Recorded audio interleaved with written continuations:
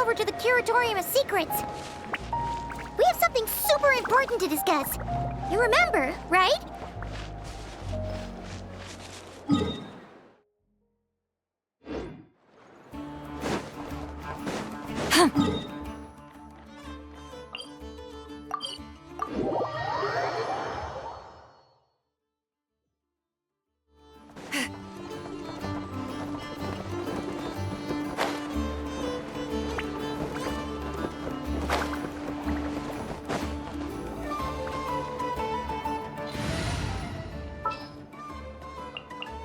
What's happening?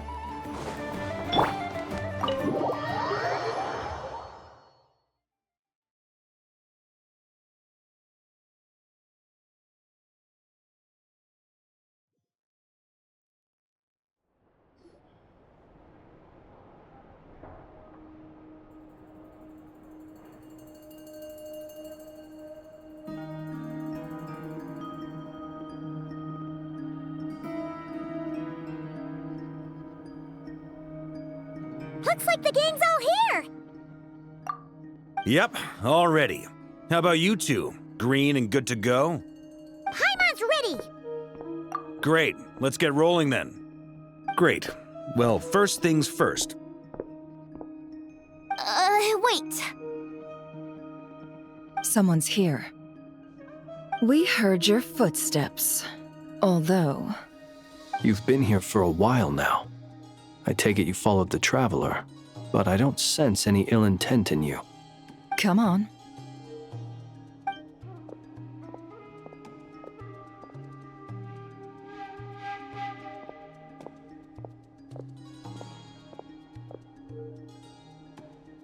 I figured it wouldn't take you long to notice me.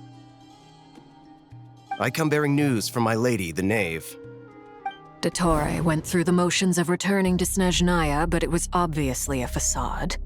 However, he has not returned to the Kuvaki Experimental Design Bureau, nor has he made an appearance in Nasha Town. Well, in that case, he'll be in his lab way up north. I always wondered why he applied for his own private pad. He was planning this all along. Tell them that Sandrone and I will go on ahead. If they still intend to pursue this matter, they should meet us at the research center in the northern tip of Nodcry. Nice of Columbina's two best friends to think of us. We appreciate the heads up. Our sincere thanks to the Fatui for your aid. Lady Damselette may have left our organization, but at least some of her colleagues remain genuinely concerned for her well-being. Not to mention that the Doctor's increasingly cryptic conduct gives us great cause for alarm. We have crossed swords many times before, but it's not personal. We're just on different sides. We don't lack humanity. And so, as fellow friends of Lady Damselette, it's only right that you should be in the know about this. Arlecchino's situational awareness has saved us a lot of trouble. I'll leave the map here with you. If you do decide to head to the research center, please proceed with caution. And remember, at least while you're in Nodcry, Lady Arlecchino's subordinates are your comrades if you want them to be. This is very accommodating of you. We can't thank you enough. Just doing my duty. I shall take my leave now. If you need us, you'll find us at the Experimental Design Bureau.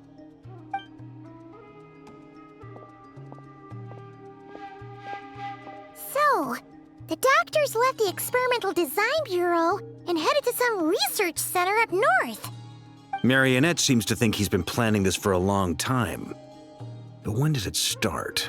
Before he even arrived in Nodcry? It seems his loyalty to the Tsaritsa is lip service at most. Behind the scenes, he may even be working against her. Whatever his motives, we know that he's decisive and incredibly ruthless. Facing him unprepared would be a recipe for disaster. At this stage, it's difficult to predict his next steps. I suggest we split into two groups. We need some people to stay behind and guard Nasha Town. Well, as much as I'd love to help, infiltrating research labs isn't really my area of expertise. But at least take Cool Your Jet's Ducky with you. It should be some help during the battle. And as for Miss Inefa, I suppose you will stay to protect Miss Aino? Detecting operational logic. Protect Aino. Priority. High.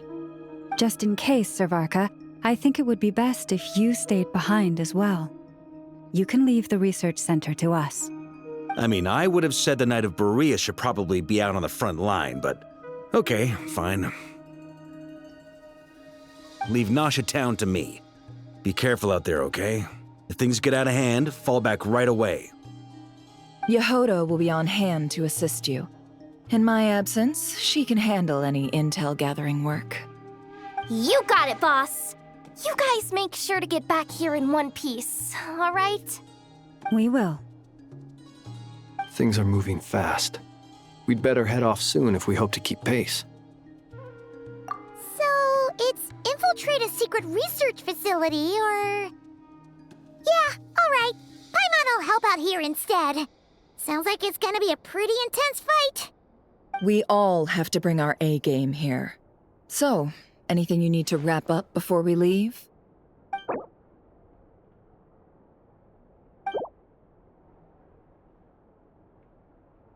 Then you'd better get going.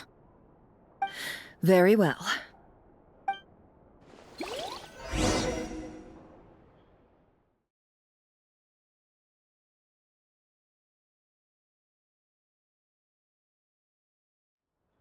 Broken machines on the ground. Someone got here before us. Could it be Arlecchino and Sandrone?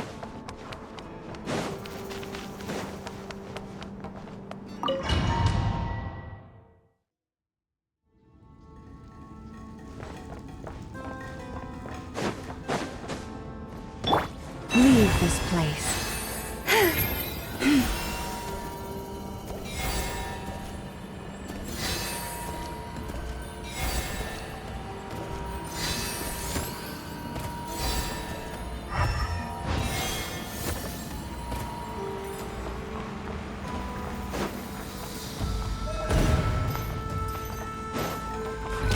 That's quite a welcome party.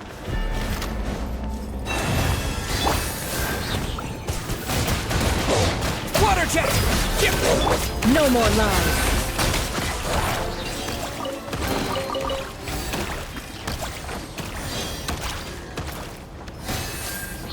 Can't hide the truth. Bombs away! Leave this place.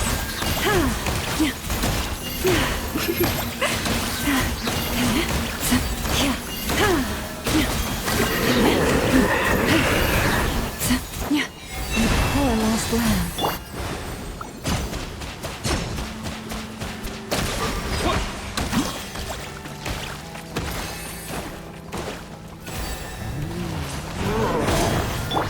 Observe. Close your eyes. To dust. Observe. Do you fear the dark? Get back!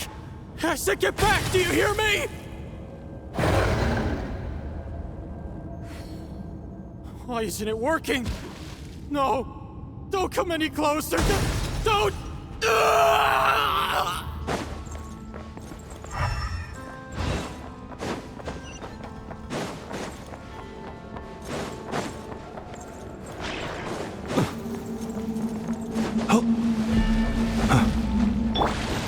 Forest, protect. You poor souls. May your spirits find peace. Grab that key on the ground. We'll probably need it at some point.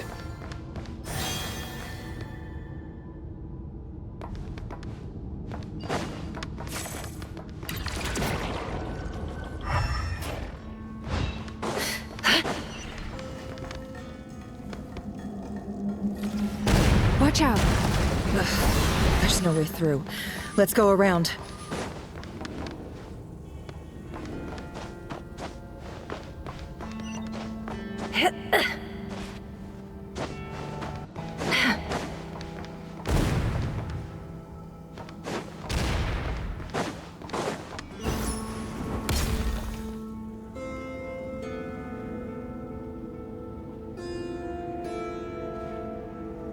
What the? Trespassers? Here? What's wrong with you people? We're looking for the doctor, and we understand he might be here. I see you're fleeing the facility. You looking to settle a score with a doctor? Good luck with that. I don't think you have many chances left. Perhaps. But you might have a chance to live if you start talking. 2 other Harbingers had the same idea as you. They're already inside. But what good is it gonna do? The doctor wouldn't do something like this unprepared. Seems to me that you're not too thrilled about being his subordinate. Also, is it just me, or do I sense monsters nearby? If you'd prefer their company to ours, that can easily be arranged.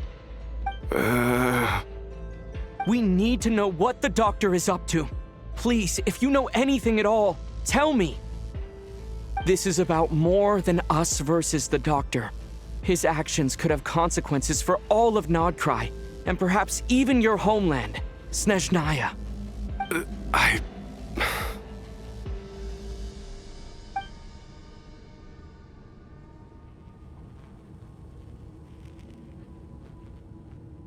He's building something. Ambitious doesn't even begin to describe it. Feels like this could be the big one. God knows how long he's been planning it. A while back, he told us he'd be returning to Snezhnaya. We weren't expecting him back so soon. This time he brought some gemstones with him, or something. 2 of them. The moon marrow spheres. He stole them from their rightful owner, Columbina. Oh, Lady Damselat? Last I heard, she left the Fatui. Before she went, she told us she'd finished what Her Majesty asked of her, and wished to focus on some personal matters. I remember thinking that leaving us might not be the best choice. I mean, I always looked up to the captain the most, and... Back when this all started, the higher-ups dispatched 3 units to Nodcry to execute their plan. They were led by the Doctor, Marionette, and the Damselet, respectively. I was a part of the Damselet's unit to begin with. She never really interacted with us much. In fact, she seemed sort of detached from everything.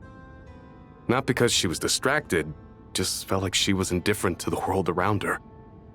Like she had no stake in anything that happened. She always seemed like she was staring off into the distance. Almost as if she didn't see anything worth living for in the present, so she had to look further afield. That's right. She always used to stare up at the sky. The Doctor used to stand nearby and watch her. Apparently they got along well at first, but somewhere along the way, she grew wary of him, started avoiding him as much as possible. After she left, everyone in our unit merged with the Doctor's. He's similarly indifferent to the world, except when it comes to the moons. He seems to have big plans for them. Right now, obtaining the 3 moons is his #1 priority. He even said, if he can only get his hands on 2 of them, he'll create a 3rd one himself. How would he create an artificial moon marrow?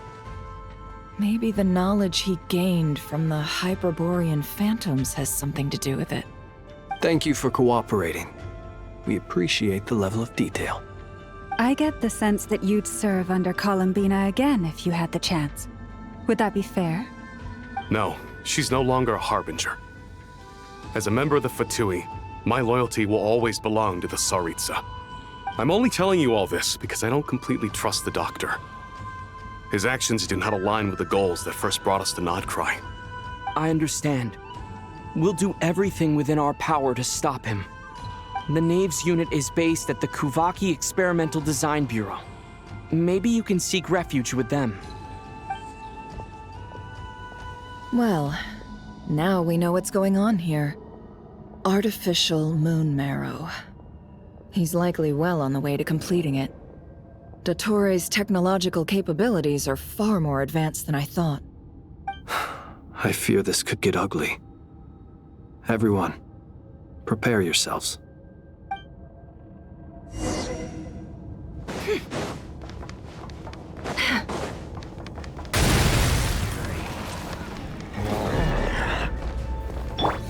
Water jet! You poor lost lamb. It all adds up.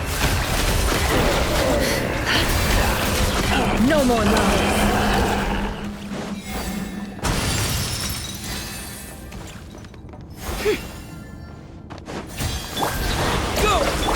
Leave this place. With one heart, we pray. The mystery unravels. Can't hide the truth.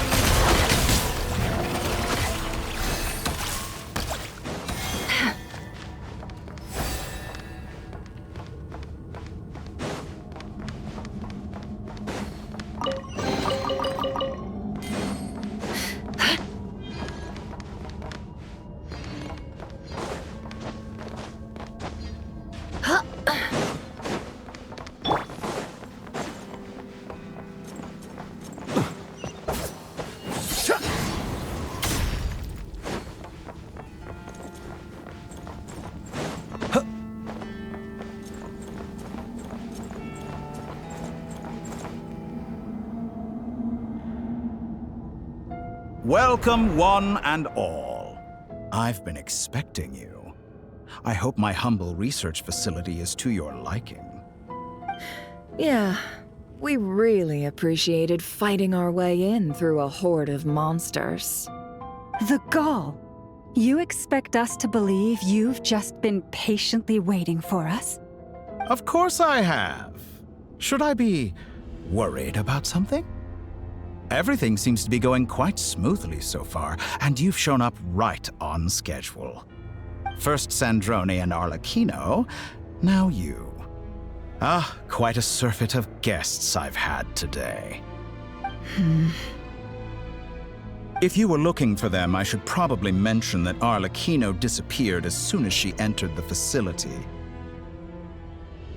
As for Sandrone, why, she stood right here only moments ago demanding answers from me at the top of her voice. Hardly out of character. She never was one for basic courtesy. But I have to admit, I was a little surprised to see her showing concern for someone besides herself. Does everyone you associate with undergo such a change in temperament? Speaking as a researcher, I have to say, it is not a change for the better. It threatens one's ability to remain objective. Well, since you ask... So you've got your hands on the moon marrow, and now you're claiming godhood. Don't you think that's a bit of a stretch, Dottore? I must protest what you are insinuating with that phrase, claiming godhood. I am not claiming anything. I am stating a fact. You're a researcher. I'm sure you appreciate the distinction between the two. Huh? Wait, you really think you're all that? You'll excuse me if I'm not being a polite little lady for you. We're colleagues. We both know what kind of person you are. By the same token, I knew you'd respond along those lines. You and I both understand that facts speak louder than words. To that end, I've had my people send you a small gift. It should go some way toward helping you understand my present position. What gift?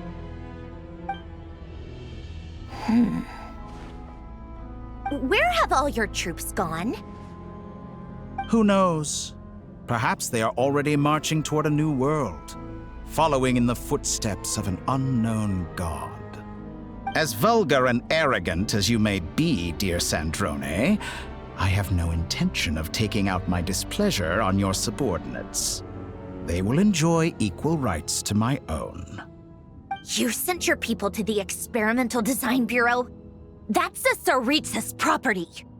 Yes, and I am very mindful of Her Majesty's instructions. But you know full well that they do not conflict with my present goals. In which case, all I'm doing is conducting another one of my experiments. Is there a problem with that? Now then, you have a judgment call to make. Am I simply lying to stall you? Or is it possible that every word I am saying is the truth? In which case, your subordinates really are in danger. So now you've turned on fellow Fatui soldiers. You're completely insane. I have set a new rule for myself. Each person gets one chance. Naturally, that includes you, Sandrone. If you wish to leave, I won't stop you. We are colleagues, after all. Scumbag!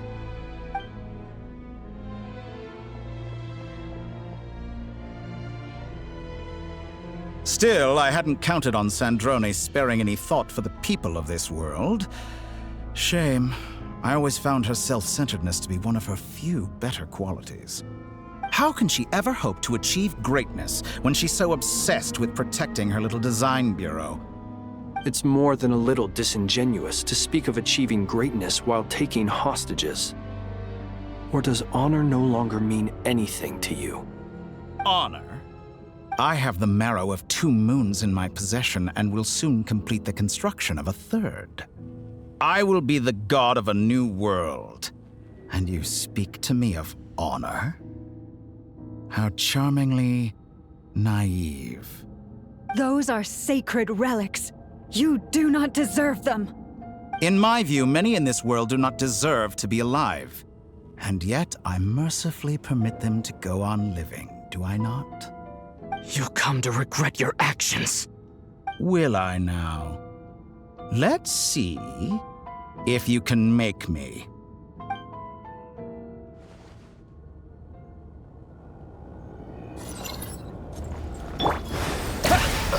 Wipe out!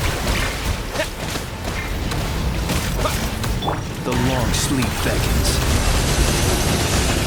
No more lies. The deception ends here. It all ends Your up. actions betray your fear of me. By the Frostman of old. Be silent. Observe. To dust. Go! Can't hide the truth. It all adds up. Now clear. The mystery unwrapped. Shameless. Can't hide the truth.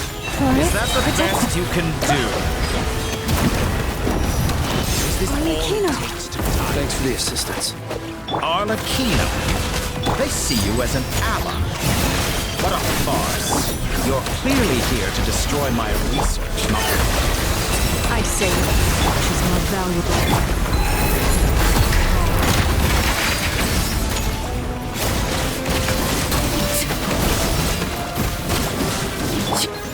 Poor lost. Go! No more lies. Get lost! Seek within. Leave this place for the everlasting Shatter force. like a reflection! Water Is that the best you Can't can hide do? the truth. It all falls into place. Get lost!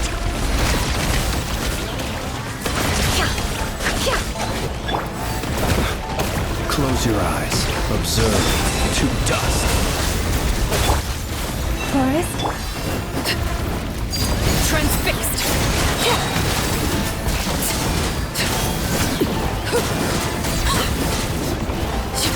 It all adds up. Can't hide the truth. With one heart, we pray. The deception ends here. It all Your adds up. actions betray your fear of me. Get lost!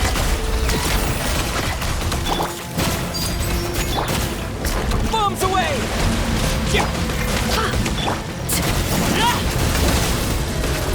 Everlasting as the moon. Overruled. Dottore is too powerful with the artificial moon marrow in his arsenal. Fighting him is futile. Quickly!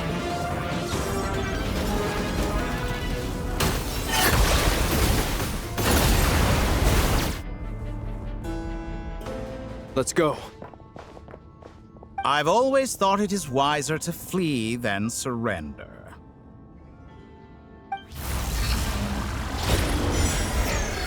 Watch out!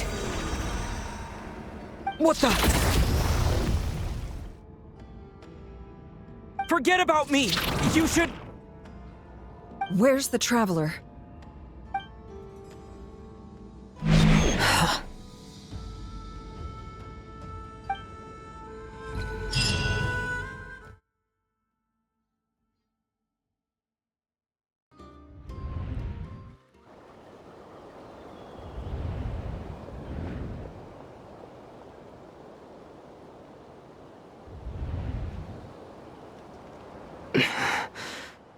What just happened? Nasha Town? How did I get here? Strange. I remember being trapped by Dottore during the battle. And now all of a sudden, I'm here. Something weird is going on. I guess I'll start by exploring the area. Huh? Traveler? What brings you here at this hour? Huh? What are you in the mood for today? A hot dog? Or something else? We've got some special discounts at the moment. Want to see the menu? Sorry, I'm not hungry right now. Ah. Well, feel free to take a seat for now. Let me know if you change your mind. Everyone seems to be acting normal. Am I just overthinking? Oh, darling, look who it is. One of our regular customers. Get the traveler something to eat, would you, dear? Wait, why is he talking like that? Well, I'd love to, but can't serve a customer unless they order something. Anyway, I take it your business is wrapped up? Yes, thankfully. It was a long trip, and it's left me feeling pretty exhausted. But the upshot is, I won't have to leave again for a good while. We can have some quality time to ourselves. Wait, these two are a couple? I see some kids around too. I didn't know they had a family. Hey there! I haven't seen you in ages! What's keeping you so busy? I've been looking forward to playing with you again. You forgot already? You're silly. Daddy brought you over to our house recently. We had some snacks together. What is she talking about? We've had a lot of customers over the last few days, so we've been real busy. And like my mom always says, some people are more than just customers. They're friends. Oh, another customer's arrived. I better go see what they want. This is all wrong. I never once heard the owner of this restaurant talk about their family. It certainly isn't a family-run business. And that child? I don't recognize her at all. Could this be a false memory? Very good. I knew you had it in you. Aren't you going to try the house special? When did he show up? No. None of this is real. You don't seem to like it here. That's fine. We can change venues.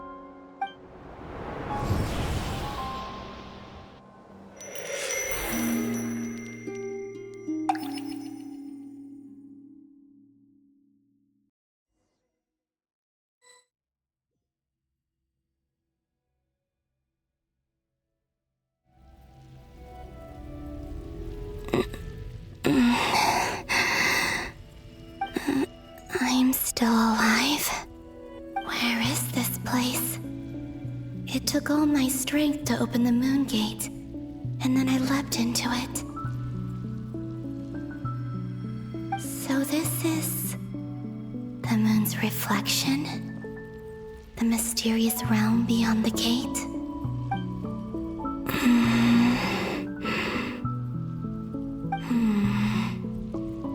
I can't sense anything. I guess I could try opening the gate once more.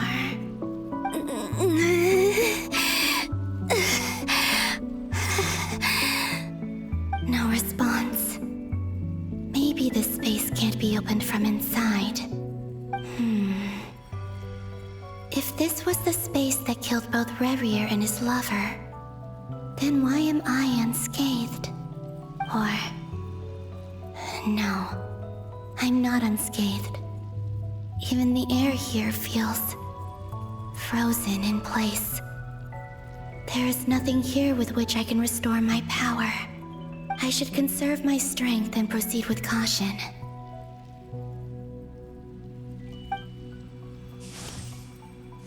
I don't believe Dottori's scheming will stop just because I escaped.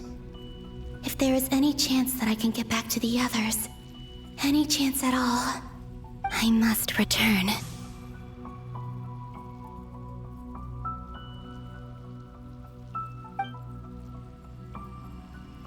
Emptiness, silence.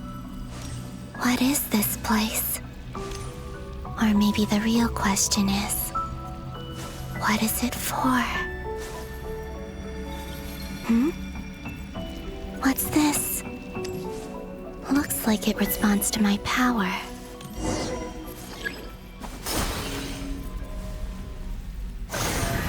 Golden. Like Kuvaki. Is it some sort of guide? And why does it feel so familiar? I might as well follow it.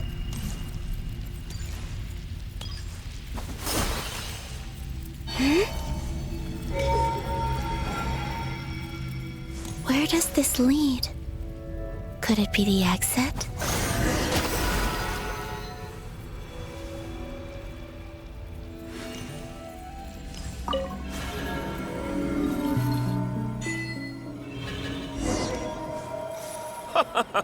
Welcome home, Moon Goddess. Is this Nasha Town? But isn't Moon Prayer Night over already?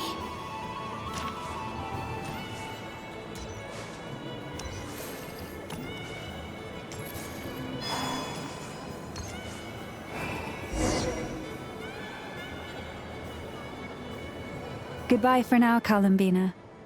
I hope you have a wonderful night. I will. Everyone else. And me? Are these my memories?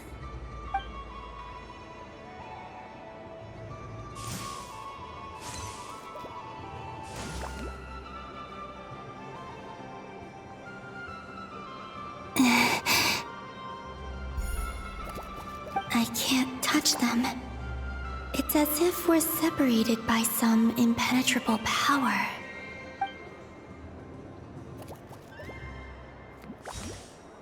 Over here! Over here!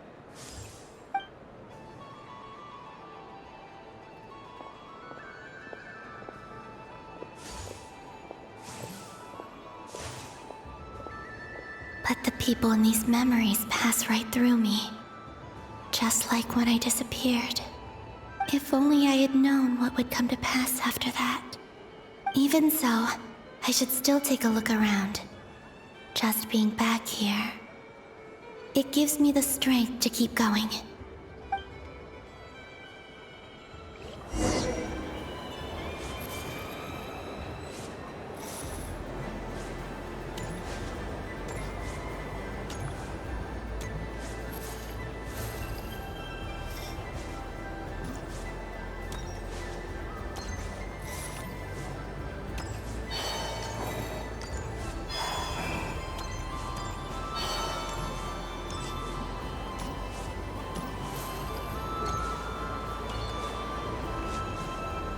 Welcome home, Moon Goddess.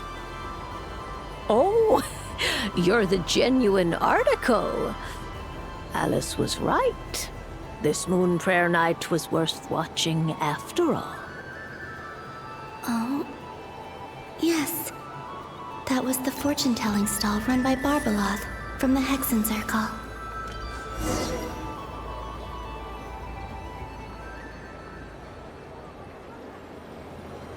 Please, draw the first lunar arcana. This represents destiny and is the foundation for the divination as a whole.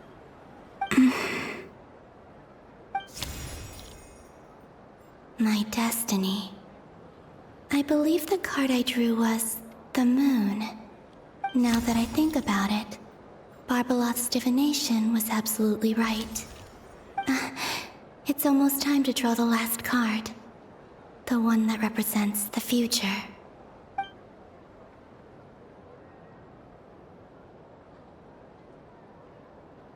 That was the card that popped out on its own. From here, I think.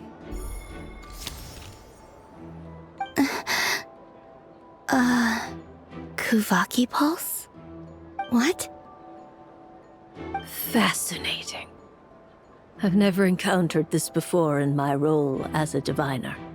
What's going on? Did that card leave the deck? Because of my influence? All I did was try to touch it, and then...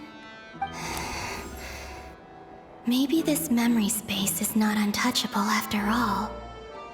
Are there weak points in the barrier? Or is it possible that there's more to this space than my memories alone? This card is death. I need to get to the bottom of this. I'll try touching something else.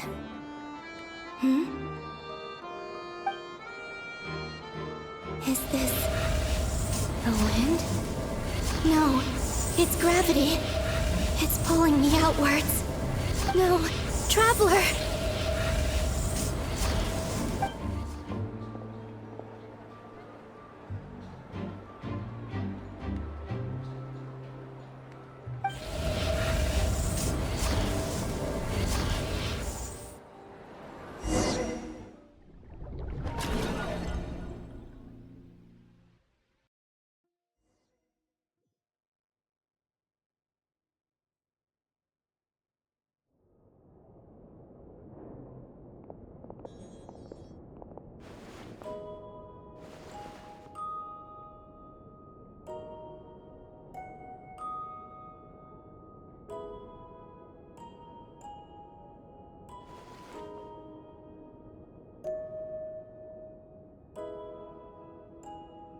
Haimon, listen to me. From the bottom of our hearts, we are so sorry.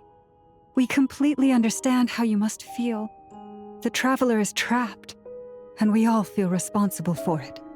Don't say that! Haimon's not a little kid. You didn't leave him behind on purpose. There was nothing you could do.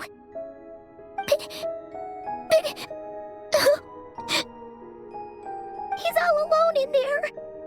What if something happens to him? What are we gonna do then? We've barely spent any time apart since we met. Is he gonna die? We must find a way to rescue him.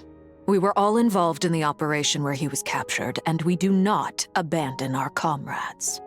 That being said, it won't be easy. Through conversation with the others on our return, we've arrived at a basic idea of what we're up against. Dottore's lab has clearly been in operation for a lot longer than we realized. We found many monster samples stored there. In all likelihood, they were materials he used to research his latest technology. We also know that through his contact with the phantoms of Hyperborea, he gained knowledge about the moons and certain Hyperborean technologies. Using this knowledge, he then fashioned an artificial moon marrow to serve as a replacement for the frost moon beyond the sky. Unlike Columbina, Dottore is not being rejected by Teyvat. And even with 2 of the 3 moon marrows, his power far exceeds all of ours combined. Once his 3rd moon marrow is complete, Dottore will have completely seized the authority of the 3 moons. Teyvat's most primordial powers will then be in his grasp. Does that mean... I'm afraid so. No one could have predicted this level of insanity, not even from Dottore. And unfortunately, his insanity is coupled with an intellect and ambition that not even his peers in the Fatui can match. This is dire. Sounds like the world is done for. The 3 moons' authority can influence the very fabric of time and space. I dare not imagine what a monster like him would do with that kind of power. The trouble's already begun, I'm afraid. On our way back, we discovered that part of Nodcry is being enveloped by an unknown energy. We cannot ascertain what is happening inside. I'm convinced this is Dottore's doing. Not that there's any way to prove it. The issue is, we have no idea what his intentions are. The only thing more frustrating than facing down evil is knowing that it will surely come, but not knowing when. The Doctor is guilty of numerous crimes in Mondstadt as well. One of our knights, well, former knights, his father was murdered by Dottore. His ideology and methodology are a danger to everything in his path, from individuals to entire nations. He does not feel guilt, even when he acts against his own people. He doesn't see them as his own people, that's why. People like him see everyone else as beneath them. Right. He views other people only in terms of how they can benefit him. That's the basis of all his social connections. Granted, he's hardly the only harbinger to pursue their own interests. We all do. And Her Majesty is gracious enough to permit it. Still, her mercy has its limits. Dottoro's actions have gone beyond even what the Fatui could have imagined. Usurping divine authority to become a god.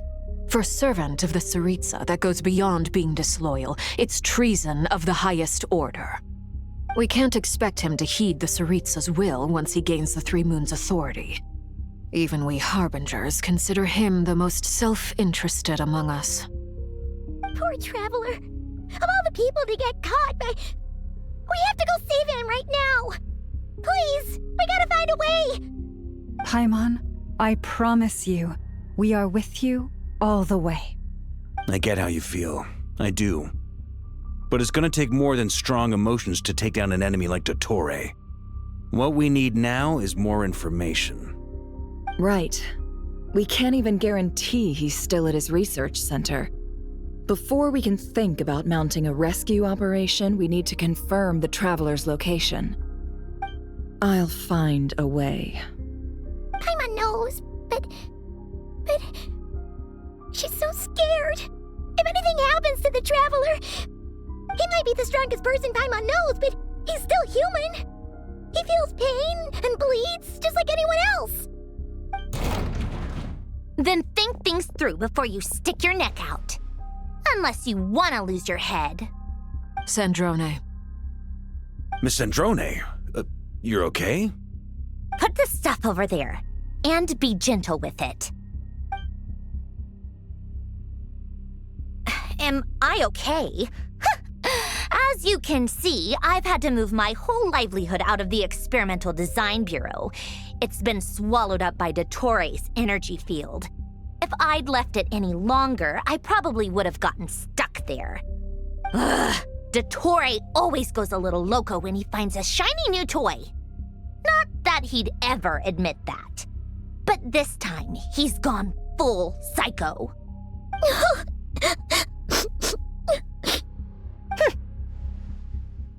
Just go ahead and cry already. Sorry. Paimon's not trying to make a scene. It's just... She can't. Oh, Paimon.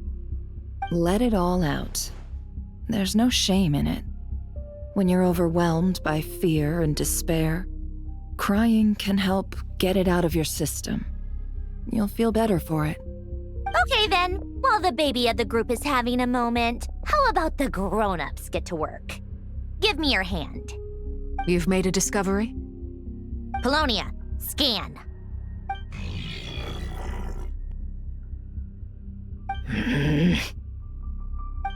You, hand, now. Oh, I thought you'd never ask, my lady.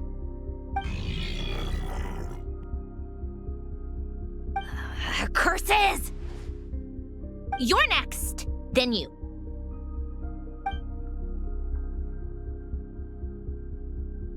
Dottore, you son of a... He's done something to us! Everyone who entered his research center has been implanted with some sort of curse. I don't feel anything unusual at the moment. Does that mean it hasn't activated yet?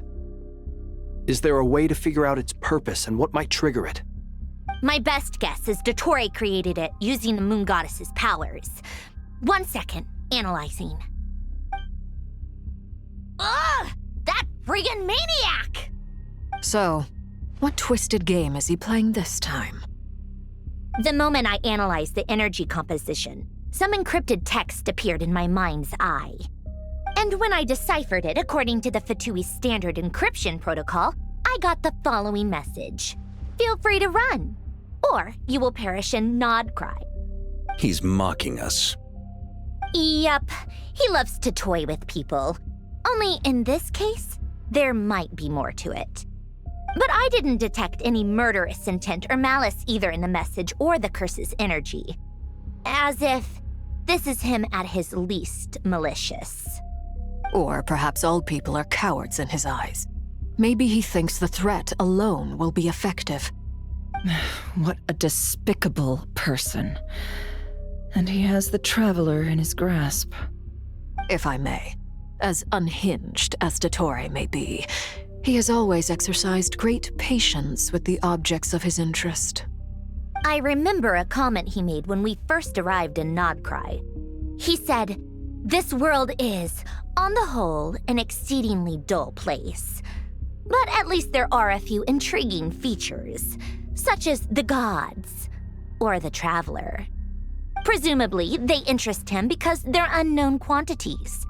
He wants to understand as much as he can about them." Agreed. The Traveler is Tevat's fourth descender. All Harbingers are aware of this. Since Dottore took such pains to capture the Traveler, he is unlikely to kill him right away. Okay, but we still have to do that rescue operation. Of course. I also think we need to read between the lines with Dottore's message. If he's encouraging us to run, that means we mustn't leave Nodcry under any circumstances. My guess is, his curse will only trigger if we leave.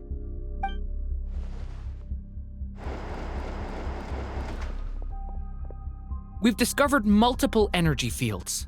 Albedo is still attempting to analyze their structure. He told me to report back first. Each field is slowly growing, swallowing up more of the surrounding area in the process. And the pace of their expansion has increased since we first examined them. He's probably trying to swallow Nodcry whole. His nefarious ambition knows no bounds. If this continues, the whole of Tevat will be in trouble, not just Nodcry. The loss of Columbina could not have come at a worse time. Do we think she's truly gone for good? She entered the space beyond the Moon Gate, knowing what became of Rerir and Thalindus. I'm sorry, but I fear the odds aren't good. Don't be ridiculous. If I know her, she's busy finding a way back as we speak just so she can annoy me. She isn't dead. Whatever has become of her, the fact remains that we are two comrades short on the eve of a decisive battle.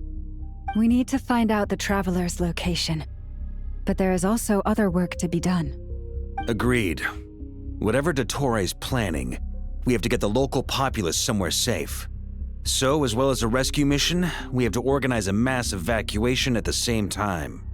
It would be best if someone could approach leaders of neighboring nations and negotiate emergency asylum for Nodcry's inhabitants.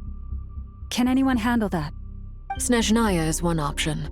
I'll see what I can do. This would be so much easier if the Traveler was here. No! Stop thinking like that, Paimon. Paimon will join you. She's pretty well connected thanks to the Traveler. Maybe it'll come in handy. Either way, that's what the Traveler would do if he was here.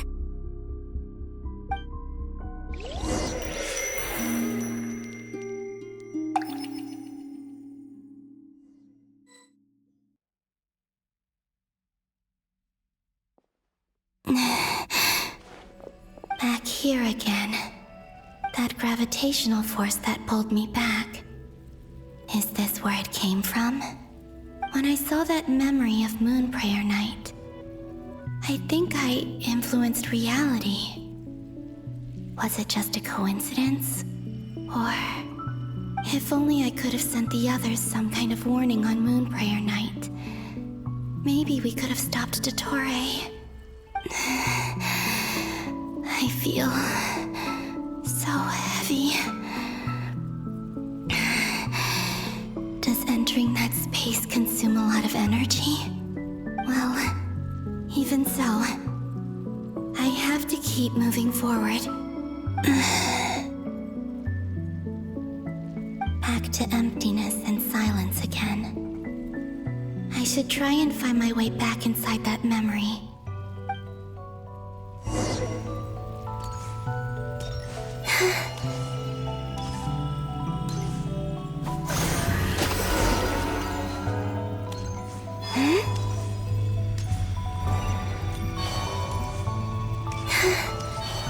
entrance from last time isn't showing up. What am I missing?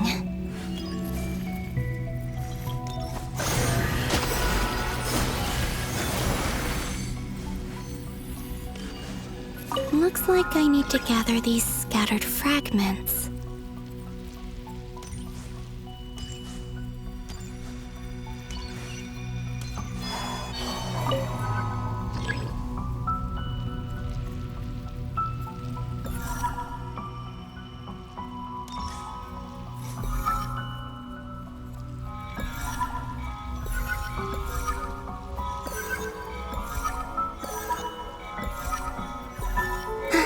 It worked! Hopefully I can stay inside for a bit longer this time.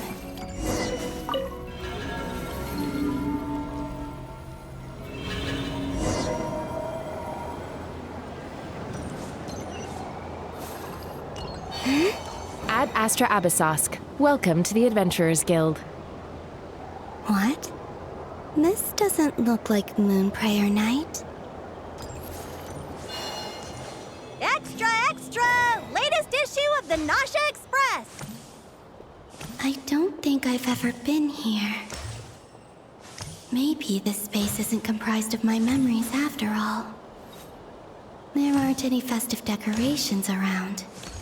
Is this Nasha Town after Moon Prayer Night ended? Did Dottoro's plan not affect the town? Or is no one aware of what happened because he used the Three Moons' authority? Let me see if I can influence anyone else. So, what do we do next? Wait, that voice. Paimon? The most important thing right now is to find that mage.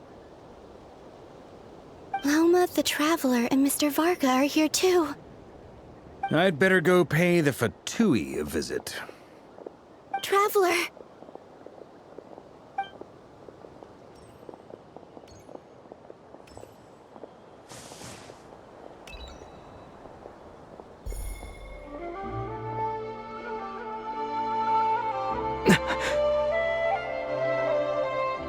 Columbina?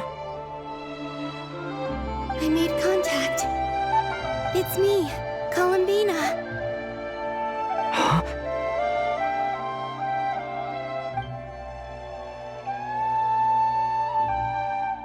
Traveler?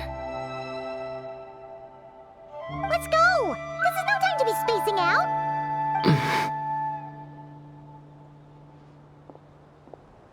Huh? Wait a moment. This has happened before. Huh? This is what happened when I disappeared. I stood right over there, thinking that no one would ever find me again. It was only when he called my name that I decided to follow them. But did he turn around because he sensed my touch just now? Is it really possible that from in here, I can change the past? If I keep following them, maybe... Huh? It's that gravity again.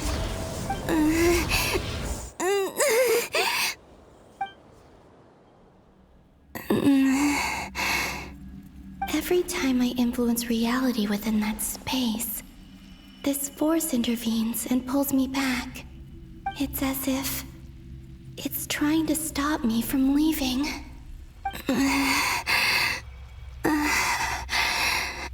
I'm getting weaker and weaker.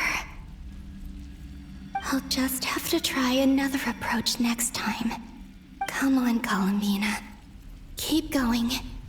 You have to tell everyone what happened.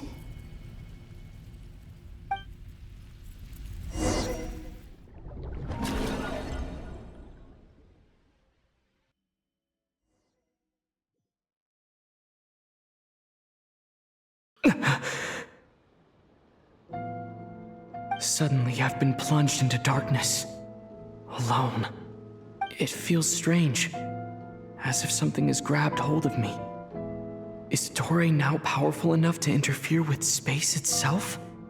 Look at you, standing so still in total silence. I almost didn't recognize you. Hello there, traveler. He seems to be in a good mood. Wait, what's that behind him? Ah, so you noticed. This is the completed Trilune. 2 primordial moon marrows and 1 artificial specimen. You are wary of it. Good. Maintain that reverence. You performed well in that recent battle. Brave and reckless as always. Courage is the sign of a true hero, and impulsiveness is the hallmark of those who strive to advance. I say this not to belittle you. Most creatures are far more timid by comparison. 3 moon marrows? Does that mean the artificial one is now complete too? Well spotted. What do you think? For a replica I built myself, I dare say it looks the part. Dottore, are you planting illusions in my mind? I have no interest in fooling your eyes. On the contrary, I hope to show you the true essence of all that you see before you. Is this not a beautiful city? People live in peace and find joy in their work. The streets are safe. People can even leave their doors unlocked at night. You might say it is the Elysium everyone dreams of. All available data indicates your values and worldview conform with the mainstream. This kind of society should be quite to your taste. False beauty is deceitful. Lies are to no one's taste. I wonder, is it your moral standards that are too high? Or your expectations of reality? Answer me this. If someone existed in a sweet dream from the moment they were born, a dream in which they never once felt pain, which do you think they would consider superior? The dream or the reality? That's pure sophistry. It has nothing to do with your actions. As I suspected. You have yet to understand all of this for what it really is. What do you want from me? You sound impatient. Do you think the only reason I'm keeping you is because I want something from you? If it's not, then why haven't you killed me yet? No one can stop you if you're as powerful as a god. I'm delighted you recognize that fact. I believe we last squared off in Sumeru. Ah, the memories. How time flies. You and I have both grown. I'm not surprised that Arlecchino and Sandrone worked with you. You've always a way of slowly but surely ingratiating yourself with all levels of society. People laud you as a hero, but I suspect there's more to it than that. Oh, but to be clear, I don't say that to flatter you. Do you always give your opponent an appraisal before you deal the final blow? Call it a long-time habit. I'm a researcher, and one of my duties is to give an objective assessment of my subjects. But you misunderstand. We are not opponents. Not at this moment. I just want to talk. Think back to Tartaglia, Arlecchino, Capitano, Columbina, and now even Sandrone.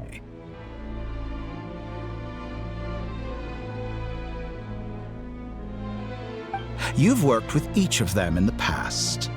I believe you can work with me as well. What makes you so sure? Well, why not? Should the good associate only with the good and the bad befriend only the bad? I like to think we could have a more mature relationship than that. Surely you don't think all your relationships are grounded in friendship or shared ideals? People come together because it benefits them to do so. If you think of the people you admire, you must surely admit that they have provided some benefit to you. Morality, ambition, dreams. People have plenty of words to embellish the nature of their relationships. But once you break free from those ethical frameworks, you will see that the only thing connecting the two of you is mutual benefit. And that is what I'd like to talk to you about. We're finally getting into it. He's probably been planning to kidnap me for a long time now. But for what exactly? He has the authority of all 3 moons. I won't be able to gain the upper hand in a fight. Best if I pretend that I'm willing to negotiate for now. You say you're a god, but you also speak of mutual benefit. What could a god want that the three moons cannot provide? Excellent question. But before I answer, I would ask you the same thing. Gaining Columbina's allegiance was a rare and extraordinary feat. But the Moon Marrows are now in my hands, and I have the edge over her. For this artificial moon is not being rejected by Tevat. Her identity and lineage may have been a thing of glory in the old world, but they were also shackles that prevented her from ever integrating into Tevat. I, on the other hand, you may view me as a thief, but I have overcome that limitation. So what is it that the Three Moons cannot grant you? What stops you from negotiating with me to get what you want? I don't make deals with lying psychopaths. That's quite an accusation. Are you expecting me to get angry with you? Well, this is one aspect in which my personal growth has served me well. In the past, my less mature self might have been disappointed, perhaps even angry, over a small setback like this. Like when you and Lesser Lord Kusanali joined forces to oppose me, for example. But things are different now. Just as the rich do not quibble with the poor, I no longer find myself perturbed by these trivial affairs. Human relationships end with conflicts of emotions and interests. But relations between humans and gods are different. And ours is even more unique. I have ascended to the highest heights and laid claim to unprecedented horizons.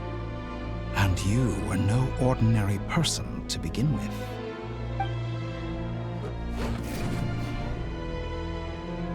Allow me to show you the world, Descender.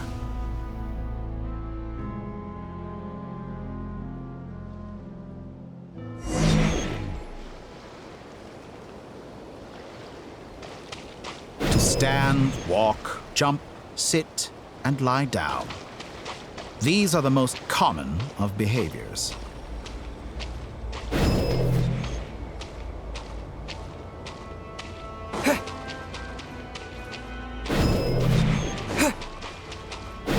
Have you ever wondered why we were born following such laws? Who stipulated that we could not fly instead of walk?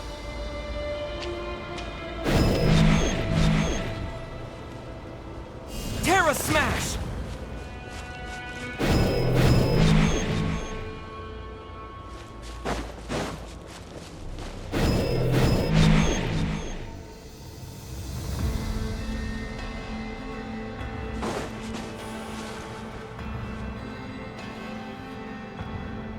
Someone of your talent and experience must surely know of the four great rulers who serve the heavenly principles. They govern life, death, time, and space. One wounded by a blade will die from blood loss or infection, and one who falls into a lake will drown in agony. The elderly wallow in solitude, and the solitary age faster. Eventually, new life is born, only to embark on the same path of suffering. These four divisions anchor the world and shackle those who live in it. But they themselves transcend its boundaries, squandering the power bestowed by the heavens. All who live yearn for equality, but unless the gods prostrate themselves and profess that they are mere servants of the living, equality can never exist. Who makes the rules we must live by? Who has the right to restrict us? The limits of the body can be rejected.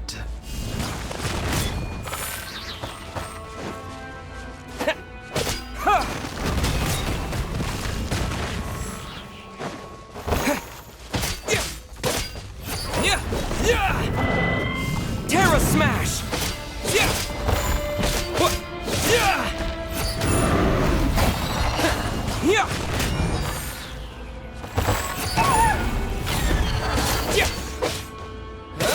Terra Smash!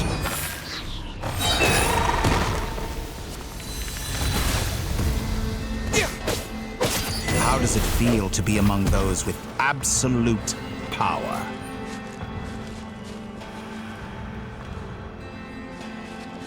You cannot conceive the extent to which your flesh hinders your mind and spirit.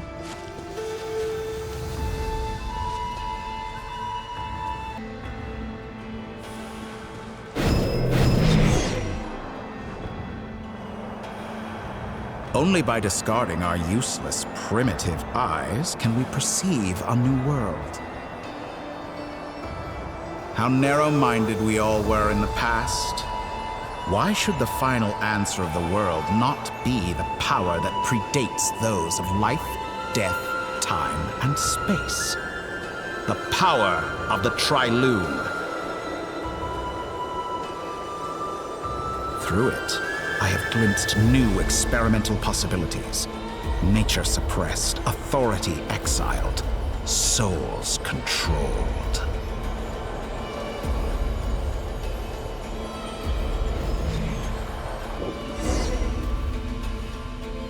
You know, I heard recently that a group of critics reviewed countless stories and drew an interesting conclusion. They found that it is more often than not the villains who strive tirelessly to push the boundaries of progress.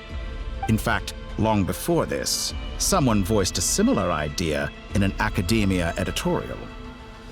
I felt a great affinity with this perspective. I have never been afraid to step up and play the role of the villain.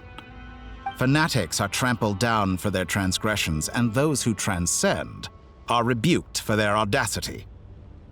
And so, the majority of creatures are too timid to follow my lead. But all sacrifices made during my experiments have been worthwhile, as you can now see. I can offer you something new, something unique, precisely because I am a villain. Think about it. We are eternally bound through mutual interest. Can you truly say you would never turn to malice if it could give you the life you dream of?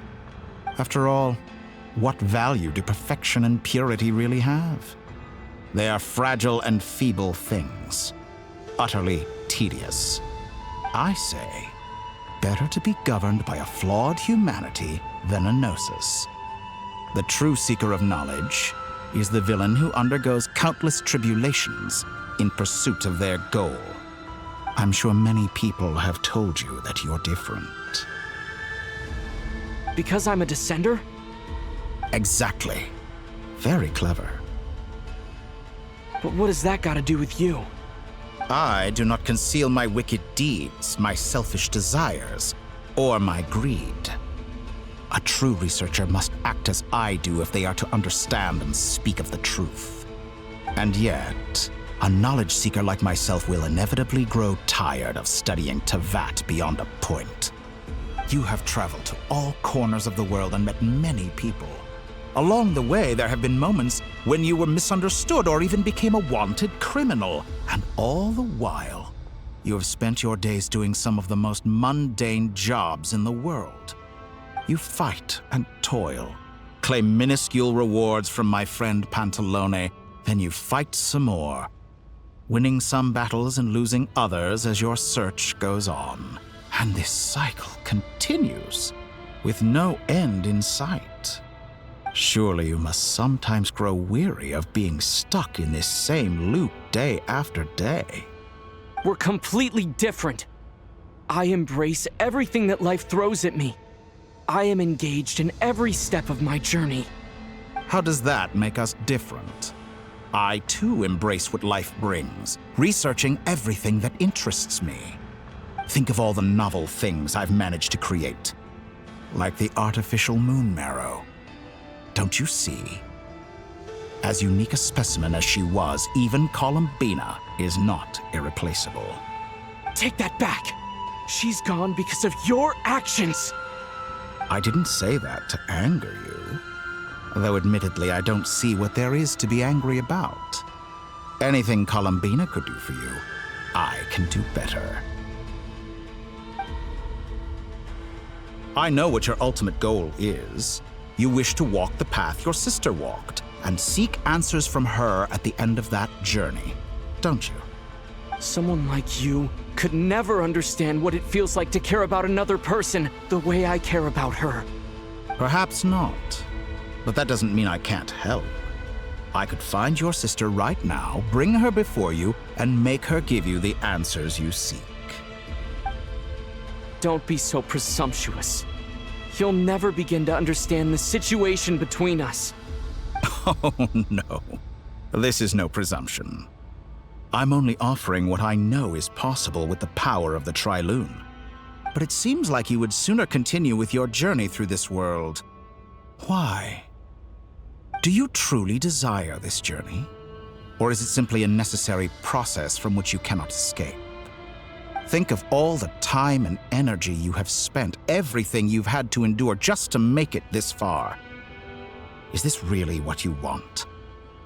Or has your hand been forced by the promise of that final answer? Yes, you have made many friends. But do they ever spare a thought for the void in your heart and what it yearns for? What you want is not friends. It is family. But do they know this? I, on the other hand, am far more considerate. Join my experiment, and in return, I will bring your meaningless journey and all its struggles to an end. This is a malicious attempt to manipulate me. But at the same time, he's stating some very human truths. Of course he's right about my predicament. How can I deny it? I have faced ungrateful strangers, never-ending troubles, an endless quest for answers. I want to see her. After everything I've been through, words can't describe how much I miss her. How much I want to be reunited with her, wherever you are right now. Do you miss me too?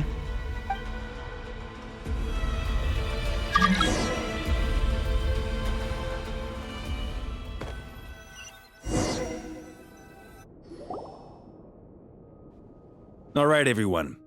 Our next mission is clear. We need to contact all the major organizations, explain the situation to the public, and then begin the evacuation. The residents of Not Cry are quite dispersed. The two most populated areas are the Southern Isles and Pyramida. Miss Lauma, I will leave Hisi Island and Nasha Town in your hands. I will liaise with the Fatui and Pyramida. Agreed. We will reach out to Natlan and Snezhnaya. Anyone found north of the Experimental Design Bureau should follow the Fatui to Snezhnaya. As for those dwelling south of that line, I will ask the Voynich Guild to help persuade them to leave. Then I, Mr. Varka, and the Frostmoon Scions will escort them to Natlan. The Voynich Guild has dealings with the Curatorium of Secrets. I will send them a letter vouching for your credibility. Yehoda, you should help Lauma. This is too big of a task for one person. My wish has come true. You're willingly lending me your most capable employee for the day. Well, good for you if all this only takes a day. Of course, if it takes any longer, I'll be charging a fee. Boss, wait! Don't I get a say in this? Oh, I'm sorry. Something to add, Yehoda? Well, no one's more important to me than you, boss. And remember how Lauma healed your eyes after that big battle? I think that's worth at least 2 or 3 days' work for the Frostmoon Scions. Are you completely incapable of acting in your own self-interest? Or do you simply devalue your own labor? Are you sure you don't want to come with us? Who will see to our other work if we're all busy evacuating residents? Sandrone insists that Columbina is still alive, and we have a traveler to rescue. There's much to be done. But boss, I'm just worried that... Well, Nefer, I'll link up with you once my tasks are complete. What makes you think I'd need you to do that? I'll need it. And considering the way you approach certain matters, I think you'll be better off with me present. That's quite enough. Just focus on your work first. I bet we're in for an uphill battle here. But we can help out too. Ineffa and I are gonna help Nasha Town's residents carry their stuff. Loading schedule. Store essential local research data and technology samples, then escort the people to Natlan. Understood. I will execute this to the best of my abilities. Great stuff. Thank you, ladies. I've contacted the Lightkeepers. A colleague of mine will join us shortly. I will persuade them to conduct a thorough search of the region to ensure that no civilians get left behind. As for me, I guess I'll be making an early return to Sumeru. I think it's important that someone informs the Dendro Archon of what's going on in Notcry. Roger that. Someone should inform Mondstadt, too. Mr. Duran, can I trust you to handle that? I think you fly faster than any of us can run. As an added incentive, get there fast enough and I'll see about getting your gliding exam waived. Really? Ha! Mission accepted, sir. I intend to stay behind and help Miss Sandrone with her research. She has some alchemy-related questions that she'd like me to explore. She recognizes your expertise, then. I wish you a fruitful collaboration. Thank you. In truth, I was surprised to hear her express an interest in subject matter outside of machines. I believe she has been investigating some Fontanian technology recently. She made a point of bringing the relevant materials with her when she left the Experimental Design Bureau.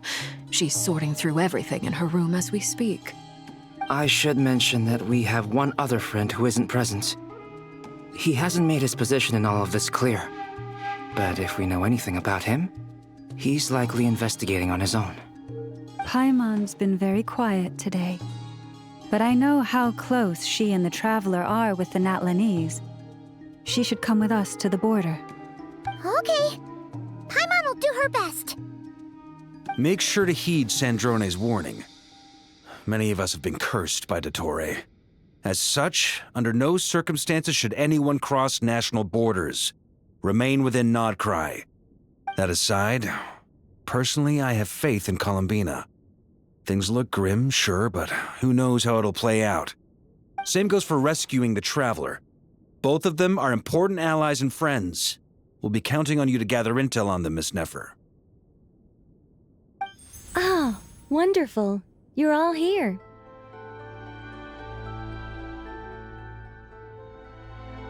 That voice again! Nicole? Whoa, that was loud! And it came out of nowhere. So mysterious. Sorry, this is the only way I can speak to you all right now. Please accept my apology. Anyway, time is short. I'll cut to the chase. We're still facing quite a catastrophe here at the world's borders. Alice has roped in every Hexenzirkel member she can get a hold of. Except for me. She told me I had to come and help you all out as a matter of urgency. I quote, "You love talking, don't you? Well, now it's finally your time to shine. Take these. Make sure the whole party gets one each. You'll be in charge of making sure everyone stays connected." Huh? Is this a Dodo communication device? Scanning. Unknown device. Analyzing. Unknown device. Conclusion. Cute. Affirmative. It is cute and good. I believe that I quite like it. This is no ordinary Dodo communication device. It's my very own special modified version, specifically... sorry. I almost went off on another tangent there. Anyway, help yourselves.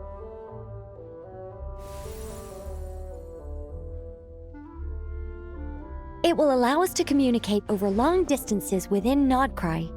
No more worrying about shuttling messages back and forth. What astounding technology. Am I right in assuming that it relies on your personal abilities to function, Miss Nicole? Yes, exactly. Right on cue, Albedo. I'd love to brag to you all about how it all works. But no, next time. Anyway, I'll be right with you all, serving as a communication hub. That's all from me. Head off as soon as you're ready. I'll be staying here to keep watch, and I'll be sending you my blessings.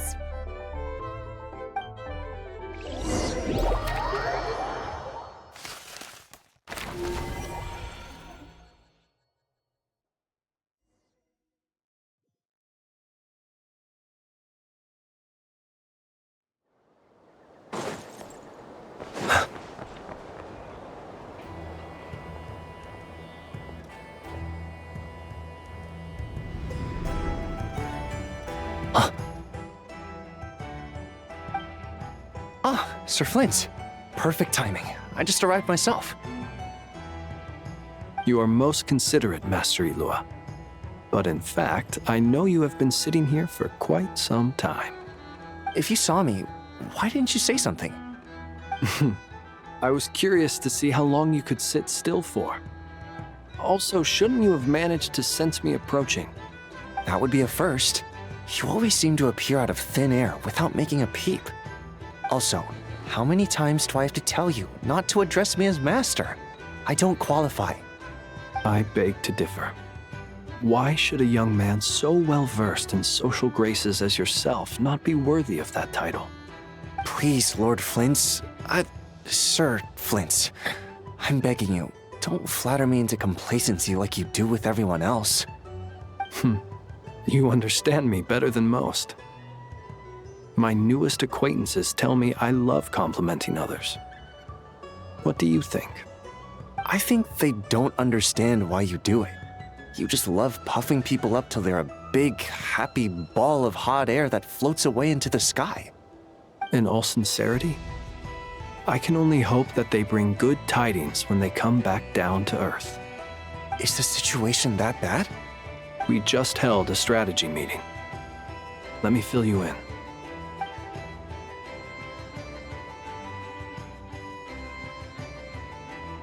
In short, we need everyone gone from Pyramida.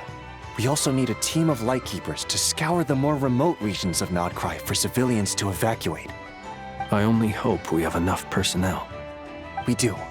Old Man Nikita will definitely help, and we can recall anyone out on patrol to focus on this instead. Good.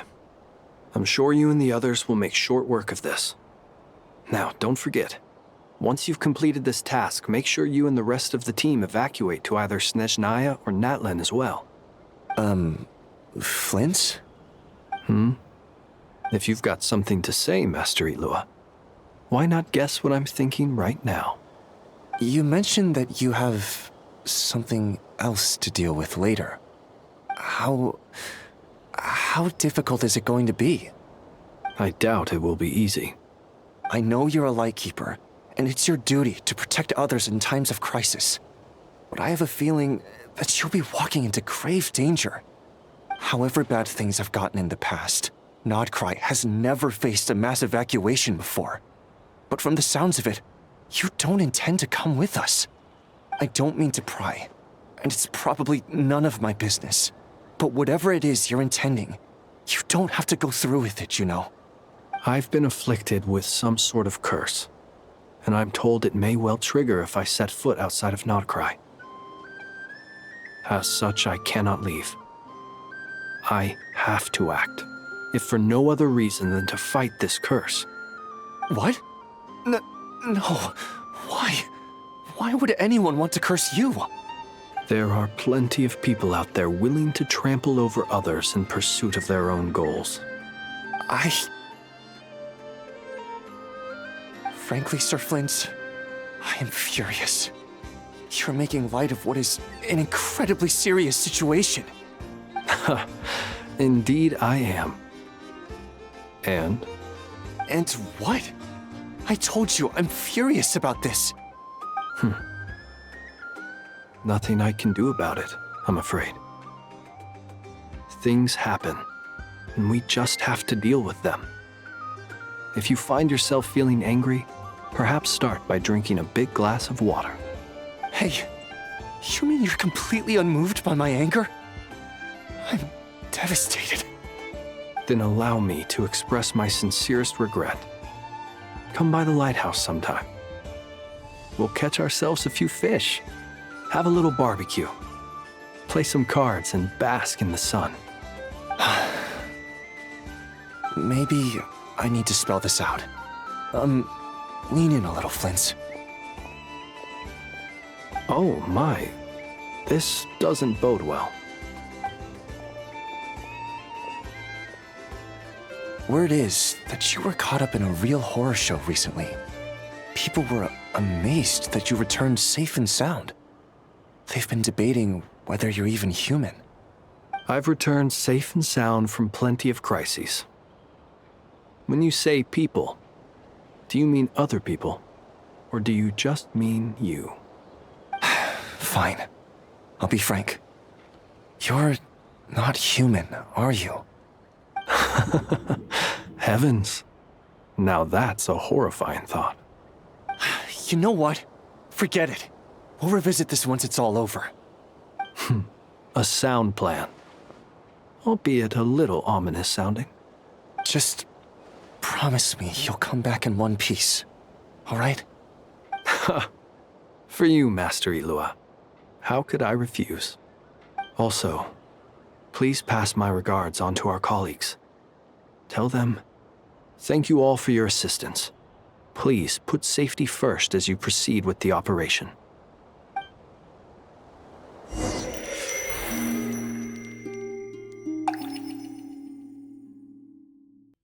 I have to keep searching for a path toward reality.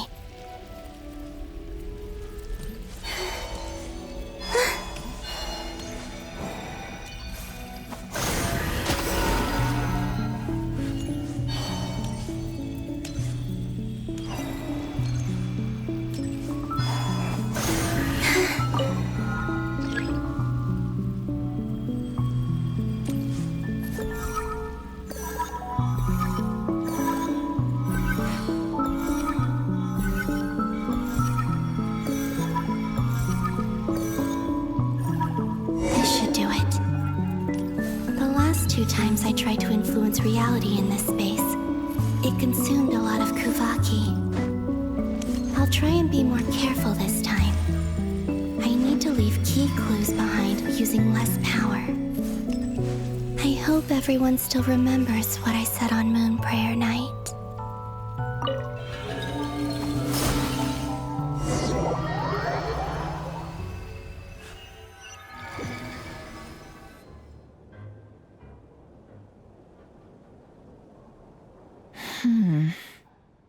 Nothing here either.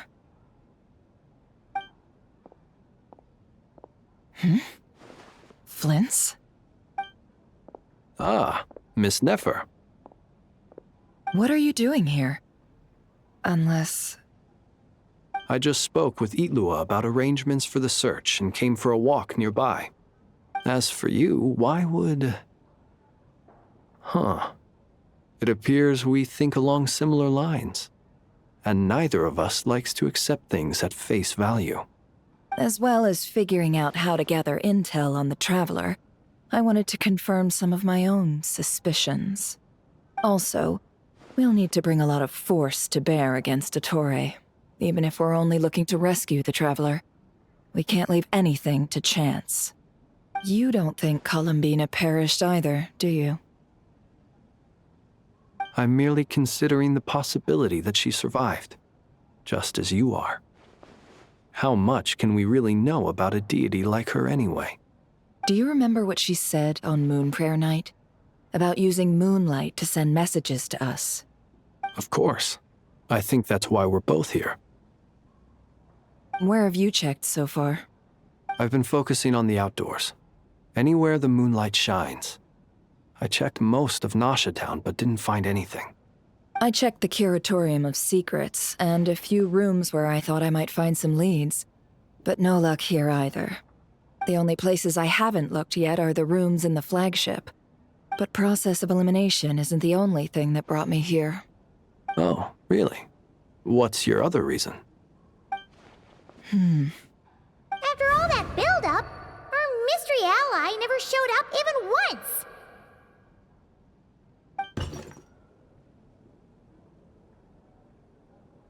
Huh? Am I imagining things?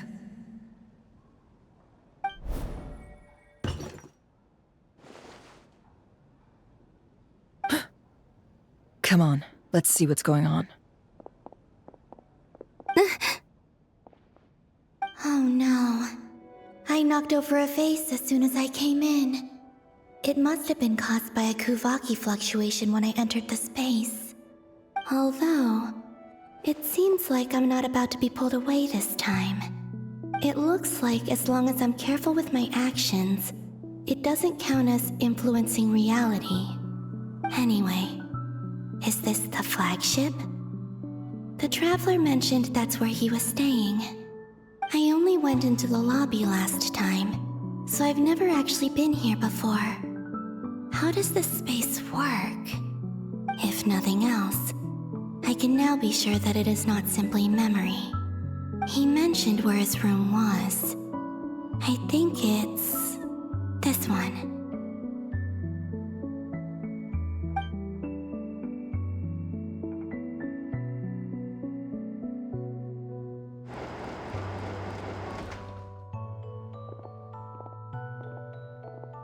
The door is closed. But if this is anything like when I disappeared, then maybe...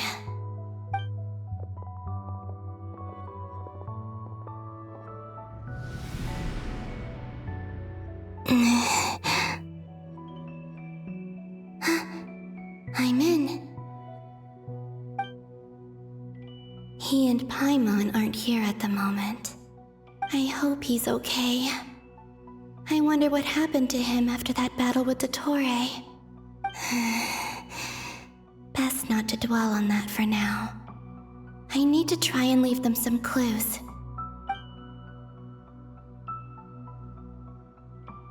Please, Traveler. I really hope you find this.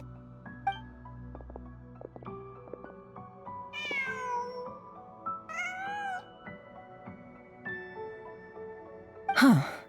Just a cat. Nothing else here strikes me as noteworthy. Didn't you stay here for a couple of nights once?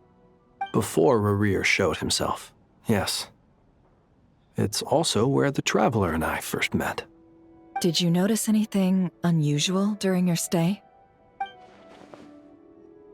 I remember thinking how much noisier the flagship is at night compared to the graveyard. Other than that, no. The Traveler and Paimon were most congenial neighbors. This is where they've been staying, yes? Over here? That's right. I wouldn't usually condone breaking and entering, but we can make it up to them later. Focus now. I have to write a message on the wall using Kuvaki, just like I said on Moon Prayer Night.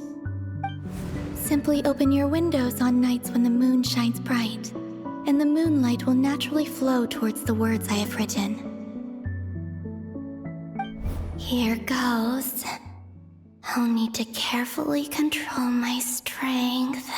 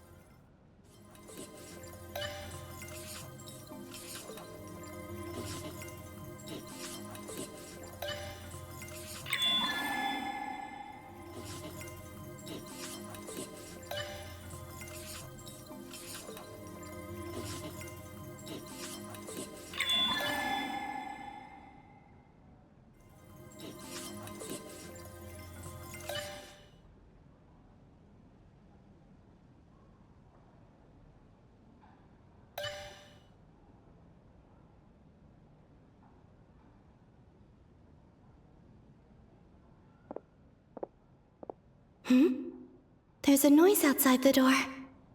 Is he back?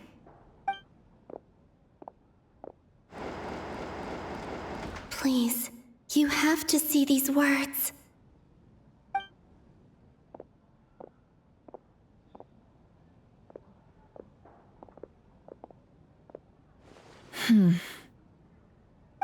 Well, do you sense anything?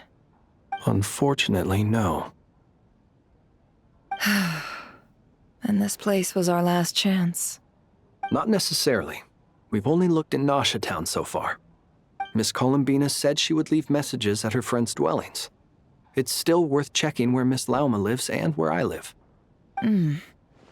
Let's try and make some time to look into those then. Wait. What are you waiting for? Oh, Paimon might have overeaten slightly.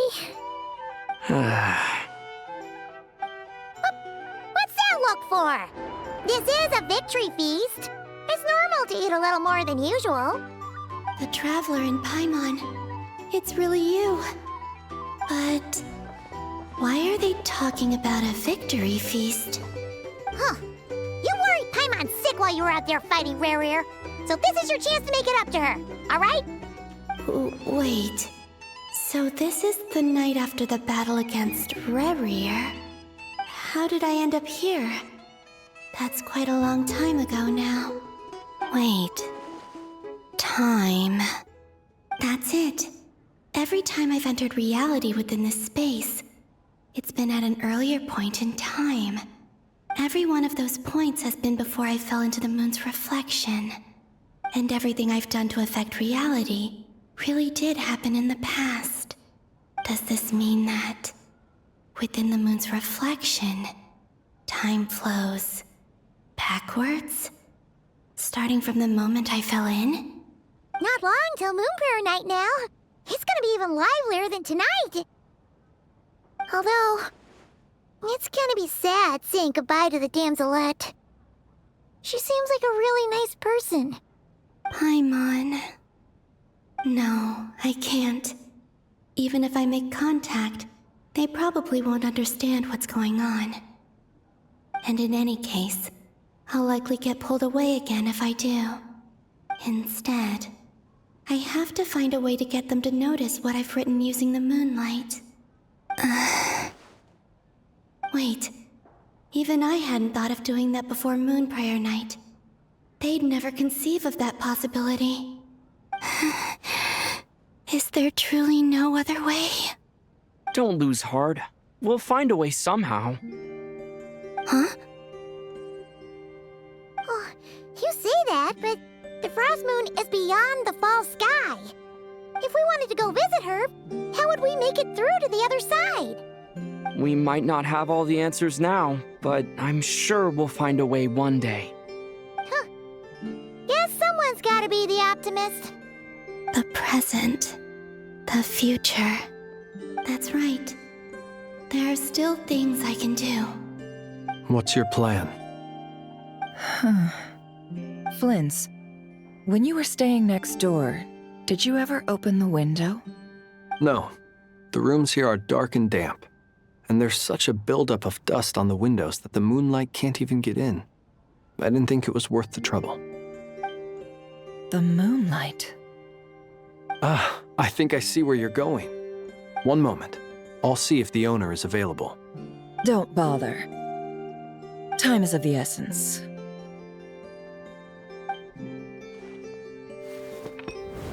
Time. Even if no one sees what I've written at this moment, maybe someone will remember what I said after Moon Prayer Night. I need to write down as much information as I can. And maybe one day...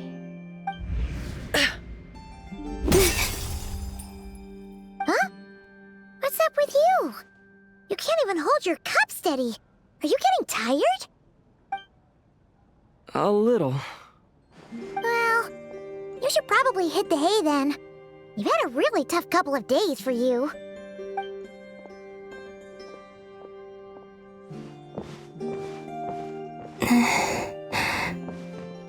You truly have. You helped defeat Rare, helped me reclaim my name, and you helped the others organize Moon Prayer Night. Wherever you are right now, I'm sure you're still fighting against the injustices of fate. This is all I can leave for them. How I wish I could stay here. But it's time for me to go. I hope to see you again. in the next time, and if the opportunity presents itself. I will surely return to your side. Huh. Columbina. She's alive. Not only that, but she's left us an entire wall's worth of clues. She even wrote down what would happen on Moon Prayer Night. It's just a shame we found it too late. I am here. Time in this place flows backwards. I am constantly moving forward. It sounds like she's found a way to influence the past using Kuvaki. But her future is our past. So, these words have been here ever since we defeated the Ray Hero Solnari. We just never discovered them. Which came first, the chicken or the egg? Do you ever mull over questions like that? Only when I'm in a good mood and at leisure. Well, I never do. Everything that has happened already belongs to the realm of fact. As a business person, and especially an intel broker, what I do is extrapolate from those facts to try and read the future. An admirable philosophy. It's a means of survival. Let's go. We have a wall's worth of clues to share with the others.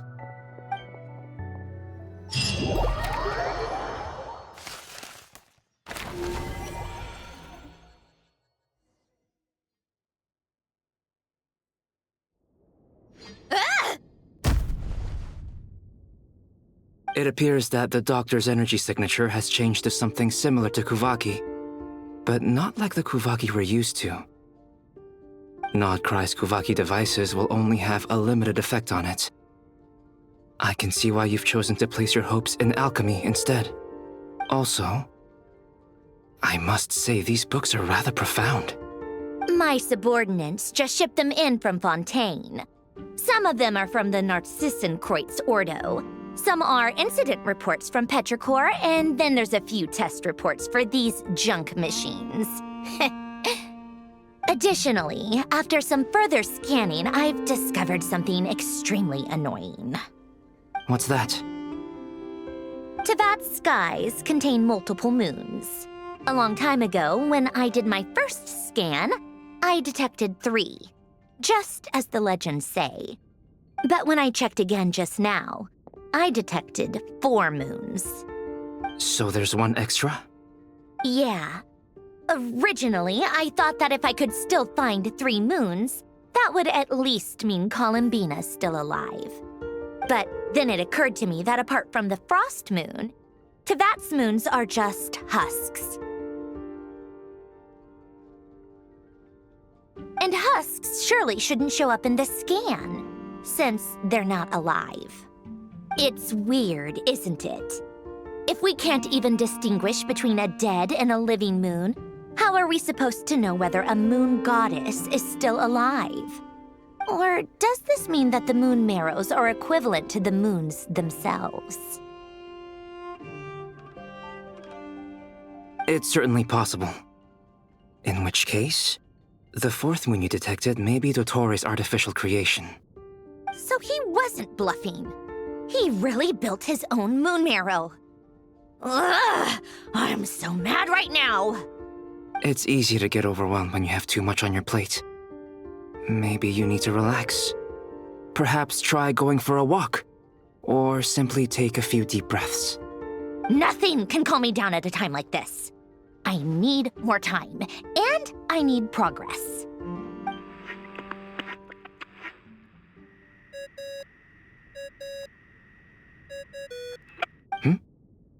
It's Mr. Flynn's. I really hate that ringing tone. Ugh. First the 4 orthants of the Narcissenkreuz, then moon marrows. Now what? Oh, sorry if we're disturbing you. Might I ask what's troubling you? What do you want? We're busy. Are you still at the Curatorium of Secrets? Yeah. Look, everyone else is still out, so there's no hurry. Plus, I'm busy, so I would appreciate if you gave me some space. Even though we have crucial intel to share? Fine. I'm listening. Do you intend to share it via the Dodo communication device? Ordinarily, I would, but this is a unique situation. I think it's best that we discuss it in person. See you at the curatorium.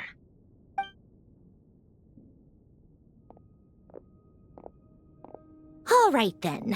So, what's the situation? The rest of the team is still out working on their missions and evacuations, but we've decided to fill you in on the most crucial information first. Sandrone, you were right. Columbina is most likely still alive.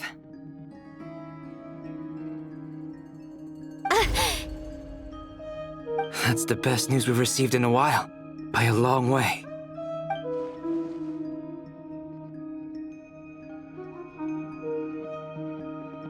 Random locations. Appearing in reverse order? Are you serious? So not dying isn't enough for the moon goddess, huh? She has to show off too. Anyway, does this mean we can deduce her condition from the moon marrows? Miss Sandrone, there's nothing wrong with simply admitting that you're happy to hear the good news. I'm not. And she's the least of our problems.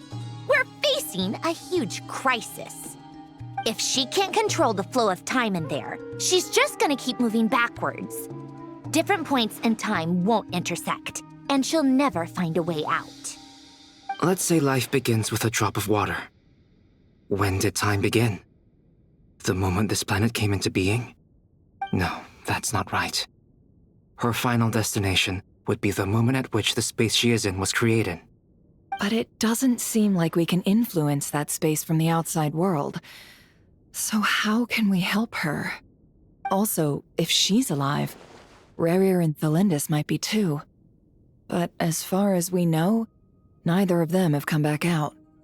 That space may not have an exit at all. I'm afraid I must concur with Miss Nefer in this. Can't exactly argue with that. Let's leave it there for now. I've taken notes on everything you said. Will it help with your research? I doubt it's gonna help with breaking Dottoro's energy fields. But who knows when it might come in handy. Better to have it all written down than try to remember everything when I need it. All right, I need to get back to my research. Mr. Albedo has made a lot of suggestions that will require my undivided attention. Sure, I'll stay here. I have things to work on.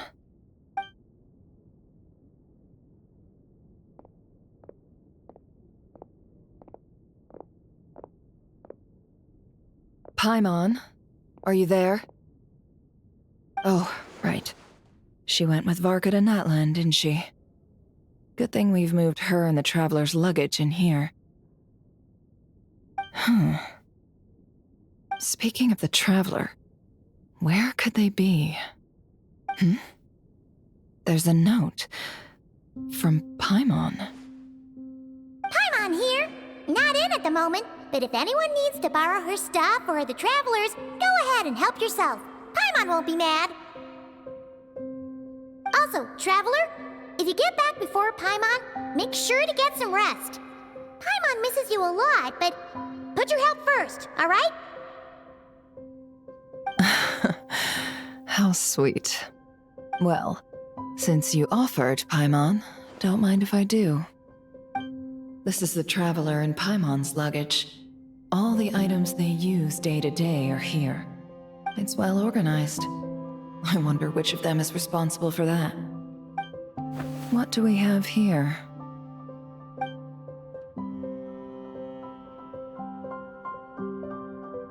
The camera captured a special moment that can only occur between people who are close to one another. You can really sense how the photographer feels about their subject. I wonder why this picture was placed outside. Is it because Paimon recently looked at it?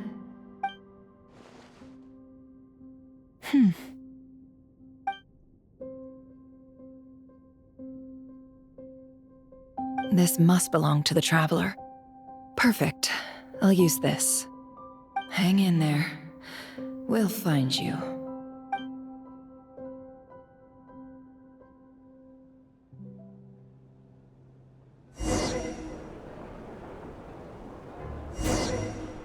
Polonia, search keyword world formula and bring me all relevant books.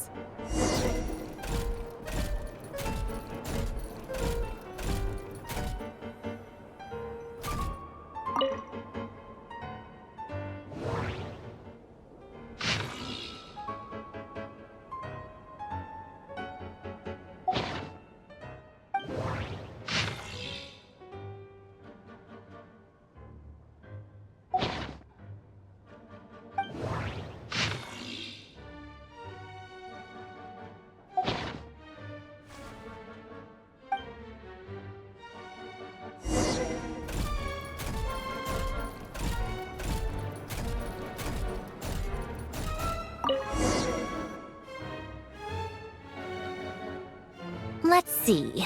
This one is on Tonki's sermon dictation concerning the apocalypse. I believe that the correct term for this is Fortuna. This was an ancient Remorian technology, a wisdom unparalleled. I never imagined that Remorian ideas would be so similar to the diagram I have named, the world formula. This is strong evidence that human civilization should gradually shed possibilities as it continues to explore and evolve. The end of humankind may well be upon us right now. The sparks of civilization shall run out unless we consider introducing variables from outside the system. Variables. Surely that can only mean one thing. Descenders? Dottore likely captured the Traveler because of his descender status. But the Three Moons' authority comes from the world itself. Why would Dottore need anything beyond that? Where does this variable factor in? The world formula calculates the fate of an entire world. Introducing a variable would therefore give us...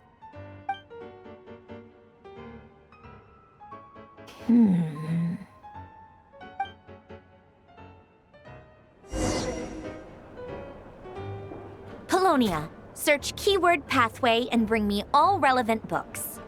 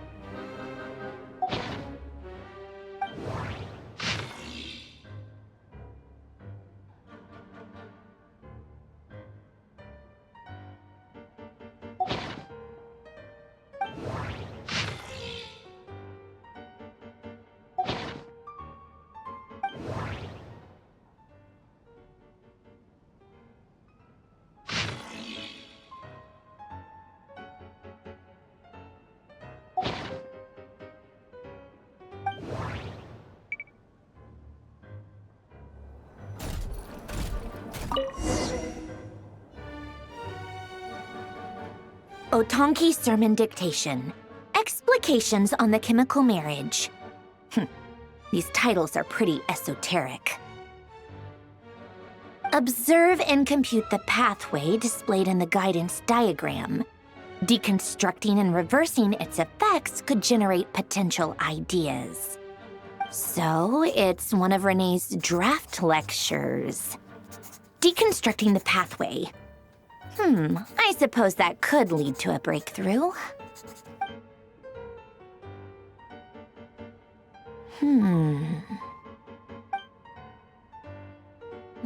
This is so long. This guy sure loves showing off his knowledge.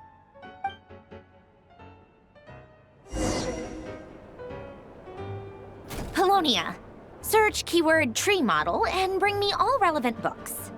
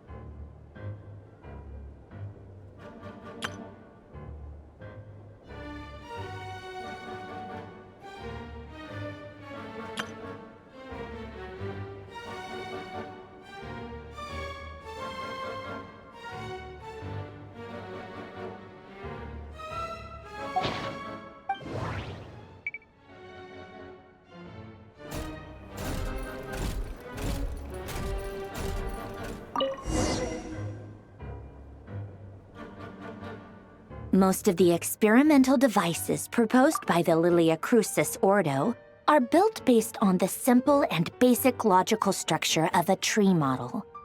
Lilia Crucis. Guess they were trying to cover up the name of the Narcissenquist Ordo? When Duke St. Germanus departed, he said, "It seems that there's no going back." Alas, he is only a genius when it comes to machines. In all other things, he is but ordinary. Excuse me? I'm sorry. That's just ridiculous. What kind of book is this? Great Detective Herlock, The Alchemist and the Clockwork Saint? Isn't this a novel? Come on. Still, the author swears that they knew Renee well. Whatever. I guess it's not beyond the realms of possibility that Renee would say nonsense like that on occasion. Memory, wishes, souls, and persona. Frankly, this sounds more like occultism, but if Albedo vouches for it, I suppose there must be some alchemical basis to these techniques. The way Alain Guillotin saw it, the world was comprised of machines. The universe needed machines, and thus his technologies were created. That's why I was born. René, his full name was René de Petrichor, if I recall correctly. Sounds like he and the town must be intricately connected. That place was also the source of most of our information regarding Remurian civilization.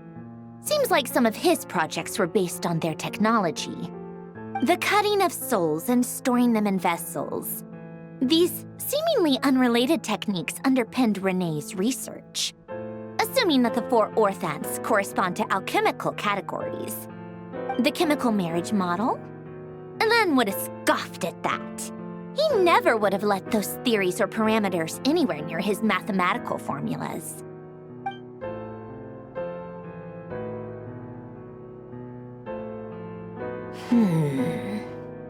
What was Alain's view on René? I know he mentioned the name, albeit very rarely. Oh, now I remember. Alain's old notes are here too. They mentioned René once. René seemed most out of sorts when he spoke to me. A lack of sweet foods has dulled his mind, I should think. Either way, his words are not to be believed. Yep, that sounds like Alain. My subordinates actually did a half-decent job digging out all these materials. Makes a change. Good for them. Some of Alain's old files are completely consistent with these records. He must have gotten them from the Tower of Gestalt. I never knew he got his hands on René's records that early. He may have kept them, but he never even attempted to use them. Didn't believe a word they said. Come to think of it, René's world formula was filled with calculations of constants. That shows he believed that the fate of the world to be predetermined. As for Alain... it's been too long. I forget what he said. What would he have said? A guy like him, fervent believer in machines, but not headstrong enough. The world can be changed. It is worth persevering. Yes, that's how he used to think at least. He created that procedure to save this world. Yet the scale of the world's fate proved too enormous. The result was beyond his ability to calculate. He died having never seen the outcome. And there I was, left behind in the ashes of his dreams. Did you really never take a close look at René's research? Or did you read it but deem his philosophy incompatible with your model? The very thought of trying to incorporate his ideas probably made you feel sick to the stomach. Well, don't worry, because there's a whole new category of lunatic in town. Next to Dottore, every other madman looks sane. You once asked me what I wished for. Should have asked him instead. He's the one pining for things you'd sooner die than witness.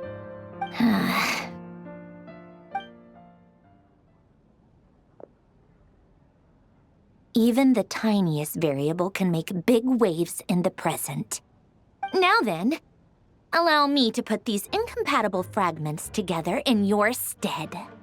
First, establish and verify the existence of the Great Circle. Absolute nihil on one end, absolute reality on the other. Now, search between these two extremes. Then, the construction criteria. Variables.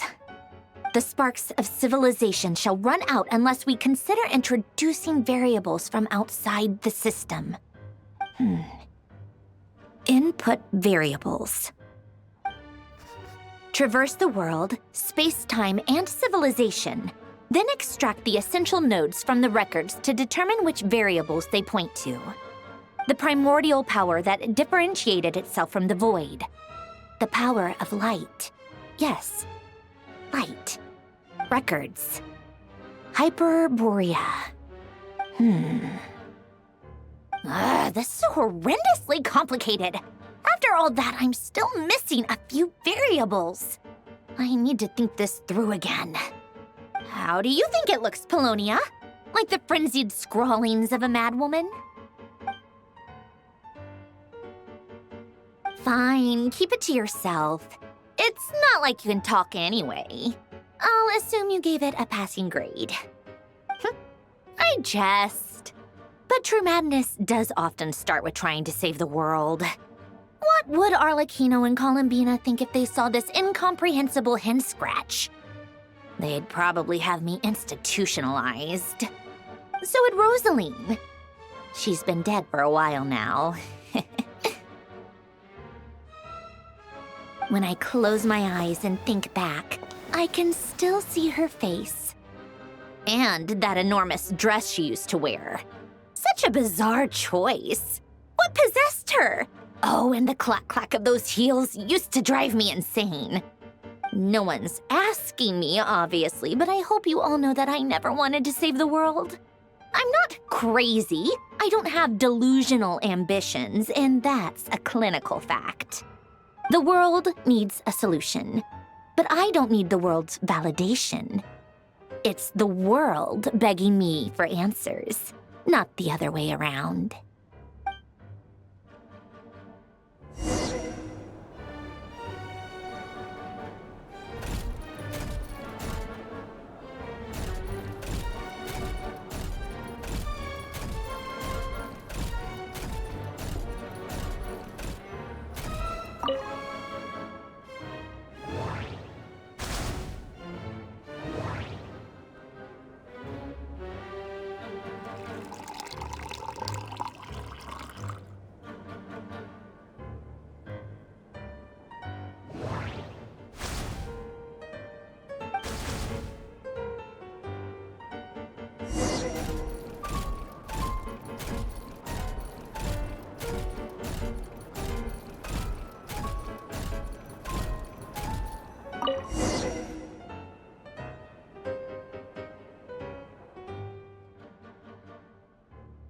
Oh, cookies to go with the tea. Let's see. They must be from that person who brought those documents. I see they're from Hotel de Boer. Something's written on the box. We are proud to present this homage to the Fortress of Meropede's fun-filled mill collection system. Fortune cookies. Have a lucky start to your day. Sounds like a dumb gimmick to me. Be early to bed and early to rise. Get plenty of sun and drink plenty of water. Then things will surely go well for you. What? Are you kidding me? Somehow I doubt that an early night and a glass of water is magically gonna save a world on the brink of existential peril.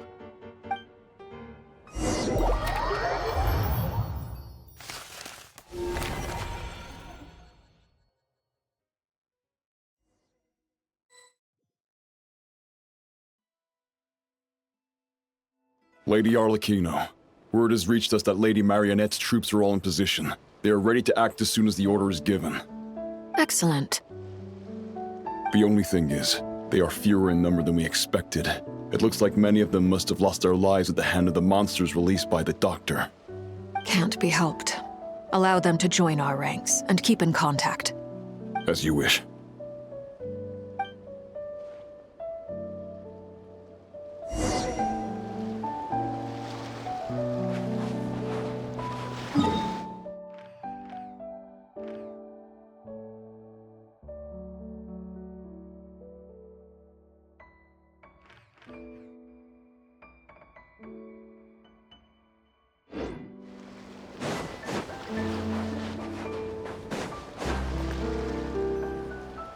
It's been a while, Arlecchino. You look well.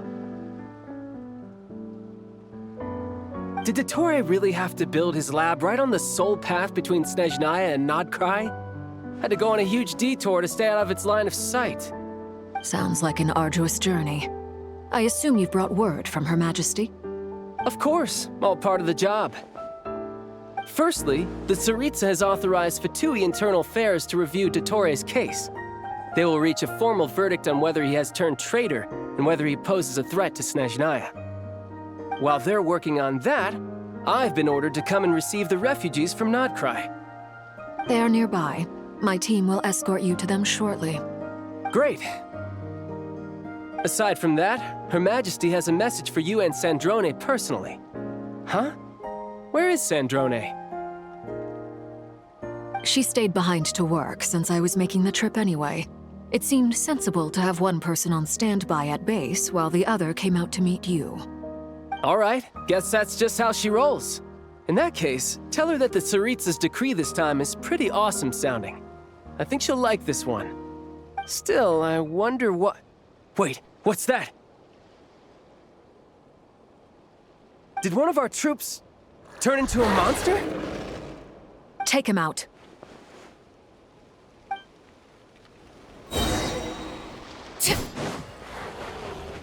Lake Bear! Shouldn't let your guard down.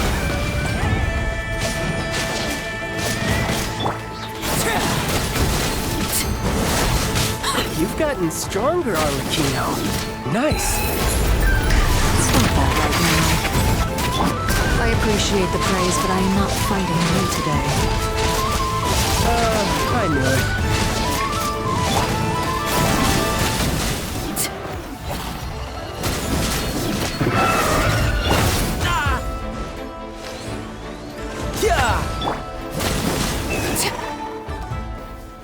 I can't believe it. He was a living, breathing human one moment, and the next? Another fine piece of work by our dear colleague, I'm afraid. What in the world has been going on in Nodcry? A lot. But long story short, Dottore stole 2 moon marrows that should have belonged to Columbina, then built a 3rd moon marrow of his own to concentrate the Trilunar Authority in his hands. What? What do you mean he built a moon marrow? People build roads and houses, not moon marrows. What's his next DIY project? He's gonna build a god? You could stand to be less surprised. We are harbingers. The work we are engaged in makes the creation of gods seem mundane by comparison.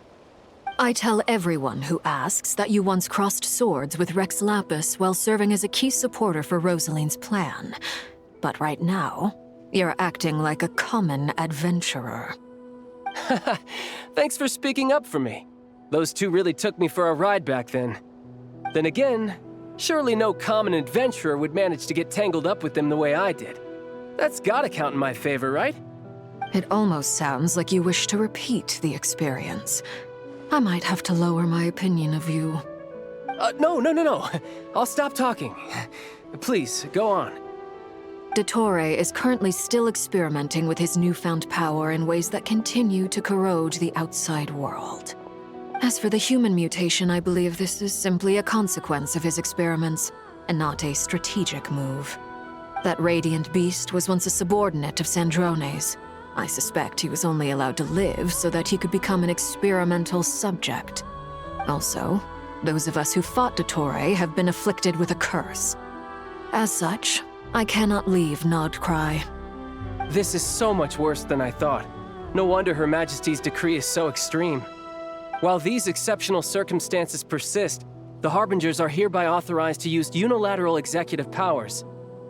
Should Dottore pose a threat, Arlecchino and Sandrone are permitted to eliminate him. My thanks to Her Majesty. I will pass these good tidings on to Sandrone. Her Majesty has also declared that she will refrain from launching an attack on the now evacuated Nodcry due to the presence of unretrieved research material. A wise decision. By the way, how's my old partner doing? I'm assuming they're with you? Partner? You mean the Traveler? I'm afraid I have bad news.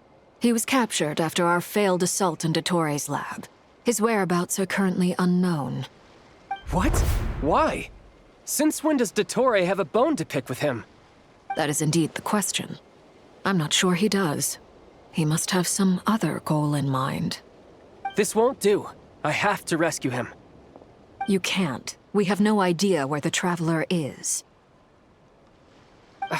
What am I supposed to do then? Stand here twiddling my thumbs? Sandrone is working on it. The best thing you can do right now is complete your mission. Fine. I guess I'll leave this to you then. One last thing. Tell the Rooster to get the message out to the gods and citizens of every nation in Tevat. Beware. An uncontrollable pollution is spreading forth from Nodcry. The source of that pollution is a madman drunk on the success of his experiments. The Fatui and our allies will endeavor to contain the threat. However, if Nodcry falls, things are likely to escalate. Considering Dottore is one of our own, all Fatui stationed in Nodcry consider it our duty to stay and fight him to the bitter end. Whatever the cost. Hey, don't be too pessimistic. If it comes to it, I'm sure Her Majesty won't stand by and do nothing. I hope you're right.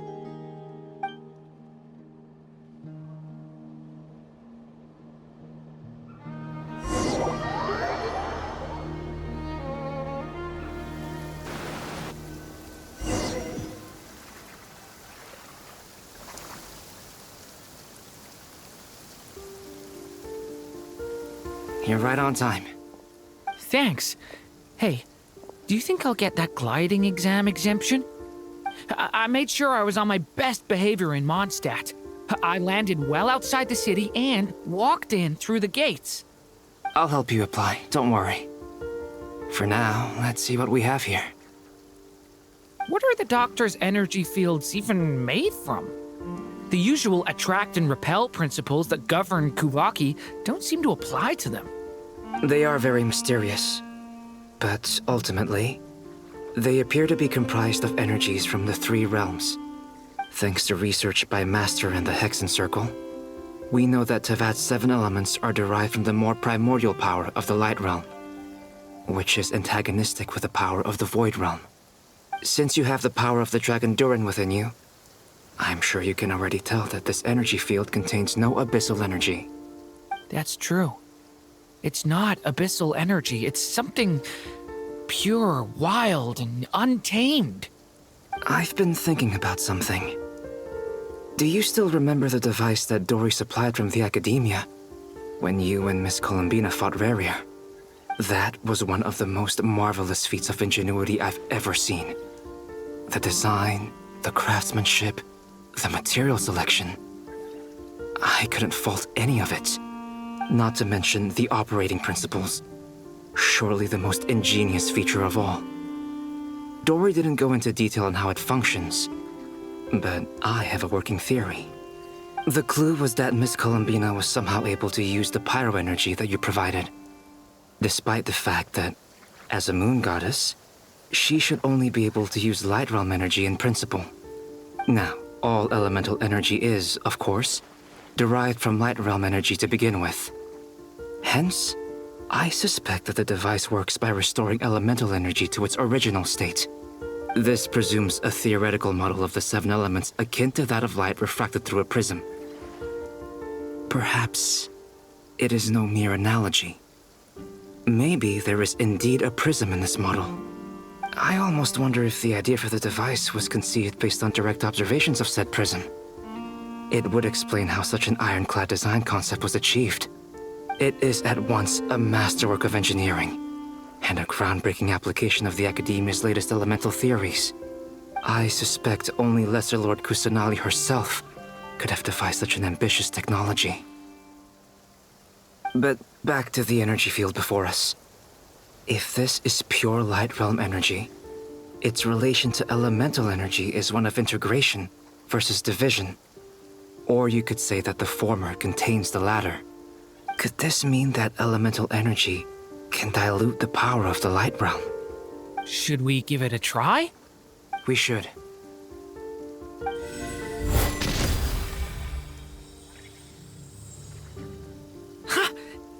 works! Clear signs of disruption were detected at the periphery of the energy field. This indicates that elemental energy can disturb or even negate the field. Now you try. All right, here goes. It's working! Switch to abyssal energy and attack again.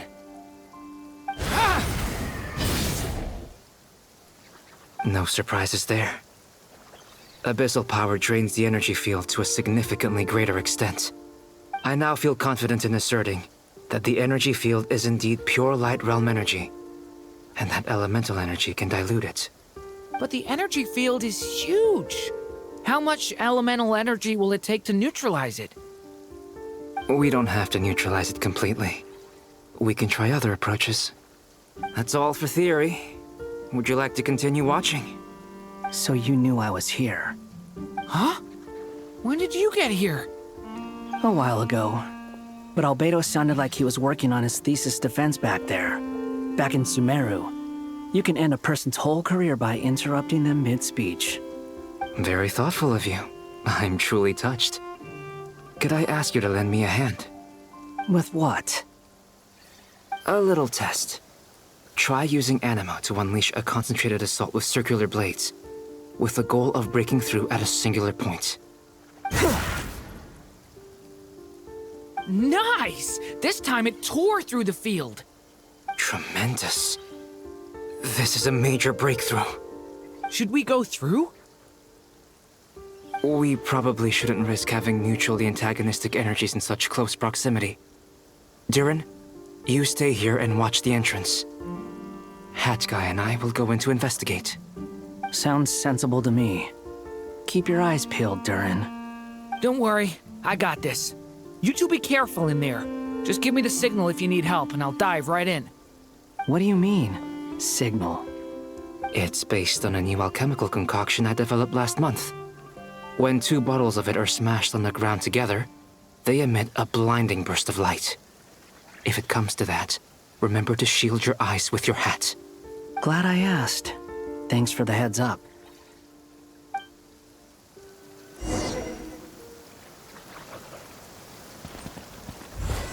Burst forth! Like I thought. Beyond a certain distance, we can't see the opening where we came in. Maybe that's to prevent people from escaping. Sounds like Dottore style to me. Not much has changed. Things are basically the same here as they were before the energy field appeared.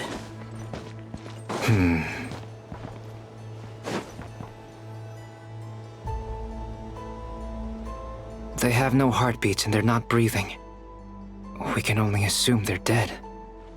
But there are no visible wounds. Also, there's an animal squatting next to each body.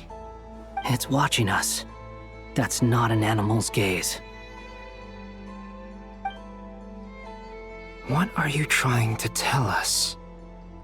Doesn't seem eager to talk. I guess maybe it's just an animal after all. Let's keep looking around.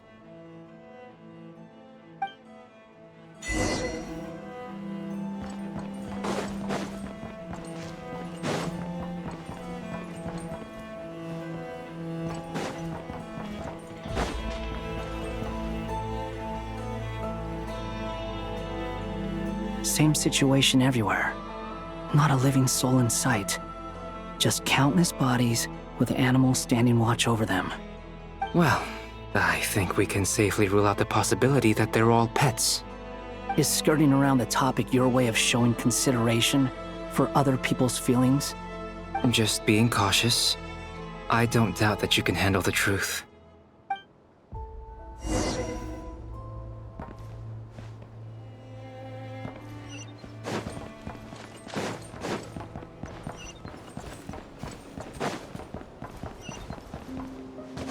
Careful. Please. Help us. Please. Over there. I hear a voice.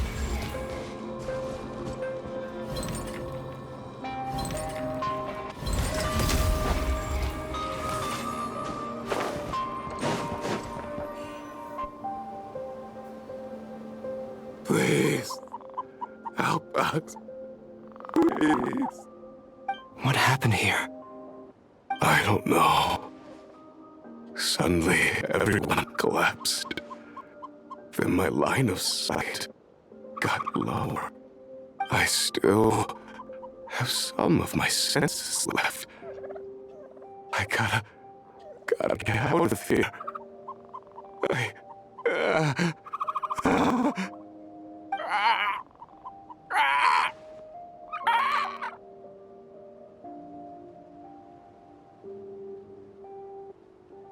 It looks like there's a huge experiment going on inside this energy field. Maybe each energy field is its own giant experiment. Vile. He's swapping human minds with those of animals. Even without the other circumstances, this would be an extremely radical experiment.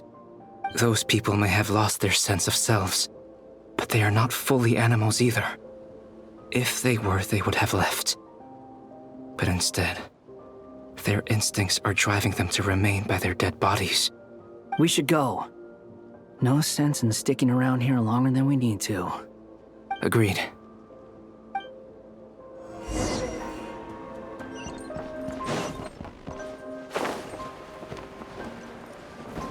Behold!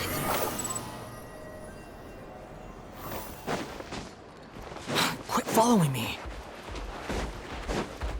The wind rises.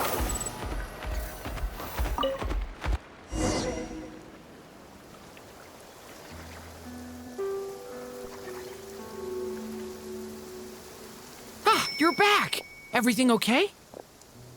We saw some things that take a strong stomach. Otherwise, we're fine. We should share our findings with the others.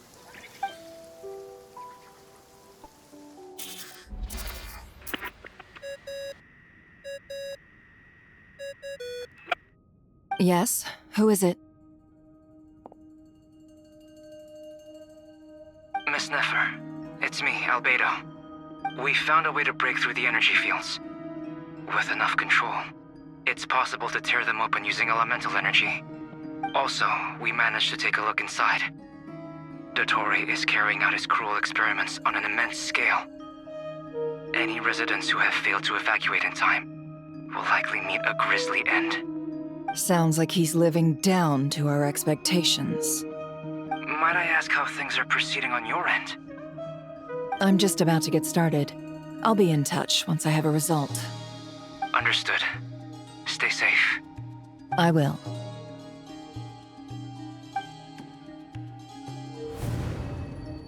Well, Nefer, I'll link up with you once my tasks are complete.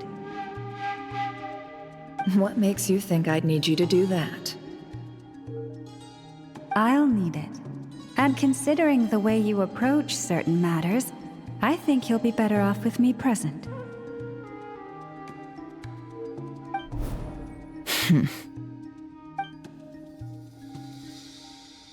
Let's begin. Entering simulation mode. A vast wasteland. Is this the Traveler's inner world? I was expecting something more vibrant, to be honest. Wait, someone's there. What are you looking at? In that case, I'll look at it with you. I want to know all about everything you've seen and experienced. Is there somewhere I should return to? Or should I stay here and be the hero everyone says I am? I don't dislike my current life. Roaming the land, fighting battles, accomplishing missions, earning a living, looking after Paimon. It's not so bad. I guess the only thing that's missing is that you're not here with me. This is the conscious layer, which contains a person's true feelings. It is filled with both longing and kindness. I suppose anyone who lives long enough ends up wishing for someone who can't be there. Maybe it's the only way we can feel truly alive. Time to delve a little deeper.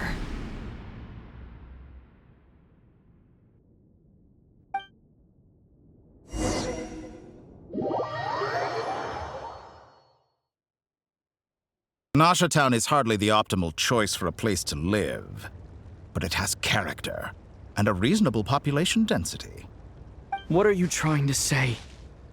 Oh, don't be nervous.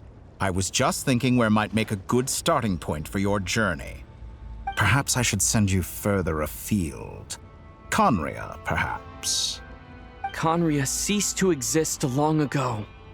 Once again, you fail to understand the possibilities that the Tri-Lune creates.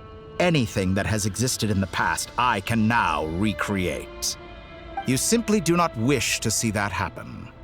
That might be because you miss your sibling and fear getting answers that you are not ready to learn.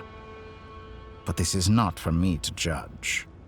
If we are to collaborate, we need to maintain an amicable relationship. In a moment, you will be able to... Oh no.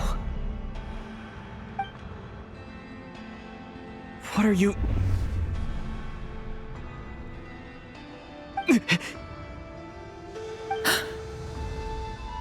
What are you gonna do? Don't move. Something unwanted has crept into... Oh?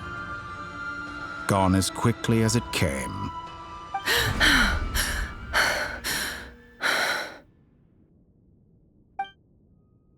Did you save me? If I hadn't cut the connection, Dottore might have caught you from the other side and destroyed you. This was a good idea, but once is plenty. You were exceptionally brave. Excellent work. Thanks, but now's not the time for that.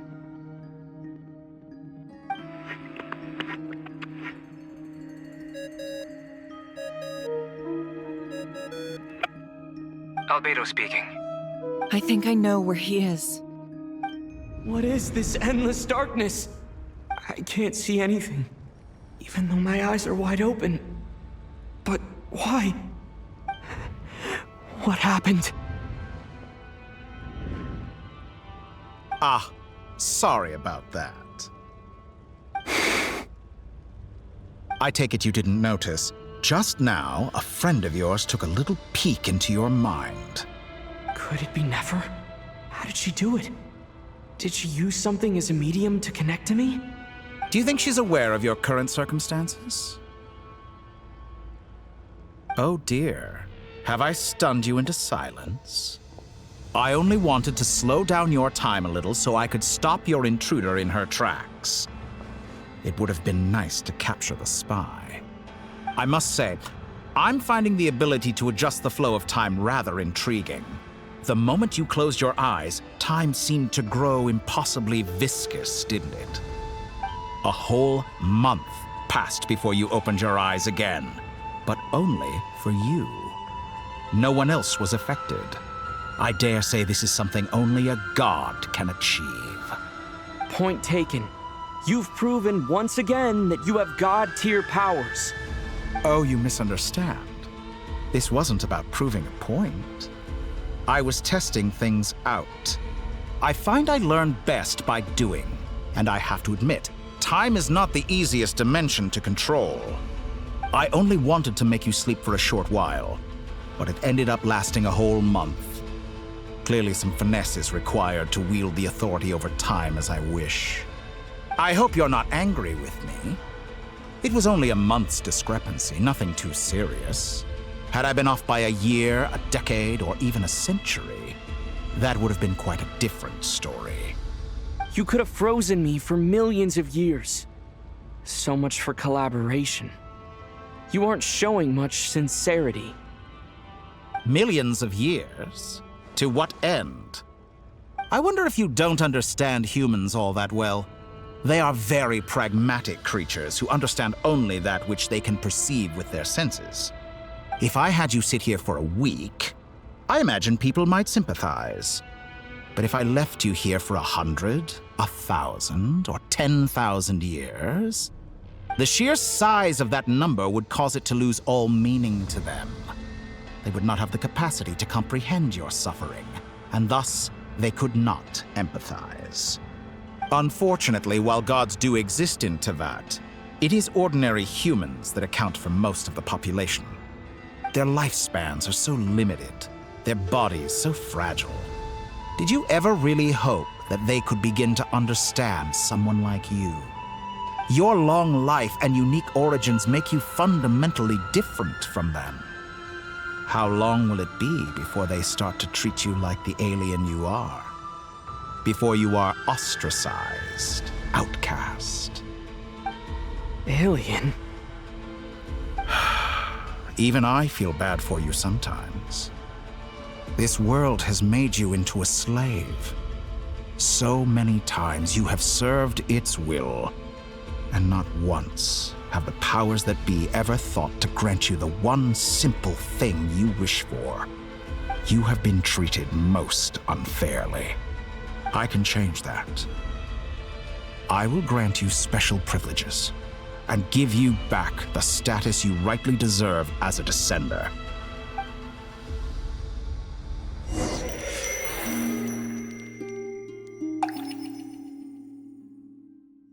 I've entered the past 3 times at this point, but I still have so many questions. For instance, beyond each point being further back in time than the last, what determines the specific locations at which I can make entry? So far, the common thread linking all 3 scenarios is that the Traveler has been present. But it's more than that. I know I sensed something familiar around him.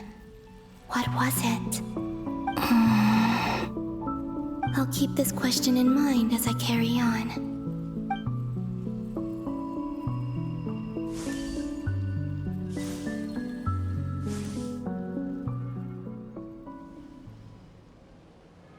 Humans, you never change. Always trying to use powers you neither comprehend nor control. This looks like Star Sand Shoal. Was this before Rerir regained his physical form?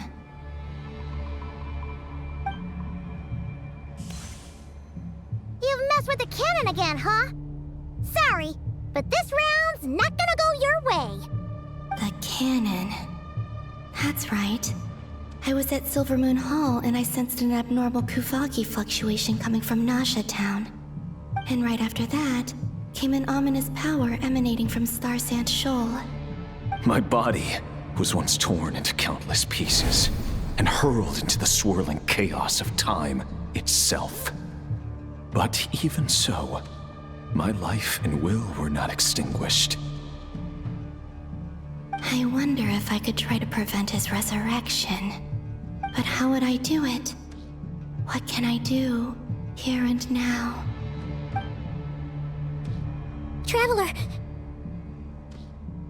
Behind you! Look at that light!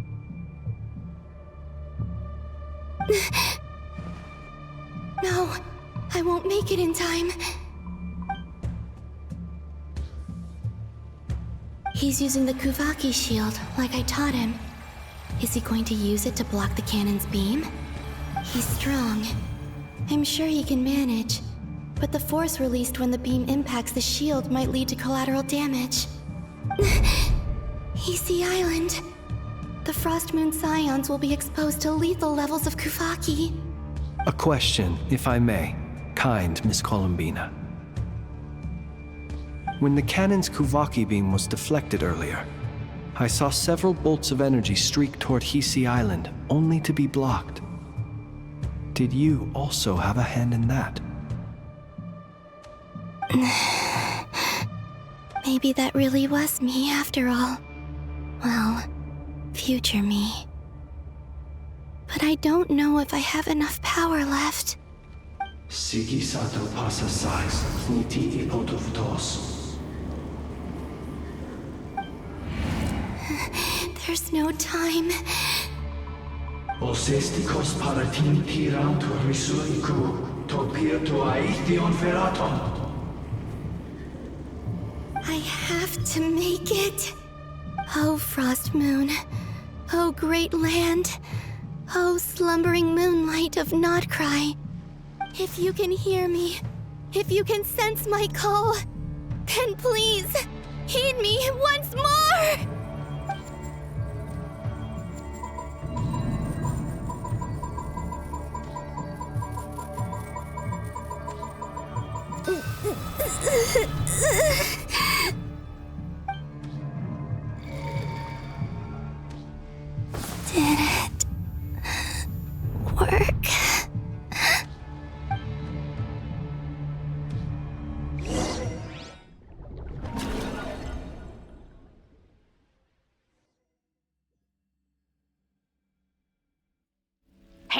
wake up.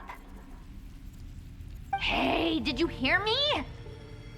Columbina, I said wake up, now! Oh, good morning, Sandrone. It's 3 in the afternoon, actually. And could you kindly not use my quarters as your personal nap room next time? But I feel so safe here. And your coffee, right? It's so bitter, but it smells lovely. It's like you were raised by wolves in a forest or something. What did you drink growing up? Grass tea? The Frost Moon Scions certainly led a more frugal existence than the Fatui. Then I'll bet you've never eaten one of these before. It smells delicious. That's because it's a Fontanian recipe. I had a little free time today, so I made a batch. Rosaline will be here shortly, but if you really can't wait, I guess you can go ahead and... Hey, at least let me finish before you start eating! Did the Frostmoon Scions not teach you basic table manners? Or did the rules not apply to you because you're the high and mighty moon goddess? These are so tasty. Of course they are. I made them. I was worried they might contain traces of machine oil. What?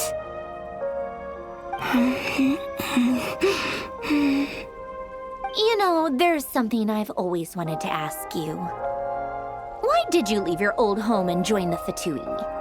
I mean, I'm sure their food was awful. But there's gotta be more to it than that. Well, life there didn't go quite how I imagined. What were you expecting? You're a god. Your followers are gonna make some demands of you, right? Surely you can just answer a few prayers here and there in return for the free food and drink. How bad can it be? Well, would you help other people just for free food and drink? The doctor told me that you were created by a great mechanic, Lord something Fisher. The Lord Artificer. Ugh, some people can't keep their mouths shut. Oh, Lord Artificer. And didn't he have something to do with the, narcissist? Narcissenkreuz Ordo. Yes, that was it. Narcissenkreuz Ordo. So, would you try to fulfill their wishes? You must be joking. I wouldn't go even if they paid me. I don't even know them. Exactly. Well, I felt the same way. I did not know the people who made demands of me. What do you know? We're on the same page for once. In his later years, Elen did ask me if there was anything I wanted to do. If I had any wishes of my own. Well, I don't. And I'm not in any mood to fulfill someone else's either. Who's Elen? He was the... You know what? Never mind. You're not gonna remember. Anyway, the point I'm trying to make is, neither of us is the self-sacrificing type. Let me ask you this. What sort of place would you like to live in, if you could choose? A place where people don't ask me for things I cannot give them. Where they don't worship me, or fear me, but just want to chat with me like a normal person. I'd also like the freedom to come and go as I please. And ideally, it would be somewhere with the smell of coffee and snacks. Not to burst your bubble, but no such place exists in the world. Now, take your snacks and scram.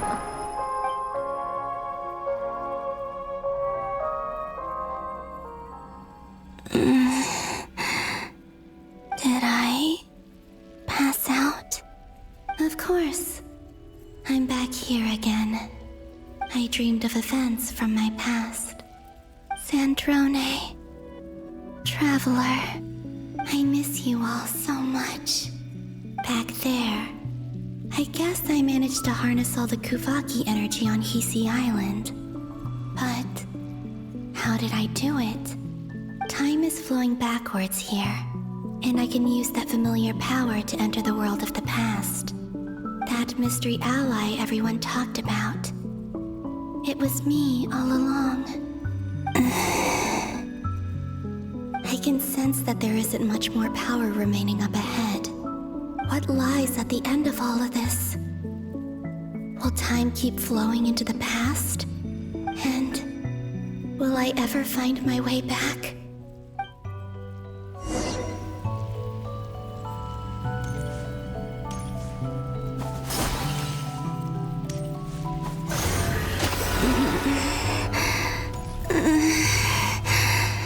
It's getting harder and harder to use my power.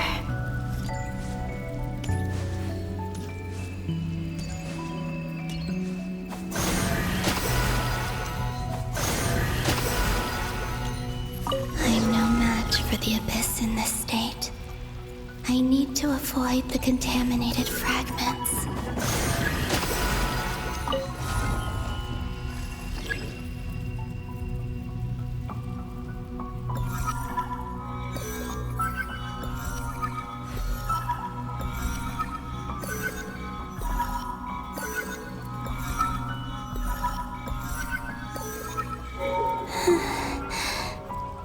Time to go. I wonder where I'll find myself this time.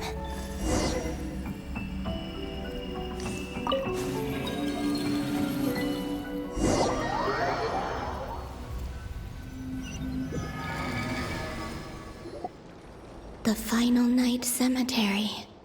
This is where Flint's is based. Or not! How are we supposed to read through this many files? Difficult, yes, but it is also our most efficient option. Seems like they're searching for information. Oh, I remember.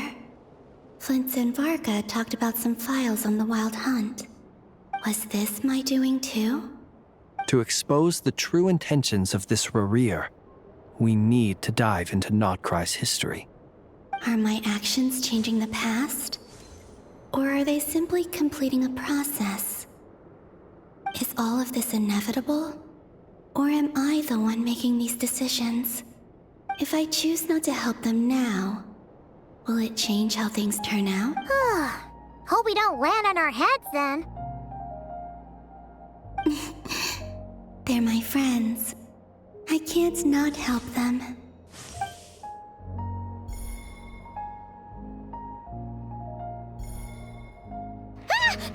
Ghost!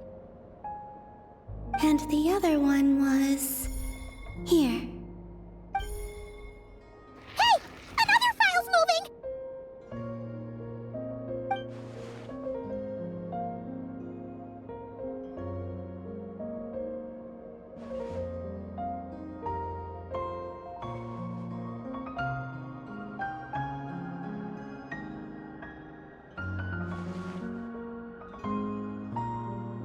That should do it.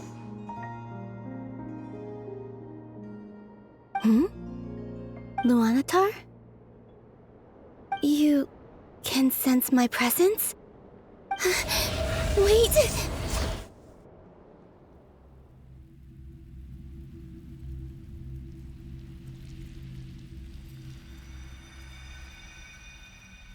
Luanatar. So she's that familiar presence I've been sensing all along. She's always been by the Traveler's side. That explains why the Traveler has been there each time I've entered the past. But why Luanatar? Is it because she has a connection to me as the Moon Goddess's familiar? If so, why not any other Kuhenki? That's...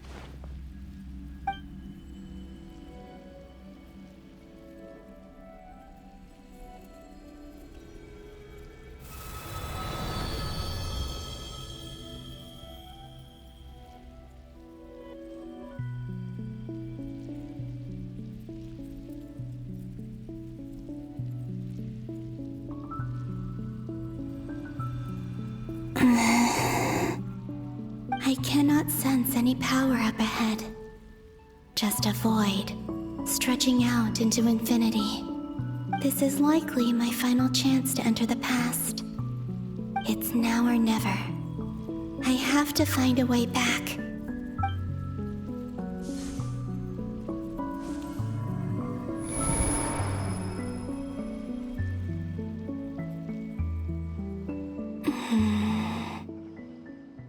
Hisi Island? How far back in time is this? Where's Luanatar? I can't sense her presence this time. Oh, seeing Anafa and Aino reunited like that sure was heartwarming. Traveler, Paimon. No, stay calm. I don't have much power left to change things. I don't even have that much time left here. Think, Columbina. How do I find a way back? A way back? To where? Do I go back to Moonprayer Night? Or to the future that followed? And if I return in my current state, what will become of me then? Dottoro's actions that day proved that he'd been planning that for a long time. He had already seized the power of 2 moon marrows before capturing me. Even if I managed to get back, how can I fight against him when he wields the Tri-Lune Authority? I can't.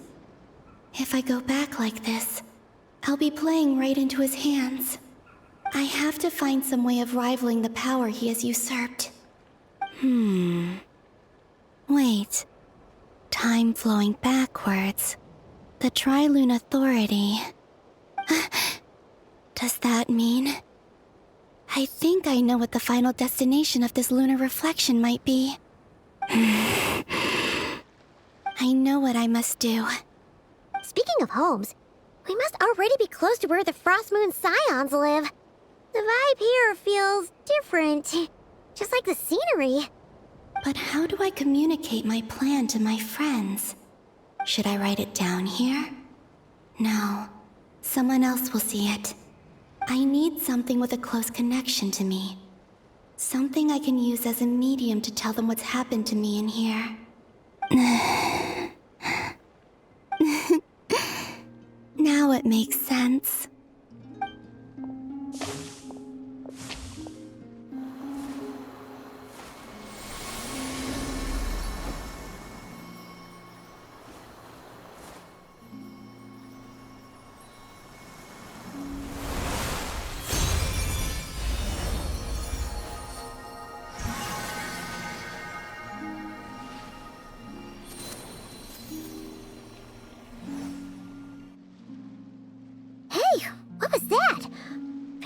Some sort of breeze blew by, and then the petals suddenly turned into... Huh? It was I who brought Luanatar into being. I gave up a piece of my own soul to create her. That's why I could sense a familiar power from the moment I entered this space. It also explains why she's been present in every past location that I've entered. Because we have a deep connection. Hey there! What's your name? And the reason why there are no more gates to the past after this point is that Luanatar hadn't been born then. No wonder I sensed the trace of a blessing when we first met. But I still didn't recognize the soul hidden within you. Back then, I was just a little lost dove. I had yet to become Columbina Hyposelenia. Go on now. We've got stuff to do. Best you find someone else to hang out with. Hey, you scared it off. I'll be counting on you. Remember to stay by the traveler's side, guide him, and help him in my stead. Oh, and bring him to the garden where the Moonprayer blossoms grow. There's a little lost dove there who will need his help.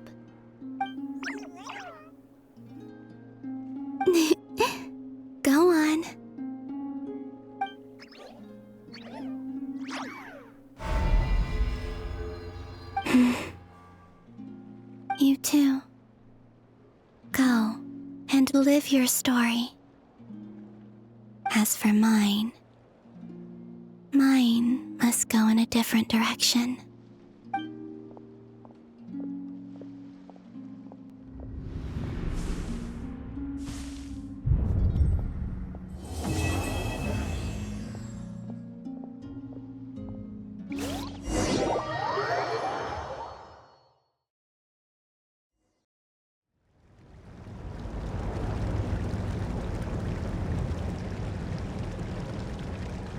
How would you like to experience the thrill of never being held accountable for your actions? You could crush people like ants without consequence, or tear off their heads or limbs as you please. Believe me, such a life is but one small step away. What point is he trying to make? Freedom? But the freedom to kill? To do evil and get away with it? Why would you offer me that? The creation of a world is the ultimate scientific experiment. I have taken my research to the highest level, where I shall be not just a god, but also a servant to many sacred spirits. I shall heed the truth and perform holy deeds. A god's laboratory is the perfect playground, but it needs the right occupant to explore its full potential. Mortals are found everywhere one looks. Not so with Descenders. I'd prefer my first guest to be a distinguished individual such as yourself. And I know you could make the most of the opportunities it offers. So the condition for entering the new world is to take innocent lives. The same dilemma that Rerir once faced. Could I really bring myself to kill others for my own benefit? Rerir did. And look where it got him. Have you made up your mind?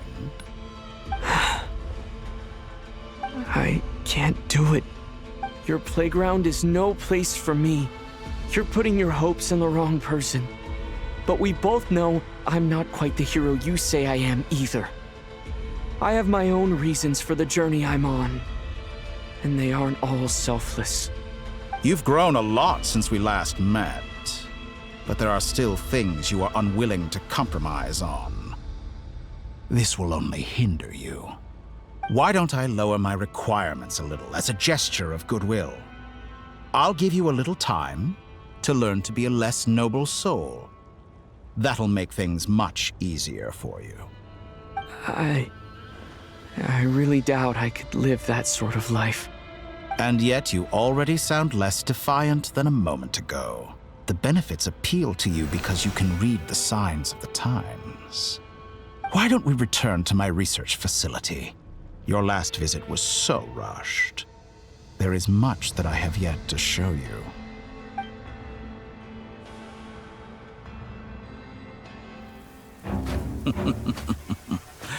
Now to that question,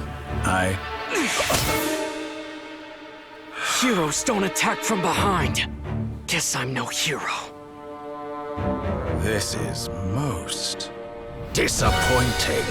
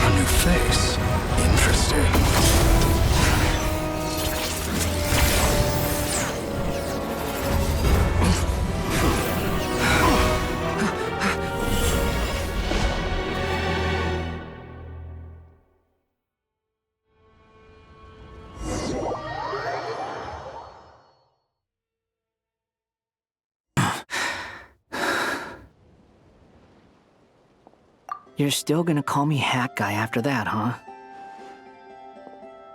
I didn't see anyone else in there who needed saving.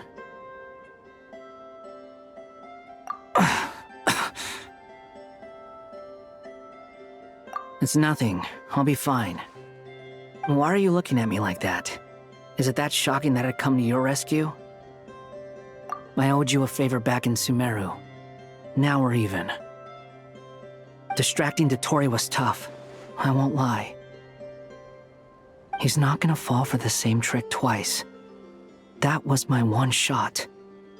I'd hoped to use it to take him out. Ugh.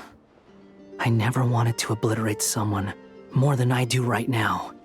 Dottore doesn't recognize me, but his segments were originally made based on an analysis of my operational principles. I expect it's only a matter of time before he figures out what I am. So Dottore doesn't recognize Wanderer because he deleted himself from Irminsul. Did he really miss his only chance for revenge by saving me? Why the long face? Hey, I'm not blaming you, okay? And I'm not complaining either. Rescuing you and killing Dottore are equally important goals. Everyone would be pretty stuck without you. It's best you live to fight another day. How are you holding up? Are you all right? Hat Guy said to put safety first, so we agreed to run as far away as we could after leaving the energy field and only meet up once it was safe. You don't look injured. It seems that Dottore didn't do anything to you. All right. Rescue operation complete. Let's head back. There's a lot more work to be done before this is over.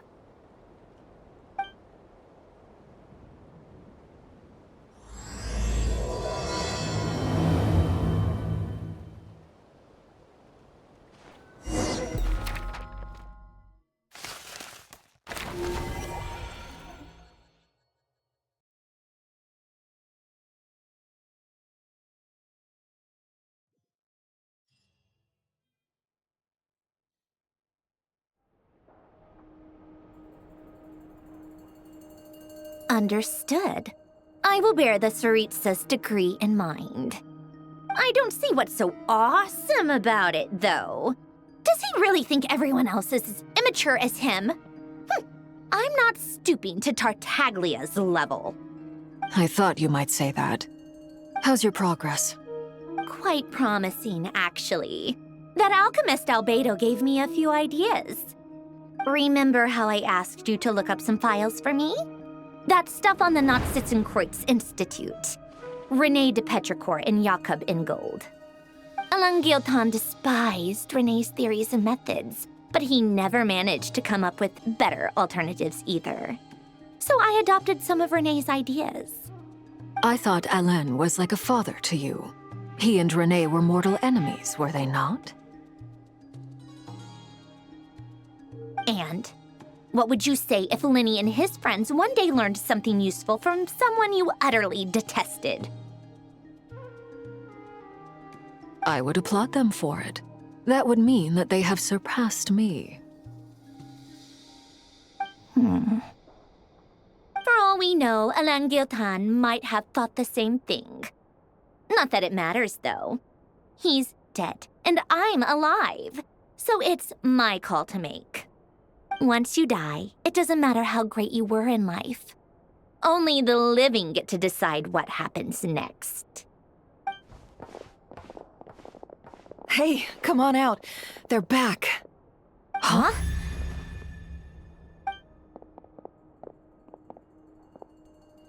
You're back? And your head's still screwed on? And you still have all your limbs? What does it look like? Way to keep your composure, madam. Excuse you. I am perfectly composed. Glad you're okay. Yes, it's a huge relief. Worry? Oh, yeah, right.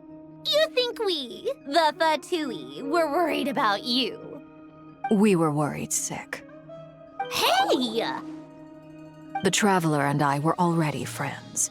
You are free to join this mission in whatever capacity you please, much like your tea parties. It's a laugh a minute with you guys. I must say, I was quite surprised when Mr. Albedo told me he would need no additional aid. We discussed this on our way back as well. I am rarely so unequivocal, but in this case, we had full confidence in Hat Guy. He said he knew what he was doing. Albedo and I pretty much had to just wait outside on standby. Meanwhile, Hat Guy broke into the energy field and rescued the Traveler solo. You didn't have to mention that. Well, I'm thoroughly impressed. You are a force to be reckoned with, Hat Guy. Is he back? Is he really back? Traveler! It's really you! Oh, thank goodness! Paimon missed you so much! You can finally breathe easy, Paimon. It's great to have you back in one piece! Oh, Paimon's been having nightmares the whole time you were gone! Look at them. You know, once you reach my age, there's nothing better than watching a misty-eyed reunion between friends. It's nothing. Same goes when you get to my age, too. I bet Ino and Anefa would be tearing up as well if they were here.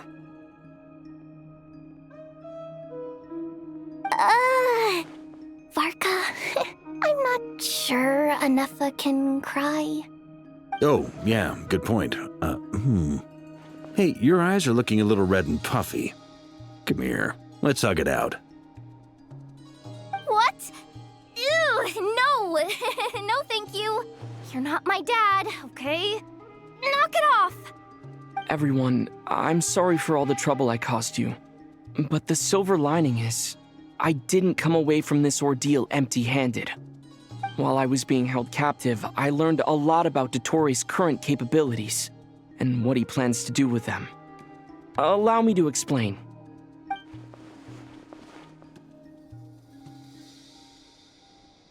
The three moon goddesses were even more powerful than we imagined. No wonder Dottore believes himself to be equal to the gods, maybe even superior. Utter blasphemy. While everyone was gone, Nefer and I made an interesting discovery, and I believe Miss Sandrone has something to share too. Ma'am, perhaps you could do the honors?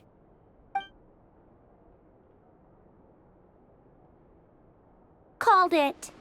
Getting rid of a pesky troublemaker like her is like trying to clean up after a crumbly cake.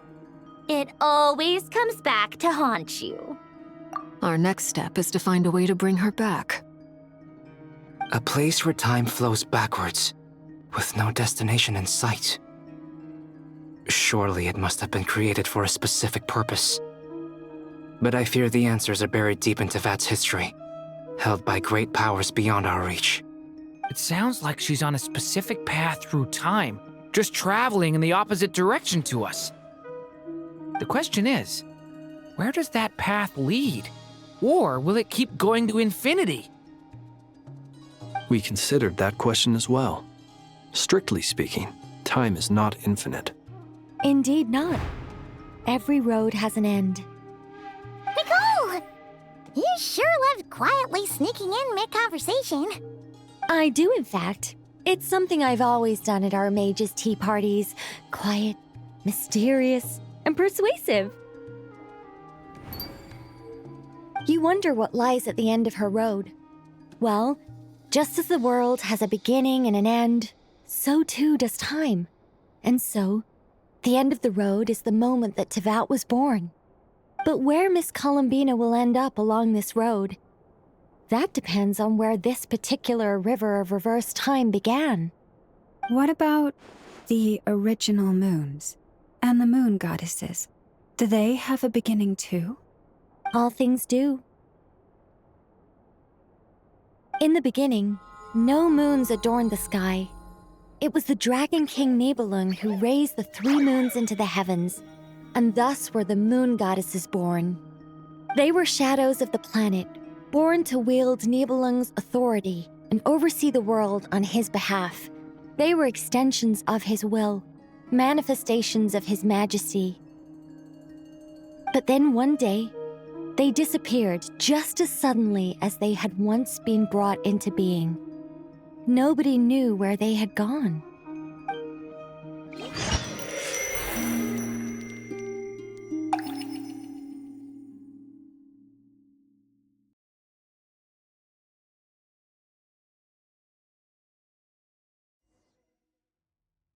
Like I thought, no more paths back to reality have emerged since. But how can I be sure that I'm going the right way without scenes from reality to keep me on track? I can't even be sure of how long I've been walking for. The further I travel, the less stable this space becomes. There are even moments where I can sense something that feels like abyssal energy. They can just materialize out of thin air. I have to keep my wits about me.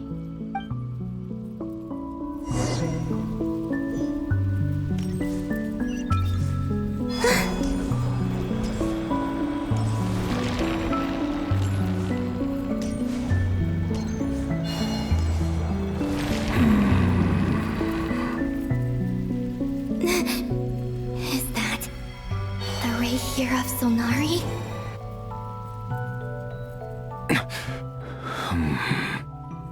You are the moon goddess. But how? Please, there's no need. I'm not interested in fighting anymore. I find that a little difficult to believe. Yeah. Honestly, so do I. The way you used my own power against me was... It was a brilliant strategy. And then, in the final moment before I was thrown into this space, I got to see an old friend. Mr. Dainsleif. Right. It was so long ago now. But we were friends once. When I first got here, I was filled with hatred, remorse, and rage. How I cursed and devoured. I tore everything here apart. I was consumed by the desire to leave this place and have my vengeance. But to no avail. This is a place with no exit. This is the second time I've entered this space. Though I have no memory of the first. I was torn to shreds the moment I entered. But this time I survived. It must be partly because of this new body. And partly because of all the Kuvaki I absorbed in Nodcry. Are you the source of the abyssal power in here? Not all of it. Some is from when I first arrived here and tried to destroy everything. But there was already a degree of abyssal power here before I entered. And like a venomous snake baking in the merciless sun, it tried to slither into my shadow. Tried to? So, you rejected it? Yes. Because after that, the world suddenly became silent for a moment. What do you mean?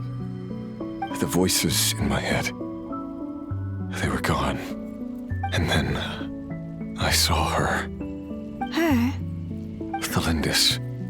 My former lover. Never mentioned that she saw a memory of the Lindis leaping into the moon's reflection. More precisely, I saw her afterimage. I'm sure the real her is long gone. She was just an ordinary Conrian. She couldn't have survived here for very long. Anyway, why have you come here? Didn't you know it was a dead end? If I hadn't escaped through the moon gate, my friends would have been in far greater danger. Oh, I see. Because of your power. The power of a moon goddess. What? You'd like to know how I know, wouldn't you? The one who resurrected me said so. I could hear a deep lust for power in his voice. Do you mean... Dottore? Dottore. So that's what he's called. He'd been collecting fragments of my body for a long time, all so that he could resurrect me at the moment of his choosing. I had no interest in his research. But being as corroded by the Abyss as I was, we were aligned as far as hunting the moons and recovering my strength were concerned. So that's why the Wild Hunt suddenly became so active in Nodcry. When I left the Fatui in my weakened state, Dottore must have felt that his time had come. Moon Goddess, could I ask a favor of you? What? I know this is a lot to ask, especially from someone who tried to kill you. If you refuse, I won't fight it. But this is the only thing I desire now. Nothing else matters. What do you want? I'd like you to take a message to Thelindis for me. Thelindis? But... Yes, she's dead. But like I said, I saw her afterimage. I can sense that some part of her soul remains here. Far, far ahead. Why don't you go and speak to her yourself? I can't. I don't know why, but I can't move freely in this space as you can. All I can see is a glimpse of her, walking away. Just like the moment when I last saw her in life. In return, I will clear these abyssal obstacles for you. No, not in return. I'll clear them for you, whether you want to help me or not. It feels like something I ought to do. Why? Yeah. Why, indeed. I've been asking myself that question a lot recently. Why did I do the things I did? I'm tired of it all. Tired of the person I became. People used me. And then I turned around and started using others. I hurt a lot of people. I think I grew tired of it long ago. But I wouldn't admit it to myself. And ultimately, that's how I ended up here. What do you wish to tell her? All of it. My past. My mistakes. Everything that happened after we were separated. Is it okay if I give her the abridged version? Yeah, I'm sure there's plenty you can skip over. Just tell her the important parts. Whatever you think that means. Like the part where you relentlessly tried to kill us?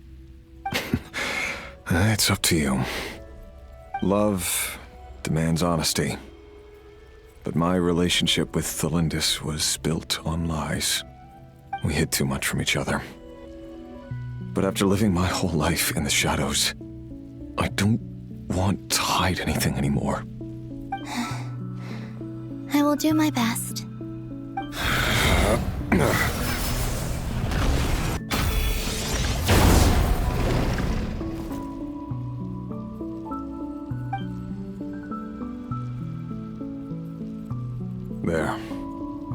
The Abyss will no longer stand in your way.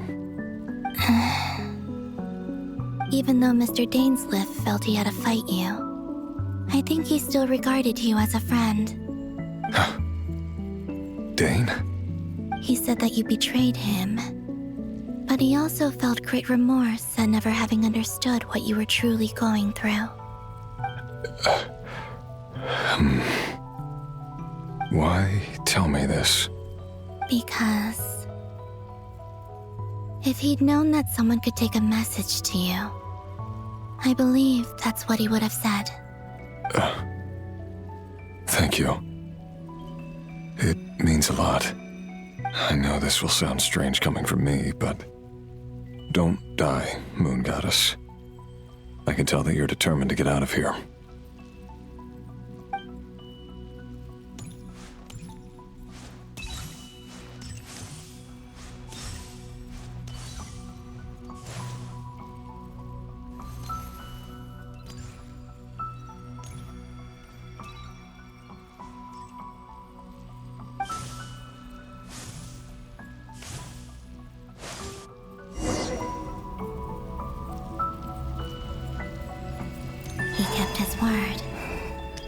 presence is no longer obstructing my path.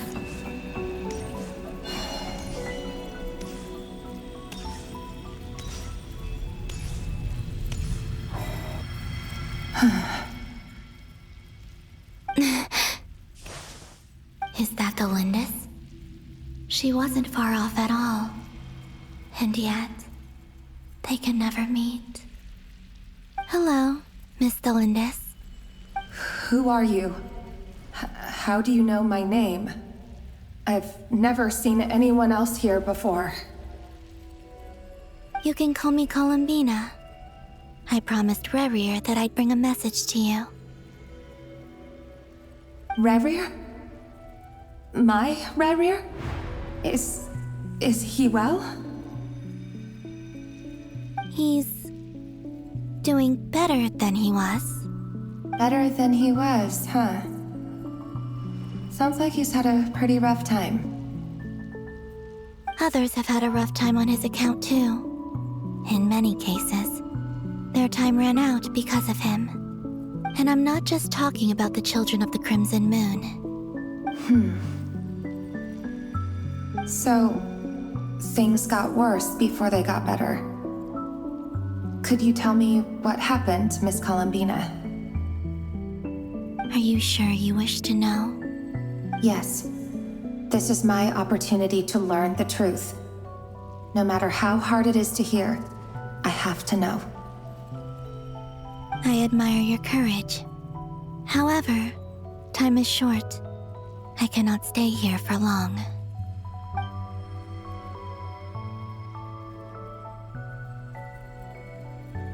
Rerir had seeds of hatred in his heart, and many people nursed them for their own ends. On some level, everything he did was to try and find a way to see you again. But in the end, he came to regret his mistakes. He wanted to apologize for hiding his past from you. Beyond that, he did not say specifically what it was he wished to convey to you, but I'm sure that you've always been on his mind. You are what has kept him going over all these years.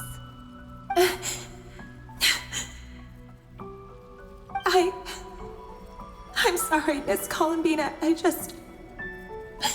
This is so upsetting. I'm not sure how to put my feelings into words. It's all right. I understand. Well, that's everything from me. So, I guess I'll be... Wait. One moment.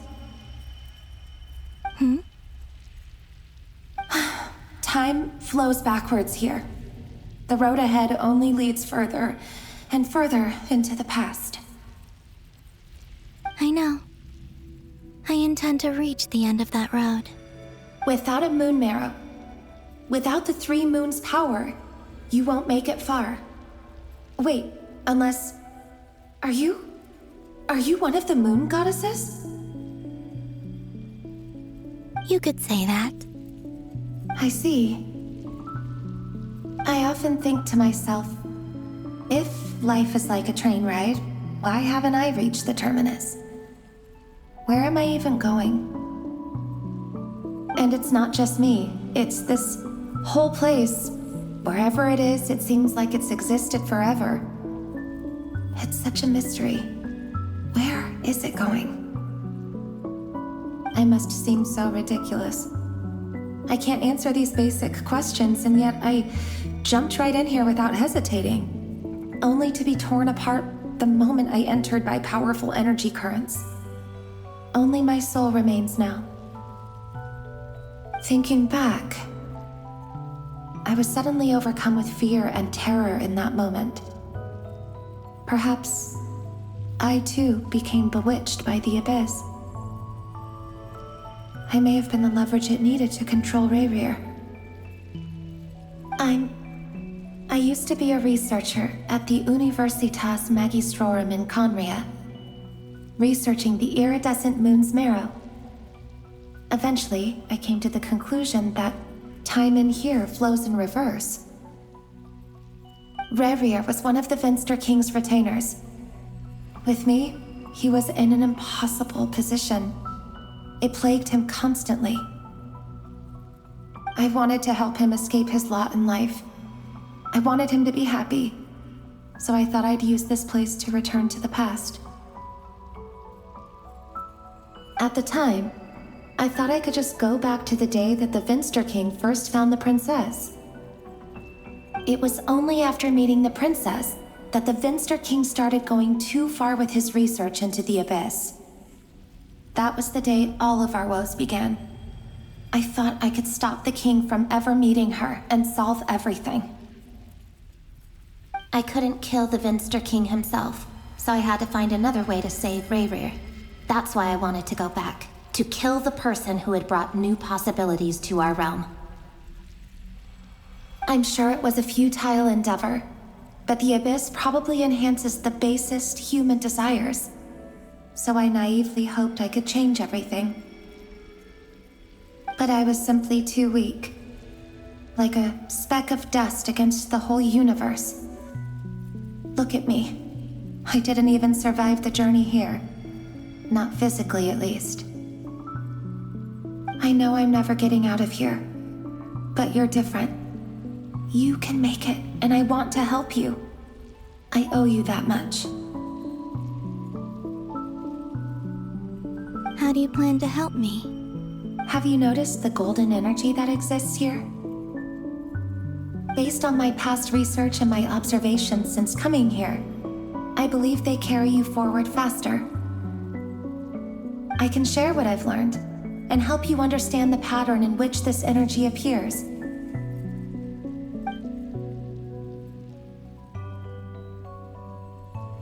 I think you just might... Now, I know you will be able to change the past. Also, I've been speculating about where this space ends. The documentation was scanned, but from what I know of the legends about the moons, the oldest ones seem to begin with Nibelung, king of dragonkind. I have no way of verifying any of it by this point, but if it's true, you might be able to reach that era if you keep walking. Understood. Thank you, Miss Thelindis. I'm the one who should be thanking you. If you hadn't entered this realm of everlasting death, what use would my deductions be? Thanks to you, they have some meaning. About Rayrir, I'm so sorry. For everything. It wasn't your fault. That's not true. Because we both feared bringing trouble upon each other, neither of us ever told the truth. And that dishonesty sealed our fates. But enough about that. I wish you a safe journey, Miss Columbina.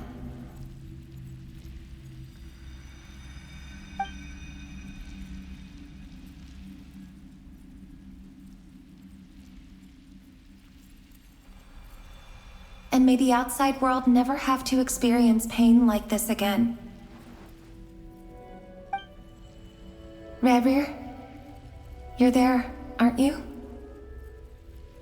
I cannot see you, because you exist in the future. I expect we'll be trapped in this prison of space-time for all eternity. But please, gaze upon the past, and then sit for a while. Let's find a place to sit down together, just like we did when we first met.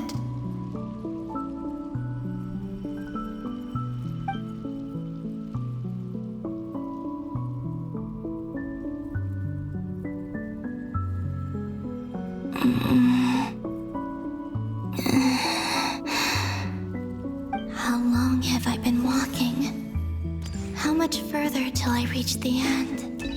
Is there even an end to be found? Everything's getting blurry.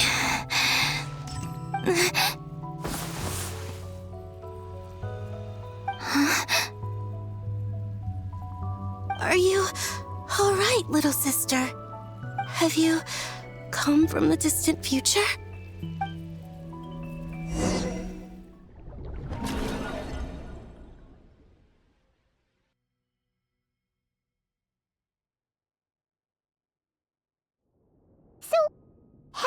exactly did the moons just disappear?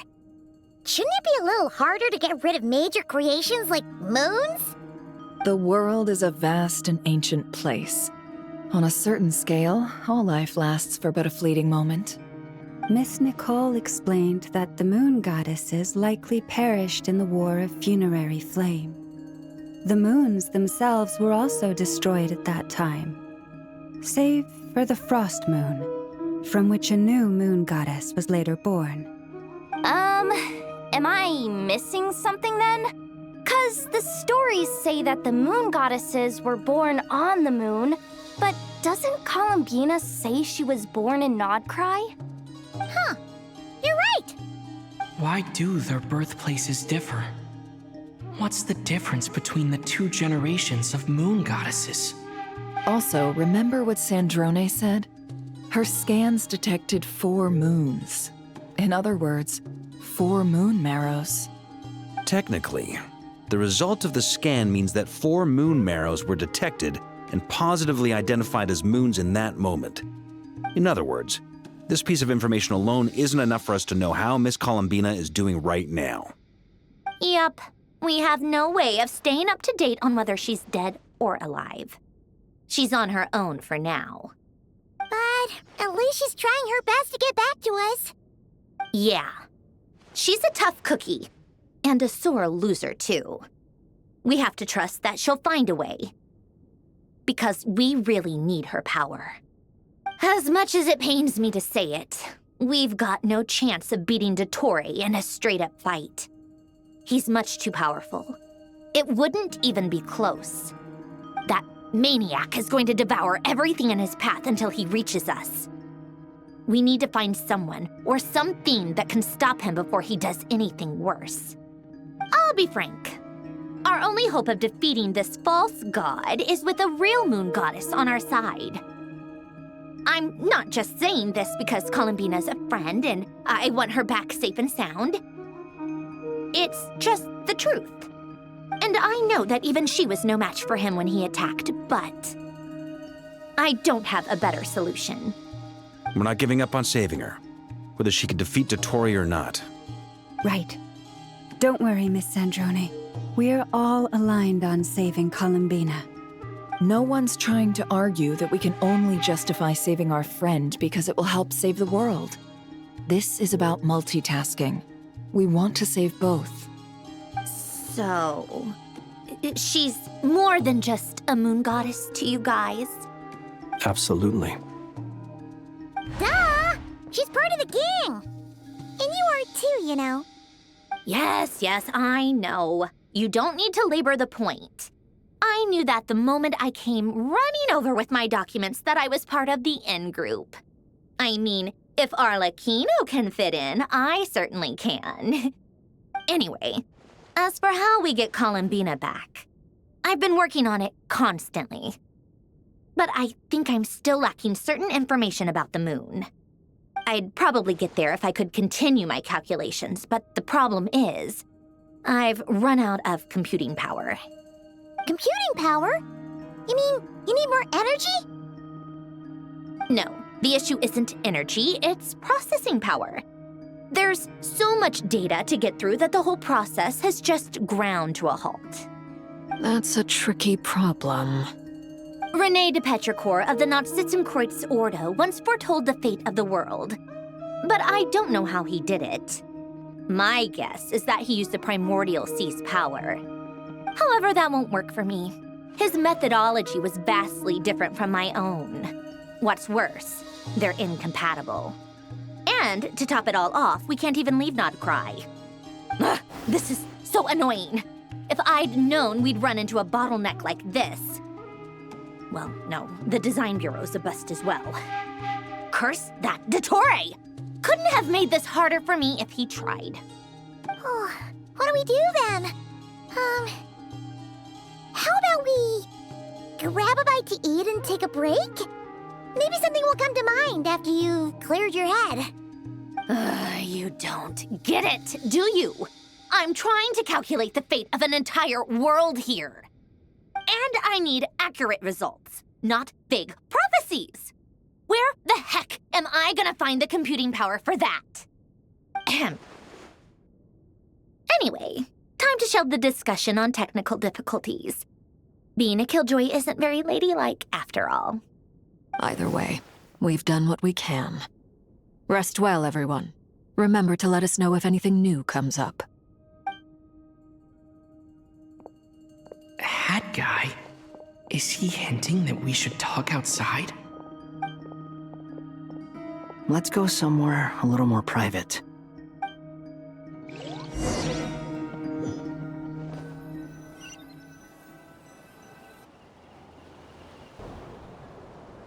You know that Dory went back to Sumeru, right? Yeah, she mentioned she was planning to head back. Things aren't looking good for Nodcry. She's gone to spread the word so that Sumeru has a chance to prepare for the worst. From what I know of Dottore, there are two possible reasons why he hasn't made a move yet. One is that he's still working through some kinks in his new powers. The other is, he wants to see how we're going to react. He'll easily devour everything eventually, so I guess he's in no rush to make it happen. The first false god he made was me.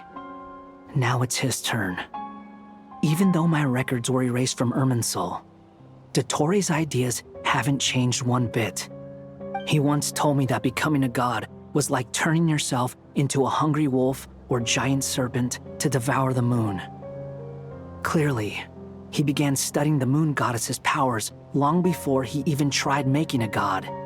He's always wanted to get his greedy hands on divine authority one way or another. And in the end, he devoured the moon where I failed. In the desert of Sumeru, there is a chessboard built by King Deshret, also known as Al-Ahmar. I don't know if it was a real game, or if he was just trying to challenge his servants and citizens in some way. But creating games and setting rules, gods do that as a matter of course. That's the kind of power Dottore craves. Now he has the Trilunar Authority. His power is leagues beyond the common people. I don't think there's any point in other nations rushing to the front line. They're better off focusing on defense and hoping they can fend off any threats that spill out from Nodcry. Either way, Dory will inform Lesser Lord Kusanali, and she will contact the other gods in turn. The Seven will have some recourse available. If nothing else, their protection should keep the rest of the world from descending into chaos as quickly as Nodcry has. So on the bright side, even if Nodcry is doomed, your friends in other nations won't be in any immediate peril. That's good to know. But I'm not ready to give up on Nodcry yet. There's a word for people who refuse to let anything go. It's called being greedy. Maybe it sounds greedy to you, and probably naive too. But whatever you call it, that's what gives me the determination to keep fighting. Battles are fleeting, but the will to fight is a long-term commitment. Give up for even a moment, and your resolve will shatter. Why do you always feel the need to do the right thing? No one is born to be a savior. I mean, who's gonna criticize you if you fail or give up? Don't take this the wrong way, but Dottore said something similar to me. I guess the Fatui attracts people who don't believe in saviors. Not necessarily. It's less about belief for me. I just want to know how determined you really are. After all, I don't owe anything to anyone else here. Only you. You look kinda worried. If your arch-nemesis was about to achieve their ultimate goal, I think you might feel a little worried too. That's true. Dottore is about to become an omniscient, omnipotent deity. That's gotta be a bitter pill to swallow. Still, you're calmer than I expected.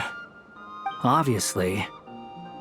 I have to admit that my past self was a reckless fool who misunderstood not only the point of revenge, but how to achieve it. And as much as I want my vengeance, I know I'm not gonna get it by acting alone. If the world's taught me anything, it's to think before I act, Too bad it never taught me any other virtues, though. So, I am going to destroy Dottore, no matter what it takes. So, what's your plan? I'll get to that. First, tell me, what do you think of Sandrone? Just like Paimon said, she's a friend, part of the gang. How much do you trust her? This is a serious question.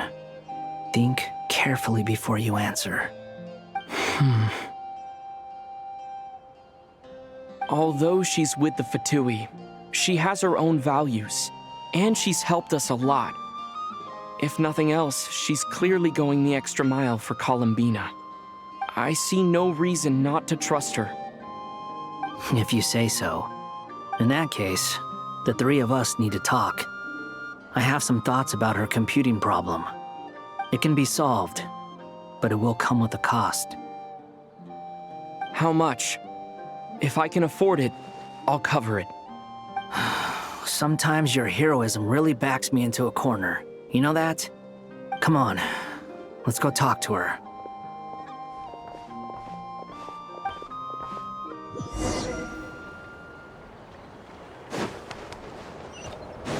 Fearless.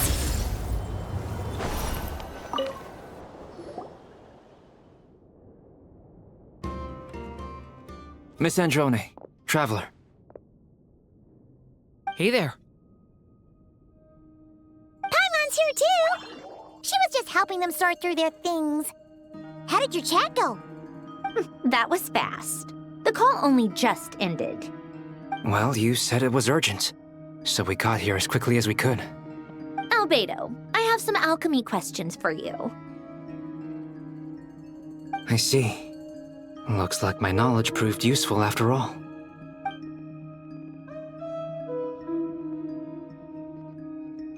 If I might ask, what is the end goal for the modified formula you'll be using?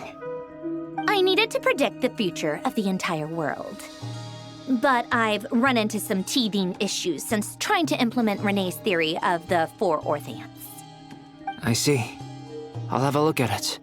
Still, computing power is the real issue here. How do you plan to solve it? About that, it's been sorted. Oh, with the Traveler's help? Actually, you're not wrong. He found the person with the solution. Was it Hat Guy? Yeah, it was him. Wow! Go Hat Guy! Seems like all that time studying at the academia is paying off big time. But where is he? Wasn't he the one who asked Albedo and I to come here?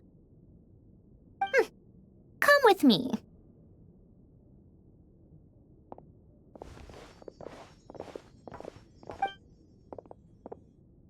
Hat Guy? What's happened to him? Hat Guy! Can you hear us?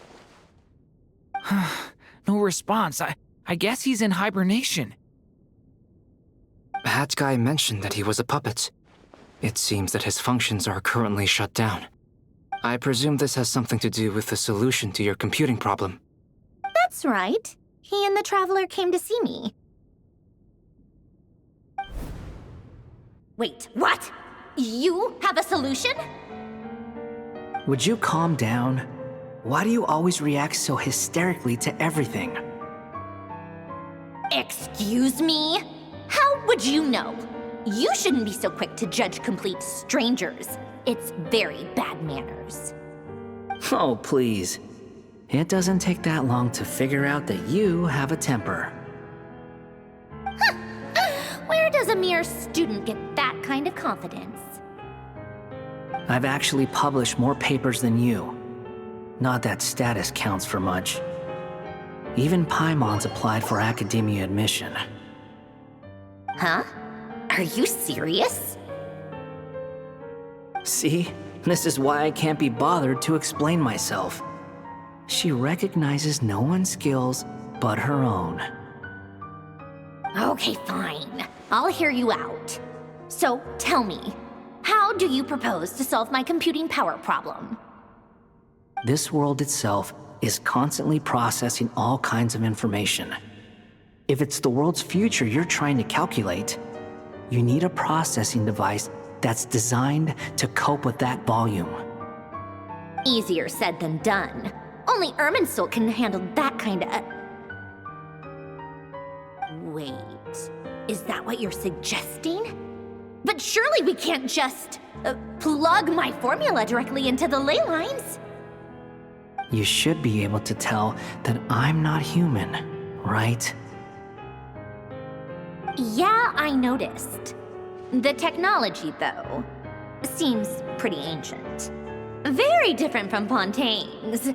It's a completely different system. Conrian, to be precise. I'm what they would have called a puppet.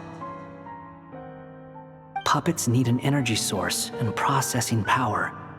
The artisans who built them sought out the materials most suited for that purpose. You?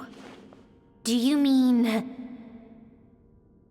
The Traveler and I have talked it over. He's willing to vouch for you. So, I'll allow you to borrow my core for your calculations. It was built using wood from a silver white tree, which makes it a small part of Irminsul. Conrian technology and Irminsul wood. Who in the world could have built you? Are you sure about this? A puppet without its core will cease functioning completely. And if it's left in that state for too long, it might not recover. You could die if you do this. You do realize that, don't you? I can put 2 and 2 together, yes. No need to rub it in. I won't lie to you. This has never been done before. I cannot guarantee your safety. Doesn't matter. I'm prepared for the worst. Did you two actually talk this through? Is he... Are we really considering this? Yes, we discussed it. The bottom line is, he trusts me, and I trust you. Let's give it a shot, shall we? Honestly, I have no clue where this kid even came from. But for whatever reason, he lent me his core to use in my formula.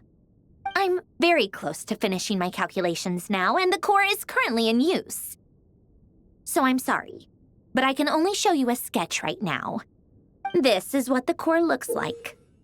A silver white branch. It certainly matches the legends told about Irminsul. Is Hat Guy gonna be okay? He's not gonna die, right? Right? In theory, he should be fine. As long as we put his core back in time.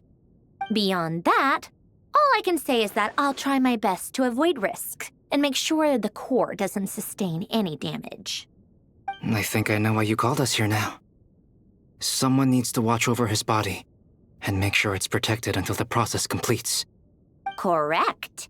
He said that the only ones he trusts here are you two, and the Traveler. And the Traveler will have other work to do. He will have our undivided attention. Aww, Hat Guy.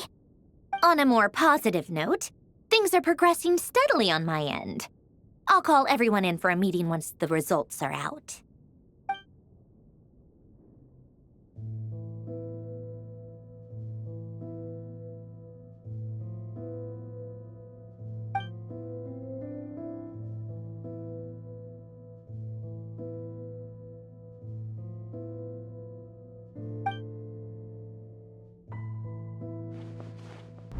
The worst case scenario with the core removal is either a system reset or a total loss of function. But I'm not afraid. A quiet death should have been my fate long ago. A core is completely different from a heart. It's like another vital organ entirely. I never believed it could be a true replacement for what I sought. But in the end, it turns out the core was more useful to me. Pretty funny when you think about it. It's like the punchline of my entire life. Do you think there's any difference between a puppet and a human? If not, then this would just be another samsara. I have already experienced both a past life and a next life. Part of me wonders whether I'm only capable of making this decision because I've become a real human. What's with that expression? Isn't this a good thing? Sandrone will succeed, won't she? She has to. She will. We all have to persevere until this is over. That's right. And I'll protect you all until a moment of victory arrives.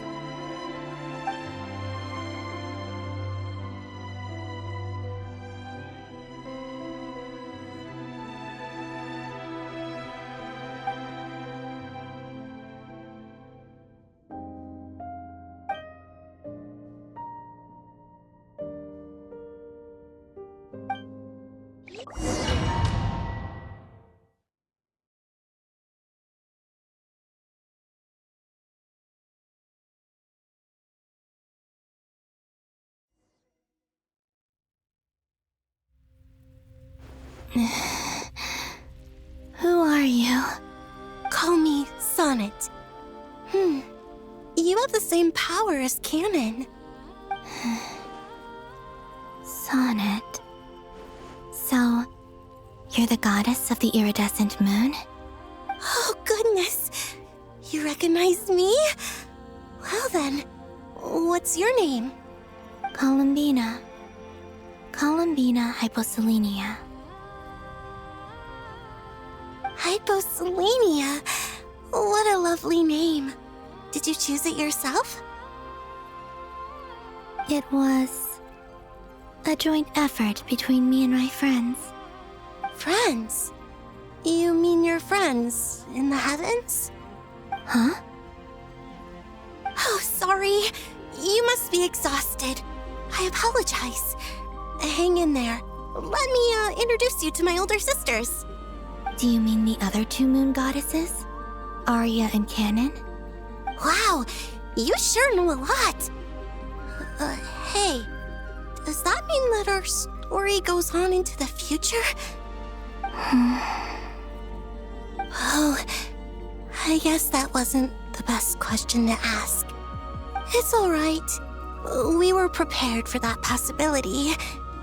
You could say we were too prepared. I can't even remember how long my sisters and I have been here by this point. When did you get here? How long has it been? I can't say for sure, but it feels like it's been forever. I see.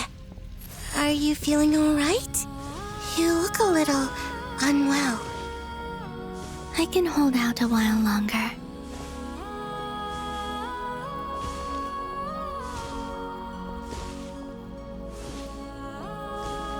We don't have far to go. The place where my sisters and I are based is just up ahead. Don't worry, they're both really nice. I'll introduce you.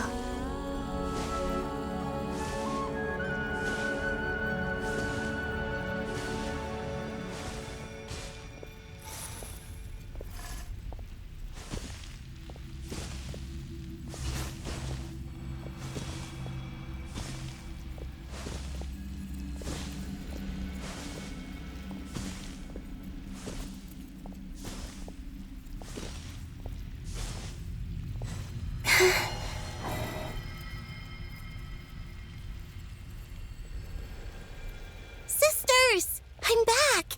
And look who I've brought with me!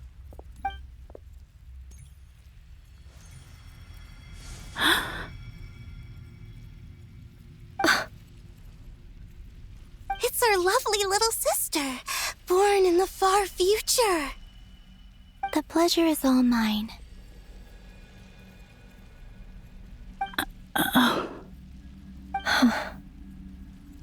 Allow me to introduce you to Columbina Hyposelenia. This is Arya, the goddess of the eternal moon. And this is Canon, goddess of the Frost Moon. Canon, don't you think Hyposelenia's power is similar to yours?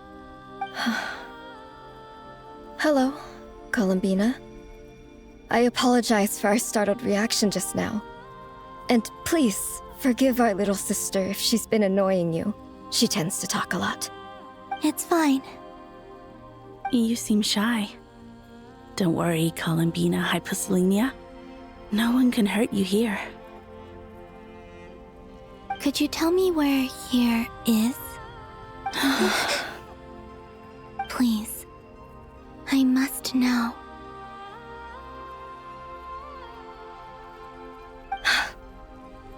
My dear sister, this is where Tevat's original ruler, the Dragon King Nibelung, imprisoned the moon goddesses. What? You're scaring her, Canon. No, I'm fine. Please, continue. Nibelung, our original master, created us in the distant past to maintain Tevat. But he left this world and traveled into the dark universe beyond, to explore worlds vaster still. Day and night, we fulfilled our duty in the heavens, until the day that the first Descender arrived. The great ruler of the firmament. The heavenly principles. Is that what later generations call them? I see. But we did not reject them at first, nor did they seem to harbor ill intent towards this world. We coexisted in peace. They were like a guest in our home. Slowly, however, we came to realize that our guest had a growing desire to change and dominate the world. And you didn't stop it? No. There was an order to the rules they set up that Nibelung never taught us. We wanted to know if this order would bode good or ill for Tevat.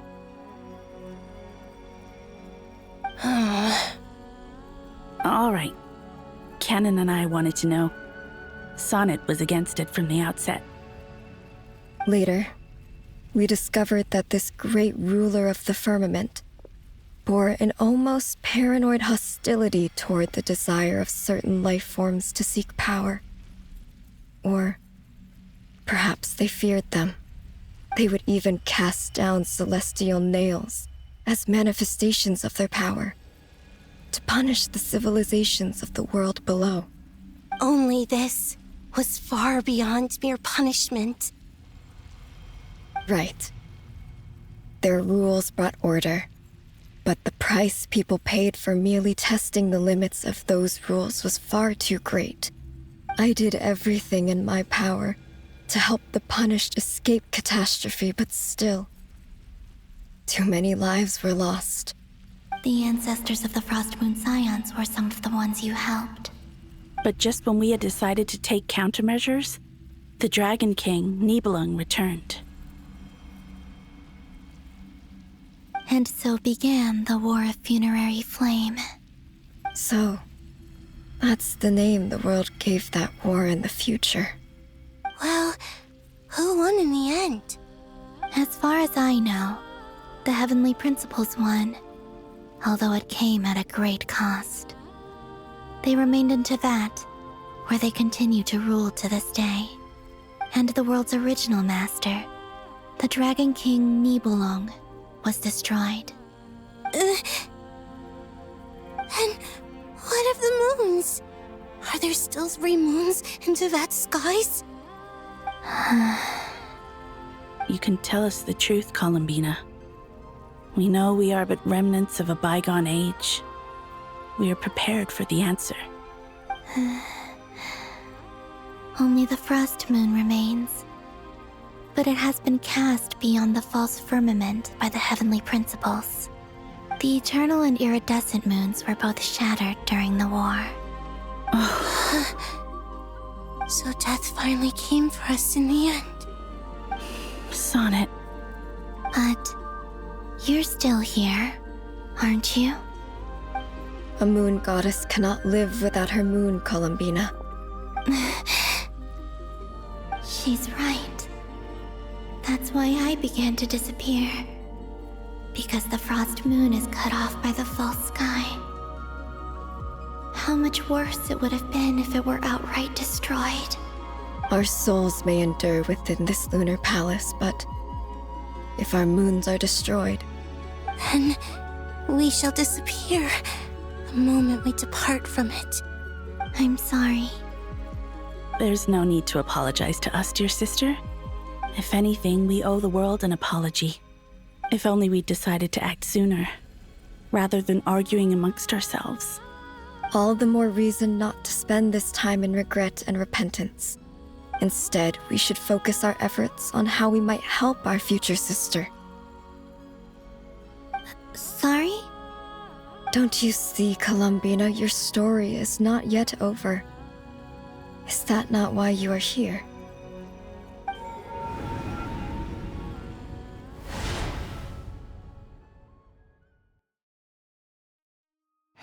It's done. Initiate numerological array. Continue running primary process. Calculate the world's fate through extrapolation. And identify nodes of potential change. Secondary process, scan for moons. Still 4. The number of moon marrows hasn't changed. Wait, let me think. Is it possible that there's something I've been misunderstanding about the moons all along? Variables. Variables in the world. I know where potential variables within the world come from. So what about the moons? Are there any variables there? Like their life or death, for instance. What if being alive or dead makes no difference to a moon? But that's so strange. Even immortal gods can die. Why would the moons alone be? Wait!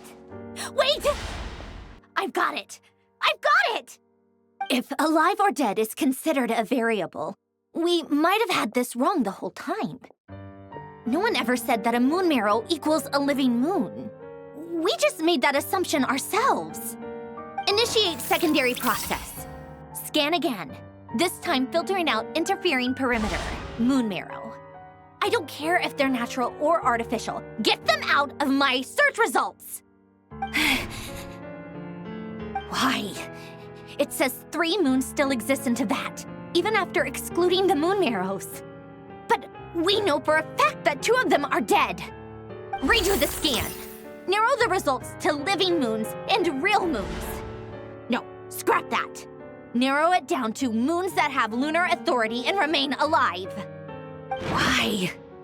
Why is it still 3? What is this, Columbina? Has the world lied to us? Or are you the one pulling the wool over our eyes?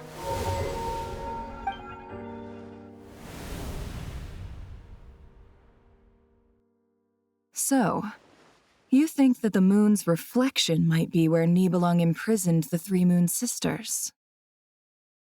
Yes, it would explain a lot, such as why that space would respond to a moon goddess's power, opening the moon gate at her command. It would also explain why Miss Columbina has been unable to leave, and why time flows in reverse there. In the messages she sent, Columbina promised us she'd find a way to return, but we have no way of knowing how, when, or where this might happen. The fact that she still has yet to reappear in this world indicates that returning from that place is no easy feat. We cannot afford to simply wait for her. So you're saying, if she could return by her own power alone, she would have done so long ago? Yes, she certainly wouldn't leave it to this late stage when it's so touch and go. I've been giving this some thought, and I've come to believe that Luana's heart might be an anchor that she left behind, as a sort of future waypoint. This could also explain why Luana's heart is always by the traveler's side. Sounds like a plausible theory. If that's the case, there must be some criteria we need to fulfill to allow Columbina to return to the present. The question is, what could they be?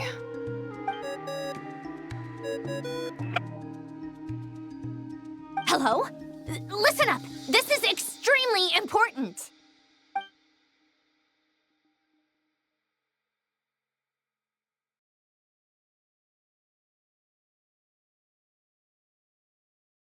only is Columbina alive, but she may well exist in a form unimaginable to us. I'm still unclear on the details, but she's done something truly inconceivable in the past. And the clue to what she's done lies in the moon and Tevat sky. Truly amazing. Oh, I'm so delighted for her. I'm sure we all feel the same. And I'm sure Columbina is ready to get back here and fight by our side. I'll keep my calculations going and try to find some way of coordinating with her. But that's not an excuse for everyone else to slack off, okay? All of you had better keep trying to think of solutions. How can the dead moon still live?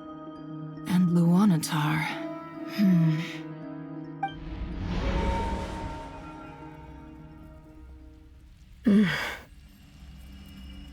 It's hard to believe that's what will happen in the distant future.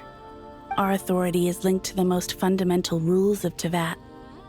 I suppose it's no wonder that many would covet that power. I didn't realize that when you said friends, you meant people who live down in Tevat. That's so lovely. I always wanted to go down there and have some fun. Have you ever tried leaving this prison? Of course. Between us, we've tried everything. But no matter where we go, this space will eventually bring us back here. It's like the center of a whirlpool. Everything ultimately converges here, at the moment when Nibelung imprisoned us. In that case, have you tried using any of those pathways that connect this space to the real world? Sorry? What are those? They're passages through which you can make small-scale changes to reality by using Kuvaki. Or am I the only one who can use those passages? Because part of my soul remains in reality. Kuvaki. What is that? You don't know? It's a unique kind of elemental energy found only in Nodcry, the land from which the moons arose. Oh. Well, it's true that the moons first rose up from the part of Tevat you say is called Nodcry. But there is no difference in the elemental energy between there and anywhere else. What? Could you show us some of this Kuvaki?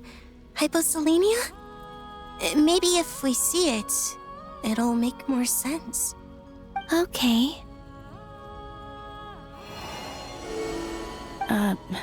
Isn't that just your power? What? But it's everywhere in Nodcry. In the air, in the land. Even the creatures who live there have adapted to its influence. How curious. This Kuvaki certainly did not exist anywhere in the world before we were imprisoned. Let alone influence living creatures.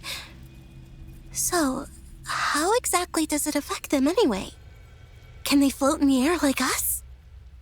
This is so strange. Why would their reality differ so much from mine? Columbina, you're looking for more than just a way out of here, aren't you? Yes. If I am to help my friends, I will need tri-lunar authority on par with that of our foe. You mean...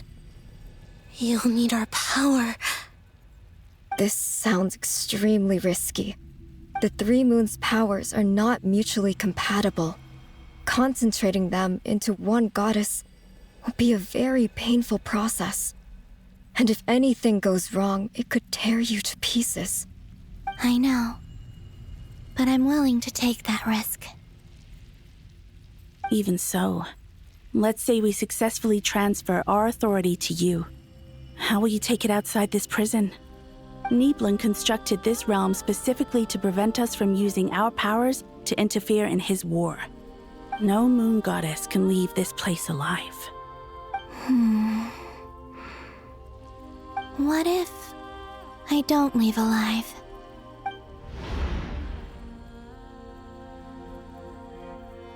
Where do we even start?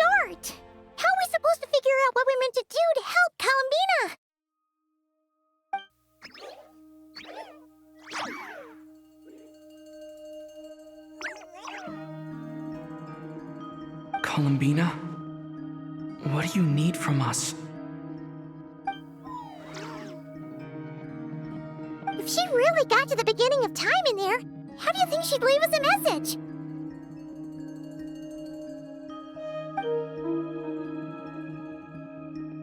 You don't think she'd write it down on a stone tablet somewhere in the hopes that we'd find it, do you? Seems unlikely. Columbina may not talk a lot, but she thinks deeply about issues like this. Let's review what we know. This is the Columbina who fought alongside us against the Reikir of Solnari, and with whom we celebrated Moon Prayer Night. She knows our personalities, our ways of doing things, even our unique strengths and abilities. So, if she wanted to tell us something from a long, long time ago, what would she do? Oh.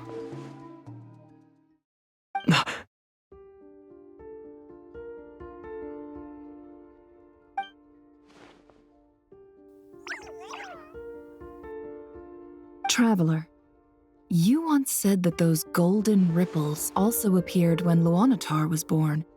What if Columbina left Luanatar here, not just as an anchor to the real world, but for some other purpose? If she is part of Columbina, and Columbina knows that I can see past events through her... Oh yeah! Like when you peeked into Rarer's past through his heart! Nefer, wait! If you're right about this, and you can really see past events through Luanatar, your eyes, they'll... Oh, I know. Looking at Rerir's past in Conria was already enough of a strain on my eyes.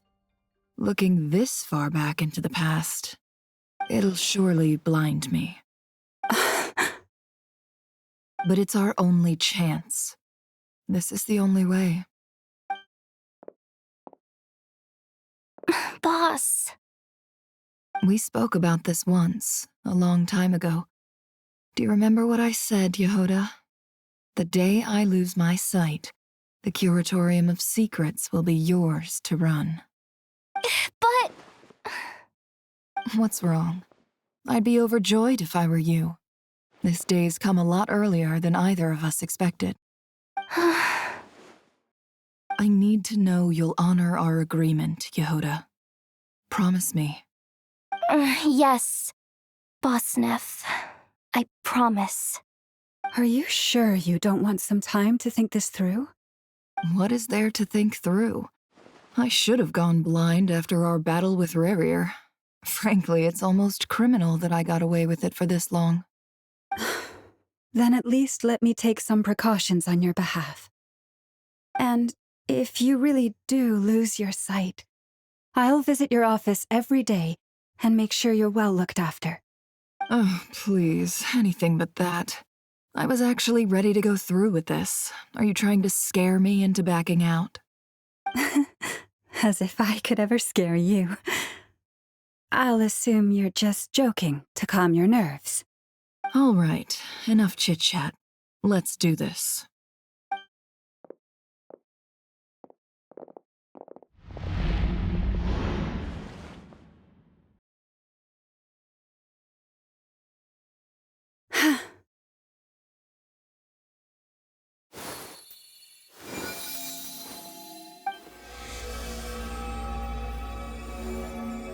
All done. Good. Now give me some space.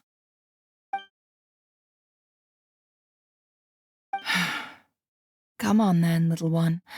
Show me what happened in the past.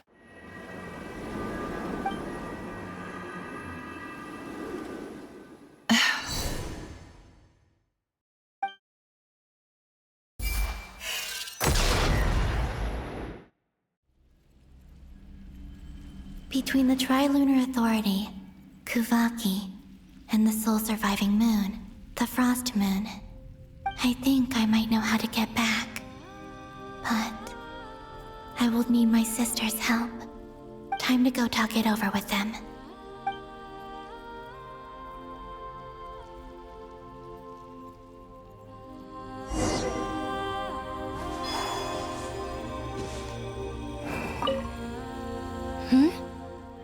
Have you decided what to do? I hope it's not too dangerous. You really scared me when you said that thing about not leaving here alive. Come on, let's go find the other two.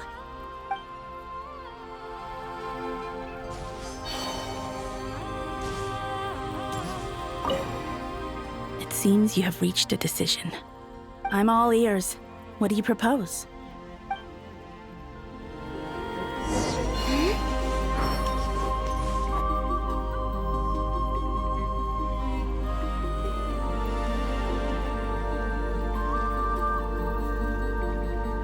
Have you figured it out, Columbina? Tell us, how do you plan to leave this place? I intend to die here, in this moment, and then be reborn in the future with the help of my friends. What? What are you saying? How can the dead be reborn? And how will you inform these future friends of your plans? You can't exactly leave oracles. Nothing can escape this place. Not a single ray of moonlight. And even if you found a way, what if they never find the message you left for them? You'll... No, that won't happen. Come again? They will find my message. I'm sure of it. I'm not following. How exactly will you achieve this? It's quite simple, really. First, I will leave my soul here.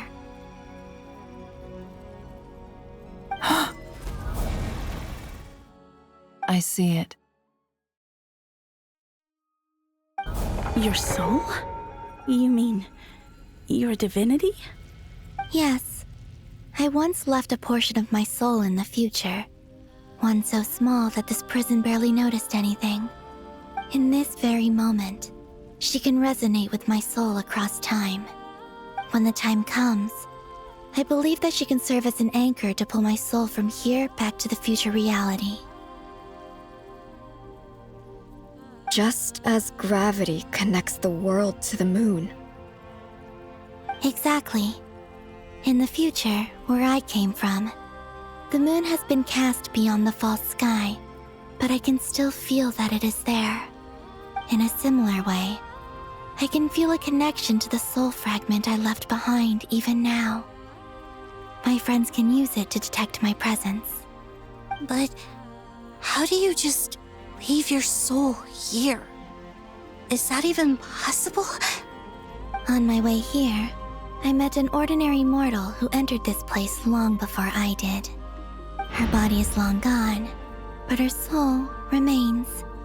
And before that, I encountered an old enemy whose entire soul survives here intact, while the power that once corrupted his body has faded away.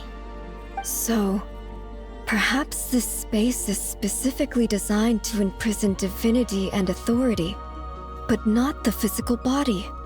Still, even if your body can escape, would it not just be a lifeless husk without the soul inside? Wait, is that what you meant when you said you wouldn't leave alive? Yes. I shall turn my body into moonlight and pour it over Nodcry. That power shall protect the land and quietly blend into it, awaiting my soul's return in the future. However, I cannot do this on my strength alone. I would need your help to do this, so I'm humbly asking for your assistance.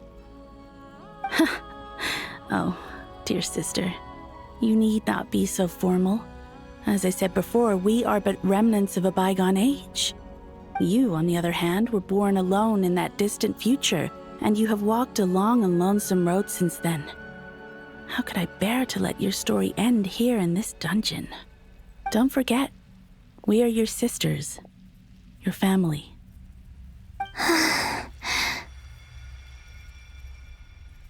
Arya's right. Actually, I've always wanted a little sister. Can you imagine how it's been for me? Getting nagged by two older sisters all the time. Now, I finally get to be the big sis. And not just that, but I get to help you return to your world, too. How could I say no to that? Sonnet. Canon?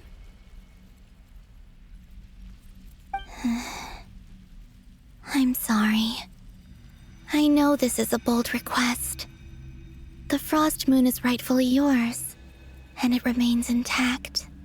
Oh, no, please, don't misunderstand me, Columbina. I was just thinking back on the years that the three of us once spent together. You cannot imagine how happy I am to hear of the future world you describe. The Frost Moon Scions, your lovely, kindly friends. For the three of us, whose purpose in life was to maintain the peace in Teyvat, it is a great relief to know that the people of this world live in such an abundant future. If your plan can save them, and save not cry, I will gladly give you all that I can. Besides, the three of us have been together since the day we were born. I could never abandon them to live on alone without them. Canon. Still, I do have one question I would like to ask you before we proceed. Certainly. What is it? Why do you cover your eyes?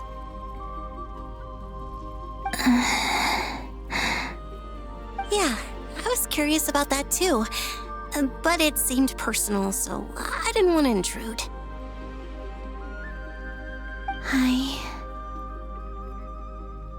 There was a time when I refused to look upon the world. I believed it was full of nothing but lies and falsehoods. I wished to hide my feelings, seal my heart, until I could return to my true home. I see. Perhaps that decision saved you from ever having to see the false sky again. But at the same time, you likely missed out on many true and precious things, like the smiles on your friends' faces. Promise me this, Columbina. When you return to the future, open your eyes, take a look at the world around you, and see your friends. I'm sure that you know this already, given that you long to return, but that is your true home. Give me your hand, Columbina. Arya, Sonnet, you too. Okay. All right.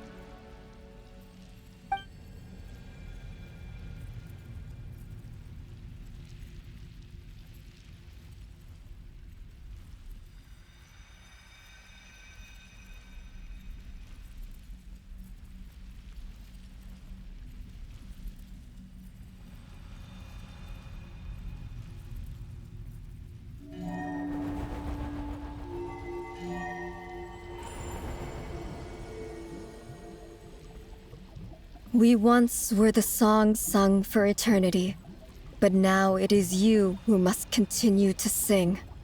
We once were the tides in the great river of time, but now we subside, and you arise. We were the messengers of madness and inspiration. But now, the lies have faded, and your truth must endure. We are souls awaiting the sun. You must return to be with those who smile when they see your face.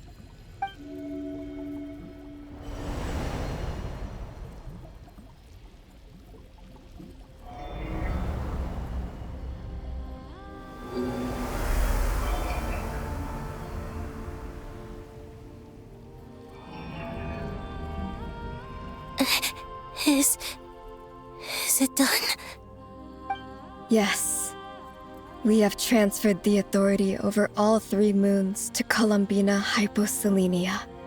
From this moment on, she is the Tri-Lune Goddess, the one and only moon goddess of this world.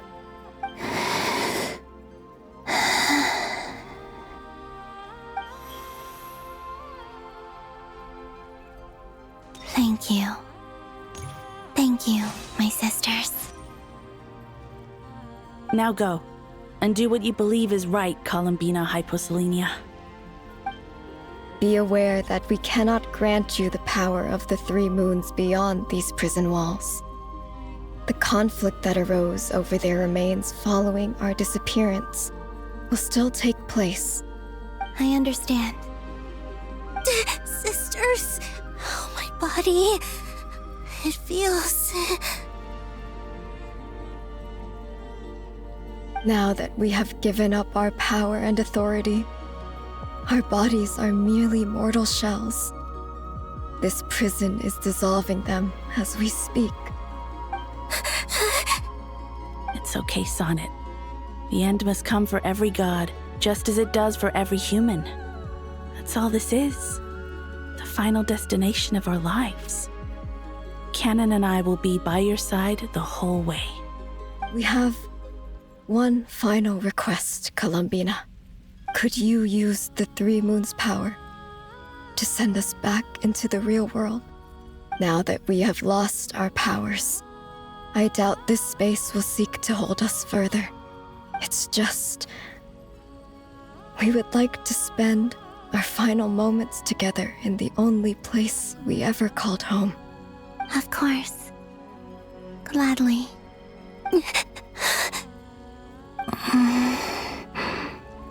Sonnet? Yes? Don't... I wish I could tell her not to give in to the abyss. Not to be afraid. But is this really what I should say at this moment? Don't forget. I'm so glad to have a big sister like you.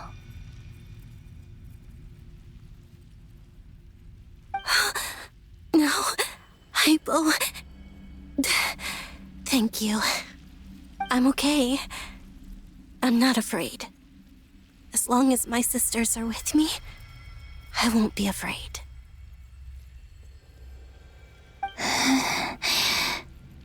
It looks like this is goodbye, sisters. Goodbye, Columbina. Take care of this world in our stead. I will.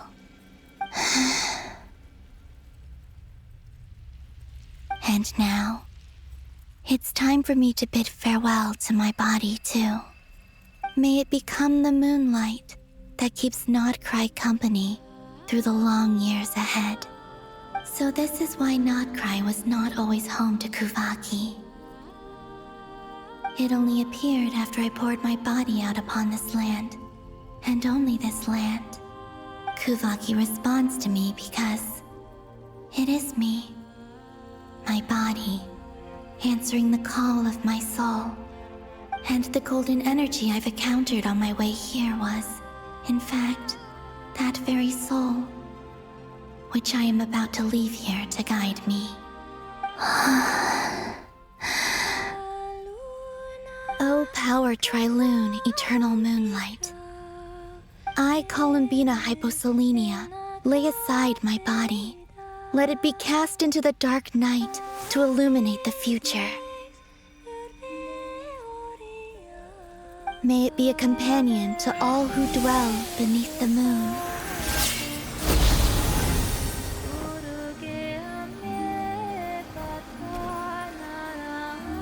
Until the time comes for me to return home.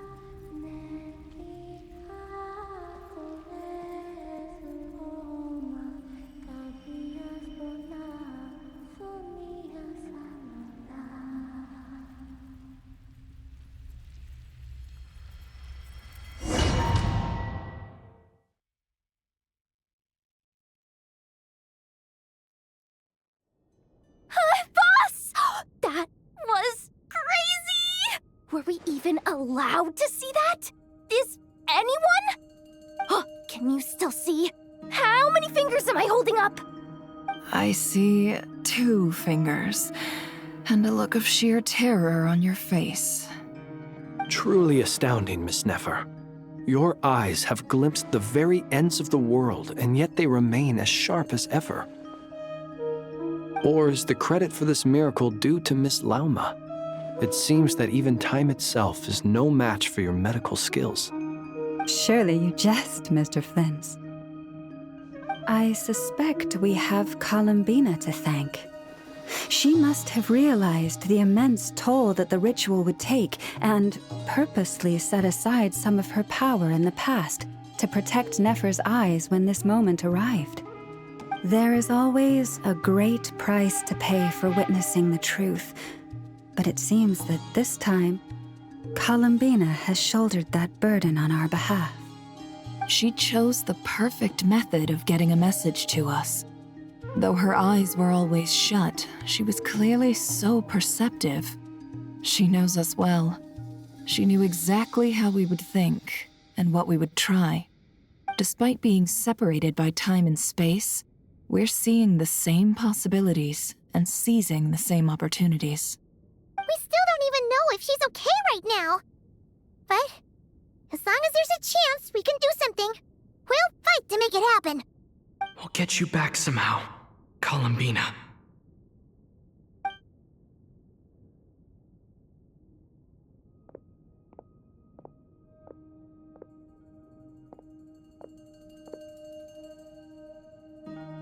Well, based on the information we now have, let's figure out our next moves.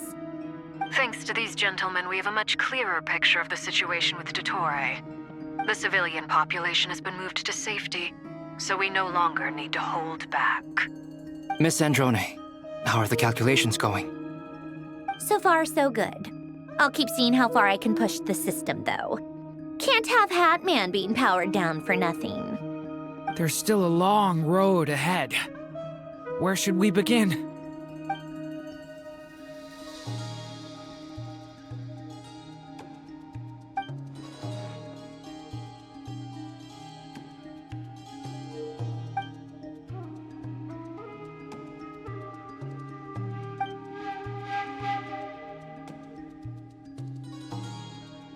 Our plan is clear. Time is short, so let's get moving. There's just never enough time, is there? Time is the bane of my existence. Ugh. Anyway, I'm gonna get back to work. All right, we'll do our part too. Yeah.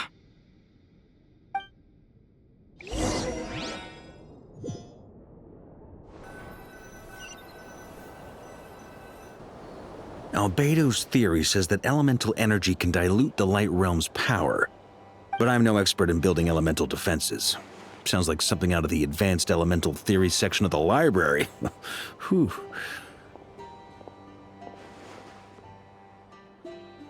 You seem quite troubled. Well, yeah. I mean, who doesn't get a little flustered when they're completely out of their depth? You were the very picture of confidence back when you approached the Hexen Circle. Yeah, I could have been faking it through that whole meeting for all you know. Who's to say I'm not just a ball of nerves in a charming and gregarious package? Oh gosh, really? I'm so sorry, I had no idea. Well, you're all the braver for it. Still, I was much more in my comfort zone than I am here. At least in Mondstadt, you can cry for help from a cliff top and actually stand a chance of summoning Barbados himself. Things have never looked bleaker than they do now. If we don't pull this off, Tevat's doomed, isn't it? Oh, you think so? Actually, yes. Yes, it probably is. It's a shame. Don't put too much pressure on yourself. Tevat has faced annihilation many times in the past, but it also gave us you, didn't it? Hey, don't give me that. It's not like I'm anyone special. I disagree. Every human born in this world is special. We angels have always believed that. In that case, this humble human being has a big favor to ask of you. I thought you might say that. I'm sure Alice, in her great wisdom, sent you here precisely to help us in this difficult time, yes? Well, that has less to do with her wisdom and more to do with my power. Of course, of course. Well, the thing is, these elemental defenses we're about to build, I don't think it's a question of if they'll fail, but when. Durin's findings from his patrols make it clear that Dottore is constantly expanding his territory. First it was his lab, then the design bureau, and now this. It's not realistic to completely stop him encroaching on the rest of Nagrai. Rather, our goal should be to stall him for as long as possible. If Miss Sandroni's calculations are correct, well, they're the closest thing to certainty we have in this situation, so let's assume they are. Anyway, her calculations suggest that our best hope for victory lies in Miss Columbina's return. It's up to us to slow Dottore's advance and buy time for her to make a return. Are you asking me to help you with building the defenses? No. I'd like you to prepare for what comes next. When he eventually reaches us, we will have to fight him. You were an angel once and a mage now. I'm asking you to lend us your protection. Oh. Can I take it that you're triggering the terms you fought for during our three-way talks? Well, technically those terms were about protecting Mondstadt. But if you're happy to agree to the change in location, then yes, let's do that. You're cashing in on this much sooner than I'd imagined. Well, yeah. The way things are going, I might not get another chance. Very well. The mages have heard the knight's plea, and we will respond. To tell the truth, Alice and I had already discussed how we might help you all, so I didn't come empty-handed. I always like to be prepared.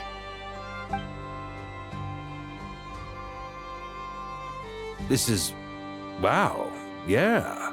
This is great. Seriously, thank you. It's been many long years since I had a chance to dazzle humanity with a little divine intervention. To humbly serve as a reliable and responsible guide. Anyway, Knight of Boreas, please accept this gift in recognition of your great virtue. Go now.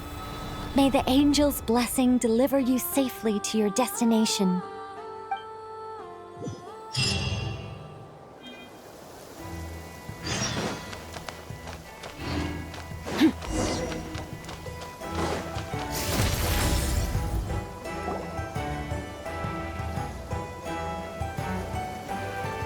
You're here. Sandroni! How are things going? Glad you asked. You two are about to become the first people to lay eyes upon my masterpiece. Or should that be the first person and the first, specter? Hey! Whatever. Come, feast your eyes on this. Wow! We've never seen something like this before! This meter displays the progress of my formula. Currently, it's still making the most important connections. Once it's finished running, I'll deliver it right to your side. And then, we can finally bring Columbina back. What do you mean, deliver it? Can't you just tell us over the Dodo communication device? It'll just be some numbers, right? You're such a greenhorn. This isn't the kind of formula you solve in math class. It's a highly complex algorithm capable of constructing a framework of rules. Whatever. We'll be here all day if I start trying to explain it. All you need to know is the formula must be completed before we can bring Columbina back. I'll share the data with you. Nicole's agreed to let me use her information channel, so we just need to use the Dodo communication device like so. And... there. Now you can check in on my progress. Wow! Look at that! You're amazing, Sandroni! About time you recognized my genius. Took you long enough. Anyway, that's all for me. You should check on the others if you have time. Make sure we don't have any weak links in the chain.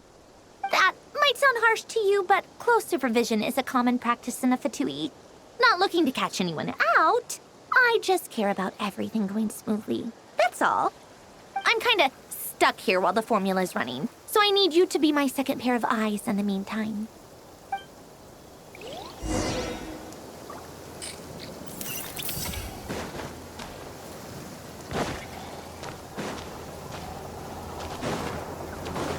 Merciless. Thankfully, Miss Nicole has come to our aid. Nasha Town is now looking very well defended. Golden Flame. Yes, that's Nicole's power, all right. Based on the latest message from Grandmaster Varka, it sounds like they've reached an agreement. The situation should be more stable with her assistance. Everyone will have at least some degree of protection. Albedo! Durin! Hello there, you two. Are you well rested? That's good to hear. As per the plan, Albedo and I will be in charge of Nasha Town.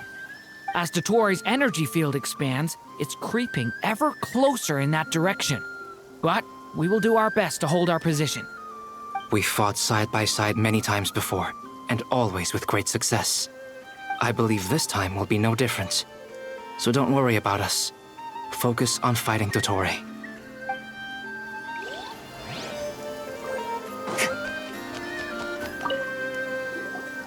Traveler, Paimon, a pleasure to see you both. Flans! How's everything coming along?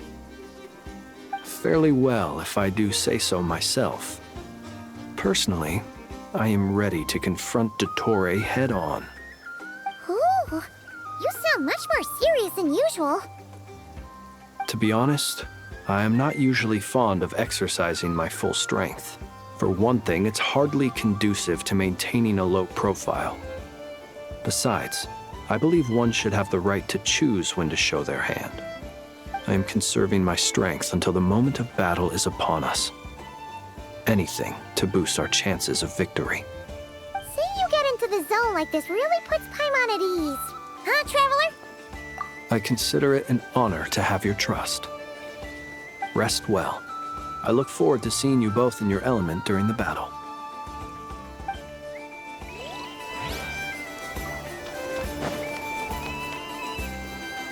Yes, Miss Moonchanter? What are you staring at? You always address me in the strangest ways. Lady Moonchanter 1 minute, Miss Moonchanter the next. Yes, and? Are either of those incorrect? Not as such. It's just that I simply call you Nefer nowadays. Uh-huh. That's my name. What's your point? The point is I don't add any honorifics or titles. Meaning what? That maybe we're on friendlier terms now than we used to be. Is that how you see it? Then I thought I was the one with eye damage. Never! Wilma! Paimon, Traveler. Just swinging by to check in on you. How are things going? Did you manage to get some rest? Don't worry about me. I won't slow us down. And I give my all to ensure our victory. Ah, yes. Allow me to give you two a quick checkup. All done. You're both in good shape. You're welcome. You'll have your work cut out for you in this battle against Dottore, so make sure to get some rest in first. Paimon will keep an eye on him, don't you worry. I'm glad to hear it. Take good care of yourself, too, Paimon. Sure thing.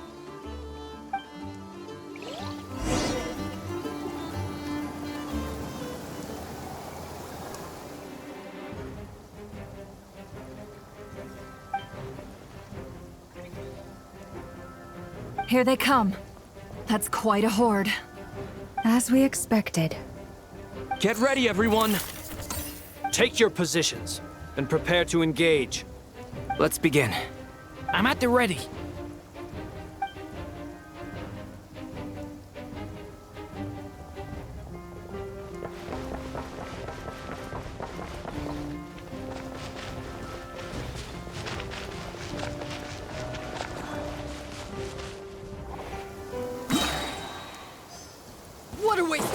time. Go! The night cometh. Observe. Close your eyes. To dust. There's nowhere to hide! I will return as an avalanche.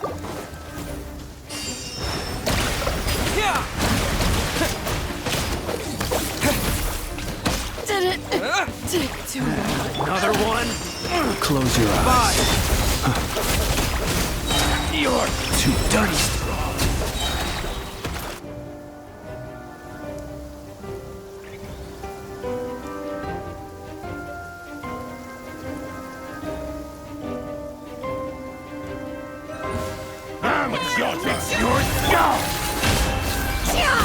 The mystery unravels.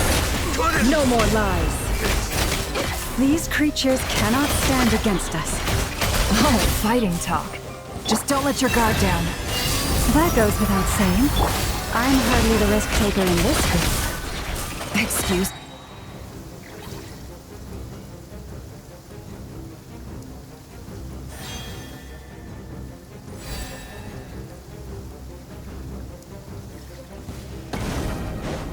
Burst forth! Decay! New life! Thunder! Moment of birth!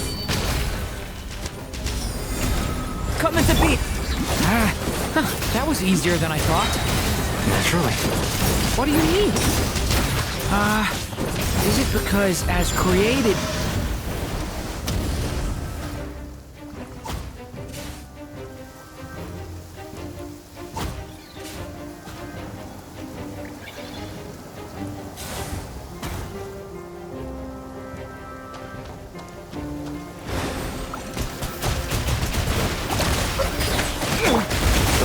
Sleep beckons. For the everlasting prayer. No more lies. The deception ends here. People have always used fire to drive away wild beasts. Wouldn't a lantern work just as well? You read my mind, my dear friend. I was just about to say that. All right then, dear friend. Bring the light! By the frost moon of old.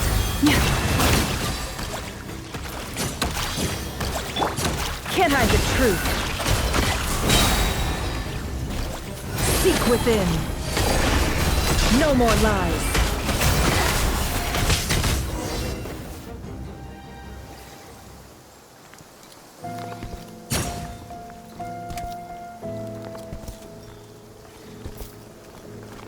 You're looking well. I trust you've had a good couple of days. Dottore. It's actually a good thing, in my view. If the subjects of my experiment were to die prematurely, it would throw quite a wrench in the works. And so, I must thank you all for your resilience. We are no longer on the same level, but you are nonetheless worthy of my respect. A creator god should be merciful and gracious after all. And in any case, it is only right that before I end your lives, the world is informed of the arrival of their new god.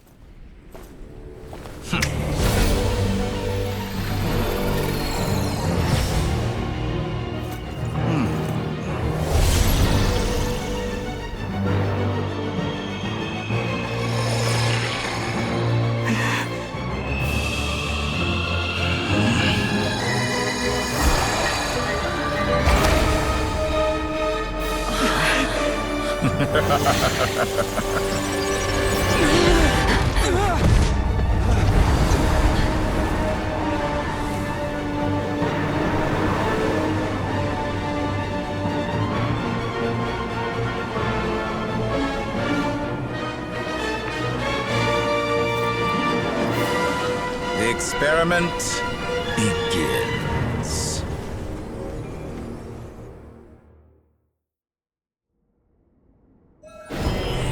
With the marrow of the 3 moons in my hand, behold the false moon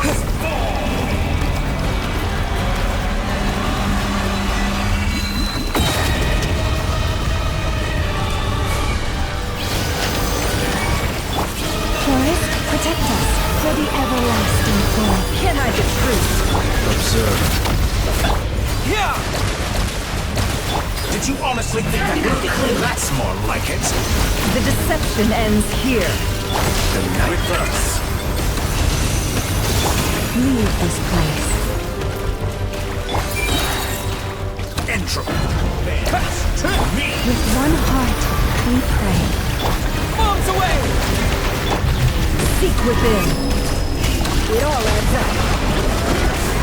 You barely met pathetic. Beware the creatures of the night. Close your eyes. Observe. First, like an ant in my palm. Are you quite... Oh. I've been moved inside another space. And it's sealed off. Looking at the structure of it, it seems like the Tory intends to trap us here. There's no exit. Our endurance is about to be put to the test.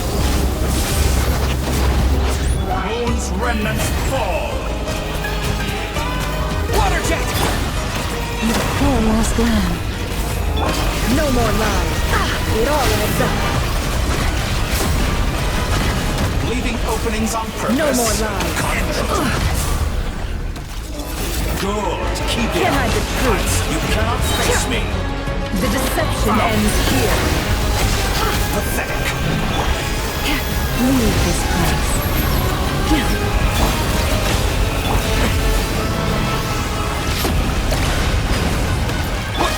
It all adds up.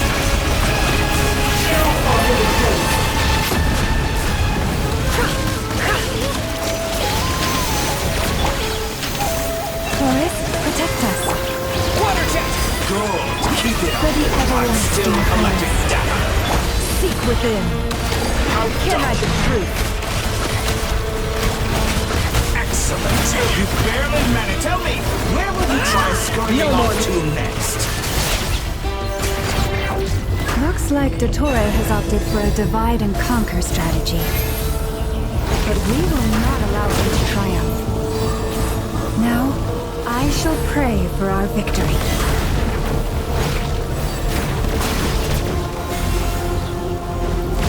Forest? Go! With the marrow of the prisoners in my hand, behold the false lords fall! Go!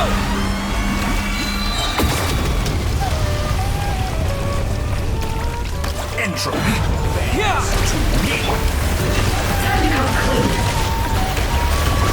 The mystery Leaving unravels. openings on Can't hide purpose. the truth. Confident, aren't you?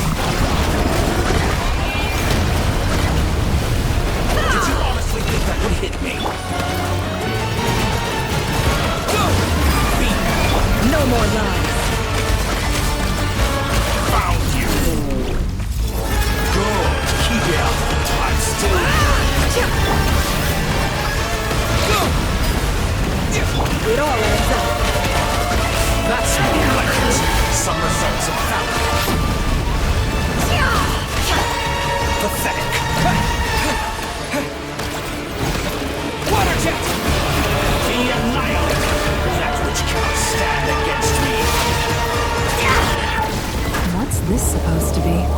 A knockoff version of the space Columbina got trapped in? There really is no way out. We'll see about that, Dottore.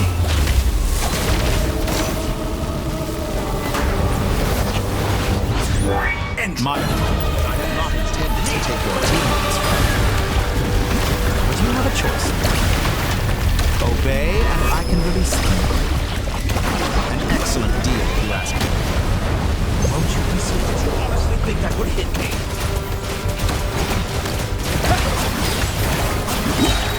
Wipe out! Water jet! You cannot face me! Found! Go!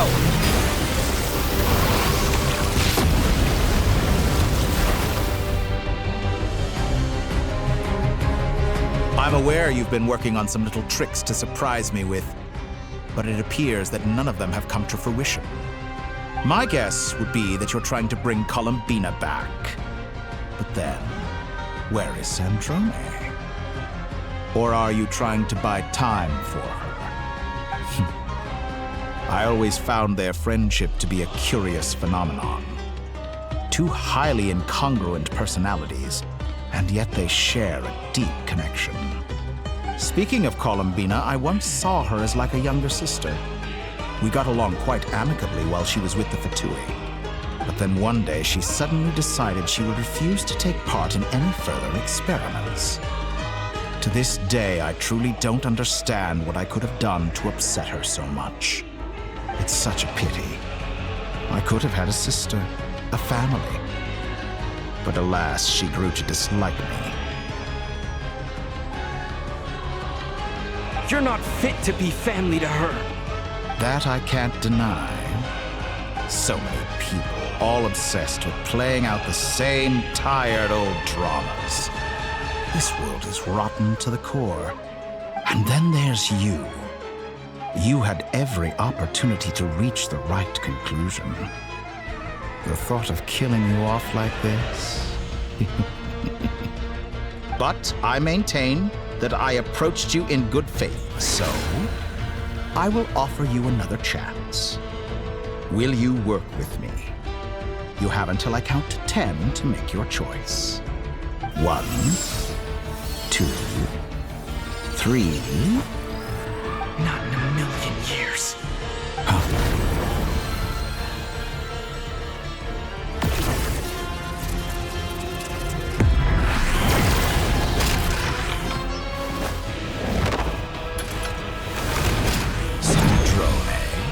What a pleasant surprise.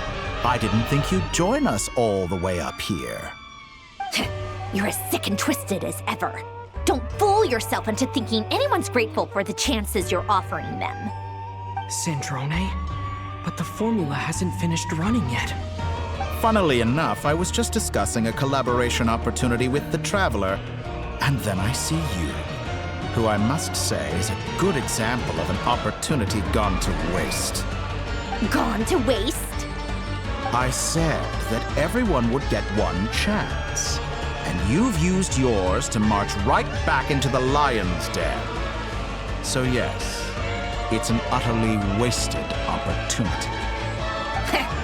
And what makes you think I believe a word that comes out of your mouth? I was planning on disposing of your little formula after wrapping up more urgent business here. Since you've taken the trouble of serving it to me on a silver platter, I can simply bring it forward in the schedule.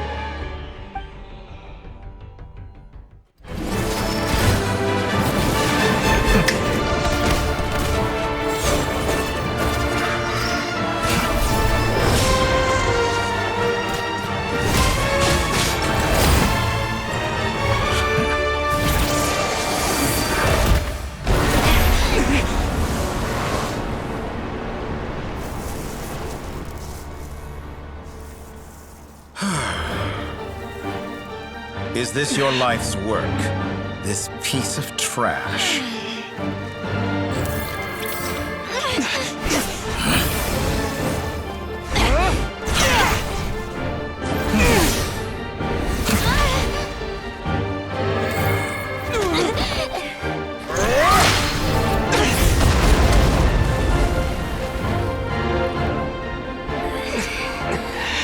Your formula runs too slowly, Sandrone. You put your hope for success on others instead of fighting dirty. That is why you have failed. Now, whom should I slay first? Any volunteers? No one? How nice of you to leave the decision to me.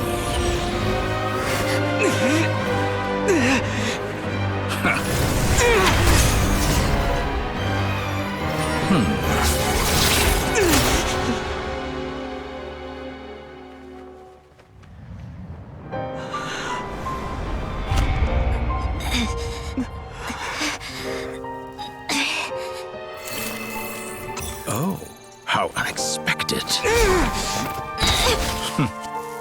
Sandrone, any last words for me, comrade?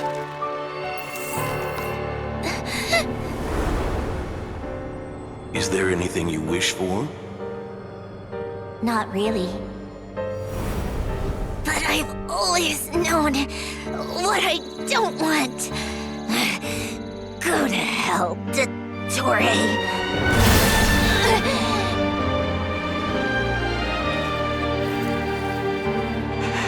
No!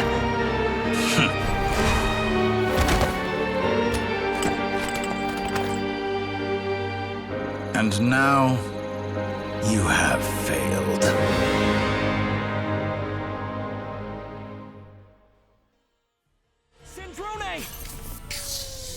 Now you see how fragile mechanical contraptions are. Just a gentle tap, and they fall to pieces. However keen of an inventor Sandrone may have been, her death spells the end of the formula that was running inside her body. Of course, I have to commend her for making it this far. As her colleague, I have to admire her stubborn tenacity. Now, it is time for you to take your place by my side. My count was interrupted, but the second chance I extended to you still stands. Once again, you are welcome to join me. By now, I'm sure you have gained a greater appreciation for the power and authority I wield. What is stopping you from embracing a new world of endless possibilities? Not in the mood to talk? As you wish. You seem less talkative than usual today. I'll change the topic to something more apropos. Sandrone was always like this, never trusting anyone, always so reluctant to share her research with them. Objectively speaking, she had her strengths. It is remarkable how she extracted and even optimized the world formula from so much data. But her inability to trust was her undoing. Had she allowed someone else to monitor or run the formula for her, you might still have a chance at victory even now. But regrettably, she was a stubborn fool. As much as it pains me, she had to go. Dottore, maybe this is news to you, but people can change.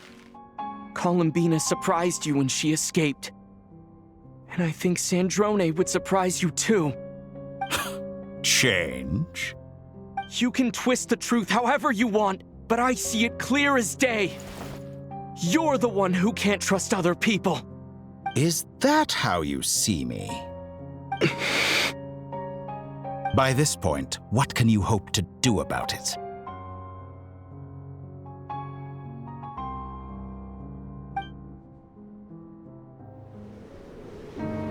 It is pointless to fight on. You've already lost. Wrong. You can't win this, Dottore.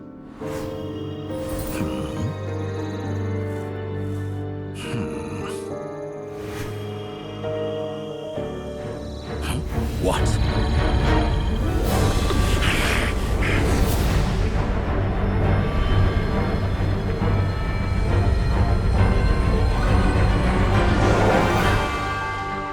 My formula can get us 90% of the way.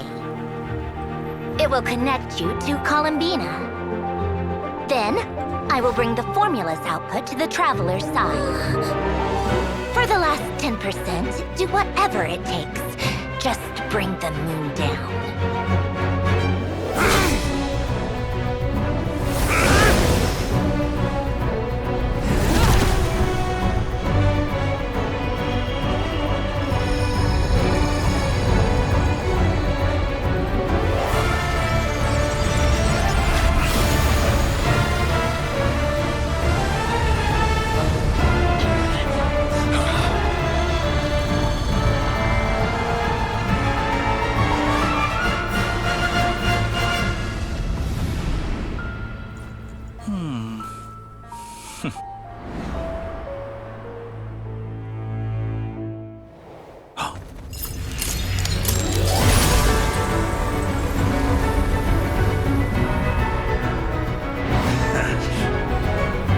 The moon will never be yours!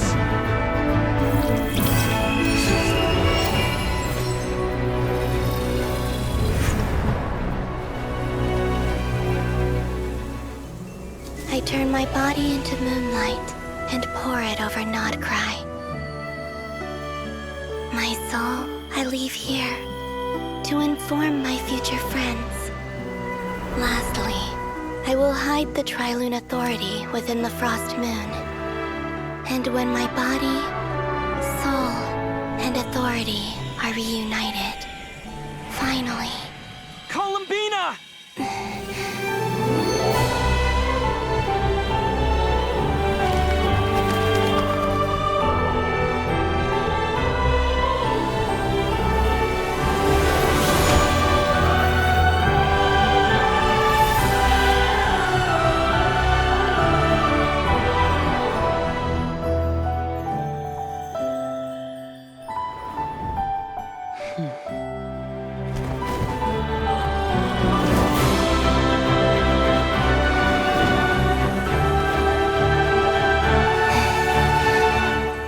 It's been too long. I'm back.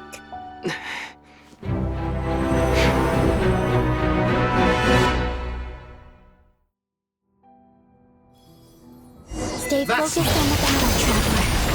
What a touching reunion. Though I personally find myself repulsed by the sight of weaklings coming together for war. Now, you're quite finished patting yourselves on the back. Show me how long you can struggle before you drown. Watch out, Columbina! Still collecting data. I know. Wait for the right moment. We'll strike together. Moon's remnants.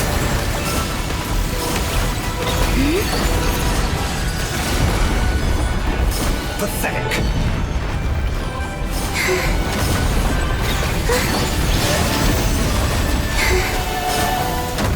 Such a simple attack, and you're already struggling.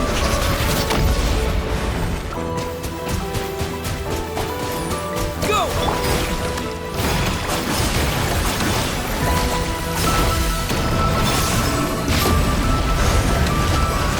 Did you honestly think that would hit me?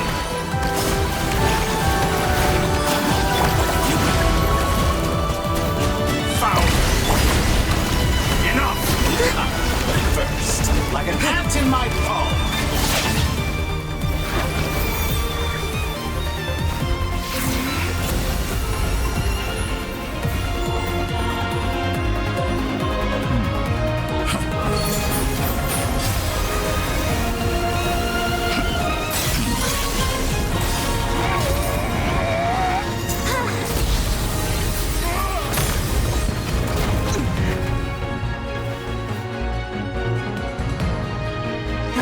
You the new moon's blessing.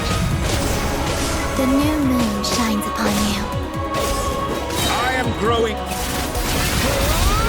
It's over, Dottore!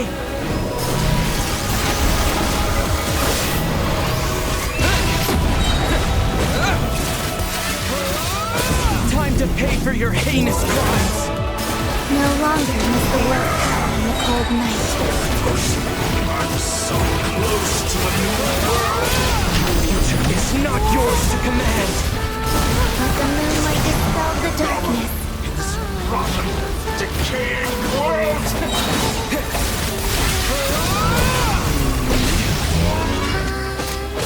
Everlasting as the moon.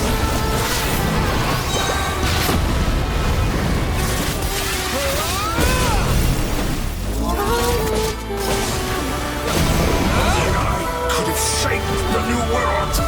Only I.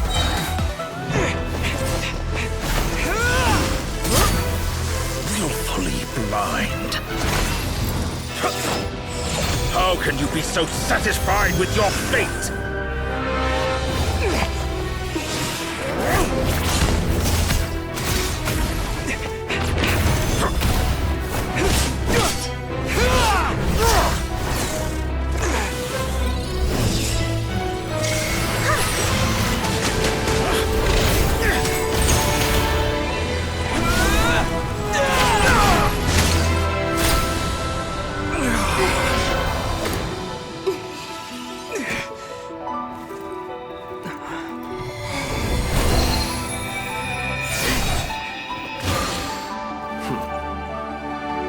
This battle was never about fate.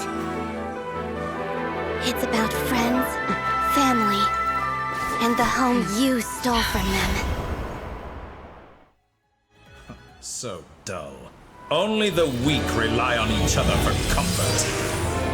You shall see. Once I transcend fate, you will be nothing but fodder for my grand experiment! That will never happen.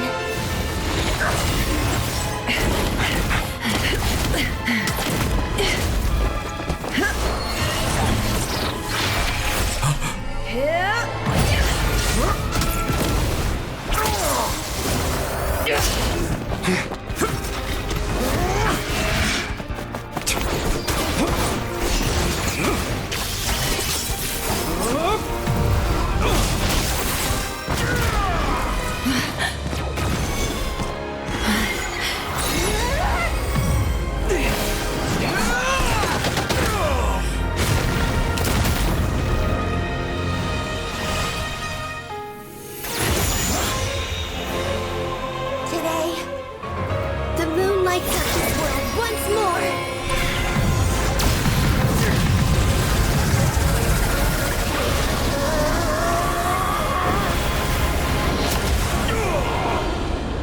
This loathsome world.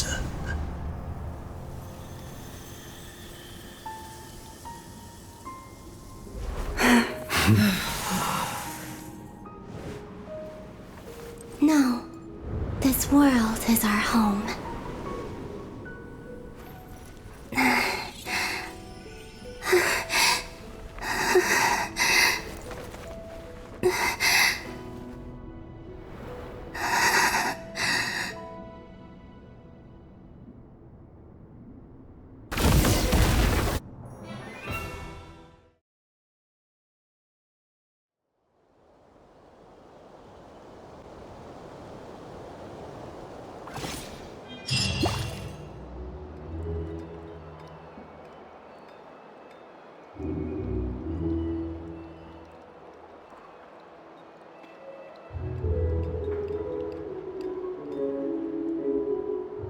No, you're doing it wrong. The moon looks like this now. What are you drawing, children? The new moon, Mom. It looks different than before, doesn't it? Also... Can I go buy a sugar sculpture today? Please? Just one? All right. I suppose today is a special day after all. Almost like a festival. Extra, extra! Get the latest Nasha Express here! Post-disaster report! Nasha Town reborn beneath a new moon! The voyage begins today! The future looks bright thanks to the League. Want a copy? I knew things would be different, but I didn't think that would include the moon. They say a new moon goddess has been born. A new moon goddess? Who's saying that? The Frost Moon Scions? I guess so. I'm not too clued up on the details. As far as I'm concerned, the moon's still in the sky and it's business as usual. Hey, since we've come all this way, shall we grab ourselves a free meal while we're here? Are you a convert now? Or are you just here for the free lunch? Oh, come on. What does it matter? After everything we've all just been through? That smells good. All right, that's it. I'm hungry. Time to eat. Come on! We gotta get there early, or there won't be any good spots left! Shh, keep it down. This is a residential area. What if people are still sleeping?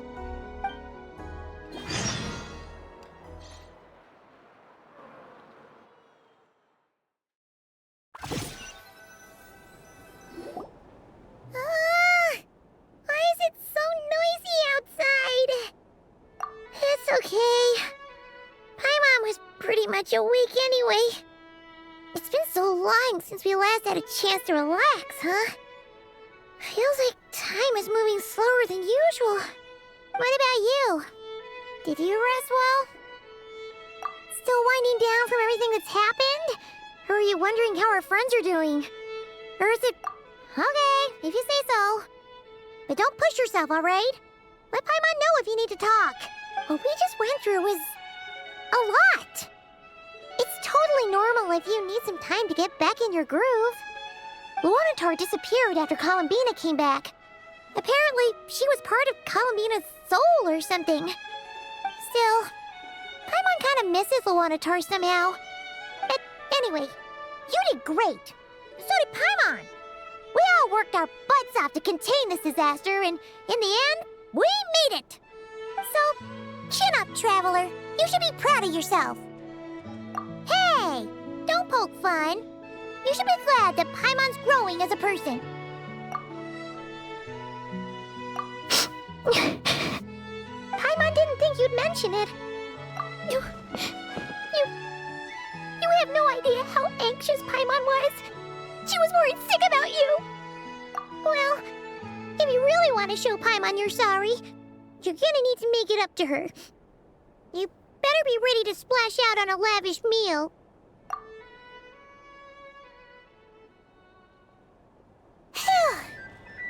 Okay. Paimon's full now.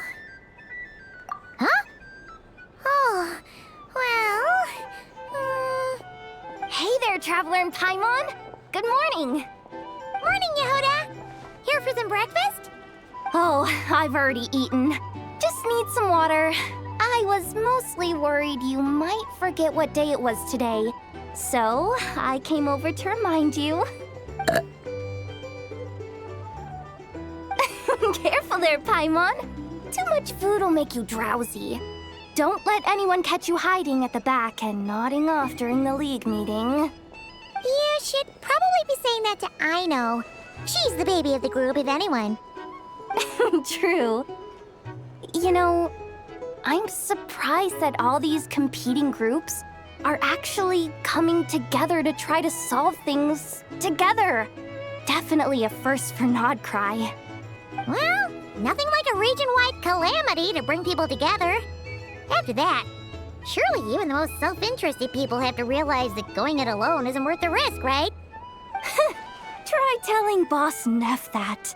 She's not exactly convinced that people are gonna get with the program. Really? But if she's so pessimistic about it, why'd she agree to be the Curatorium's representative in the League? Probably 'cause even though Unity sounds like a pretty far-fetched idea, the benefits it would bring make it worth a shot. I think things will work out, though. I swear, Nodcry feels like one big family now with everything that's happened. More than it used to, anyway. Paimon's with you on that one. And it seems like plenty of other people agree, too. Just listen to the bustling streets. All right.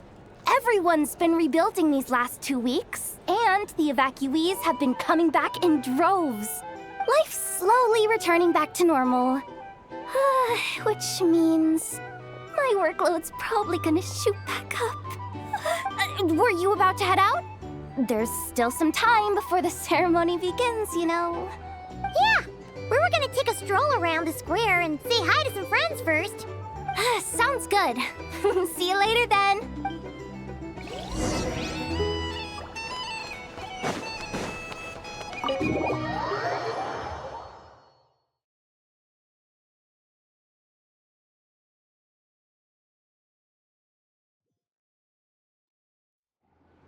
Please accept today's boon. Have a nice day. Are Paimon's eyes deceiving her? Or is that Inefa handing out food for the Frost Moon Scions? Hello there. Would you like a feast of the moon along with some snacks of the day? So, what's new, Inefa? It was only a few days ago when we last saw you, but it looks like you've joined the Frost Moon Scions in that time. And I know too? What are you talking about, Paimon? We're just here to help, duh. In the wake of the disaster, it's all hands on deck. We responded to Lama's request for support. At times like these, the smallest good deed can inspire others and help them through the hard days ahead. And we're using eggs and heating tubes to make that a reality, in true Kromkake Craft Shop style! Inefa! Did you hear that?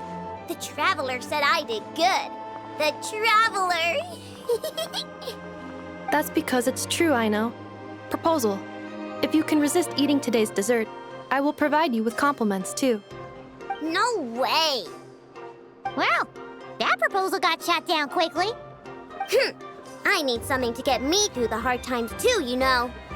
Mom! Yes, dear. Go right ahead. Excuse me. Could I take a photo with the robot lady? She helped us get safely out of Notcry, and she helped us get back home too. She's the best. Of course she is. And since I'm the whiz kid who built her, that makes me even better than best, right? But you stole my snacks though. Oops. Shall we move to the open space near the center? The view there is better. Thank you! Aren't you the better pick for this job, Flint? You underestimate yourself yet again, Master Ilua. Not at all. I rarely come by Nasha Town. I don't know any of the big shots here. All in good time. Socializing is a step-by-step journey. But you're much further ahead on that road, aren't you? You're not seeing the full picture. You know the truth now. My friends do not understand my habits. There is no question about it. The Lightkeepers need a representative in the League. Someone who is upright, cares about other people, and can realize their self-worth through group action. You say it like you wouldn't make the cut. I am most flattered that you think I would. Sigh a little less, Master Ilua, and have more faith in yourself. All the Lightkeepers agree that you're a very promising young man. That is precisely why Starshina and Nikita felt safe delegating such important work to you. I'm sure we all also agree that we would sooner die of dehydration than manage to wrangle anything out of you in a discussion. My apologies. I am not in the habit of bringing water with me when I go out. Whatever. I'll take the job. By the way, who else is part of this? Oh, it's quite the who's who of Nodcry. There's the Moon Chanter of the Frostmoon Scions, the boss of the Curatorium of Secrets, a representative of the Voynich Guild, and even someone from the adorable Kromkake craft shop. I'm sure you will find speaking with them to be a genuine pleasure. If you say so. I've never done this work before, so I'm honestly a little scared of making mistakes. But I'll do it. Not only is it our duty as Lightkeepers, but because I want to make Nodcry a more welcoming place. An admirable attitude to take. The beacons are lit, Ilua. We're but one step away from breaking through the blizzard. We have the chance to band together and build our shared homeland into an Elysium. This is unprecedented for Nodcry. An opportunity not to be missed. Yeah. You're right. I'll do my best. Quite a few familiar faces have arrived. Let's go, shall we?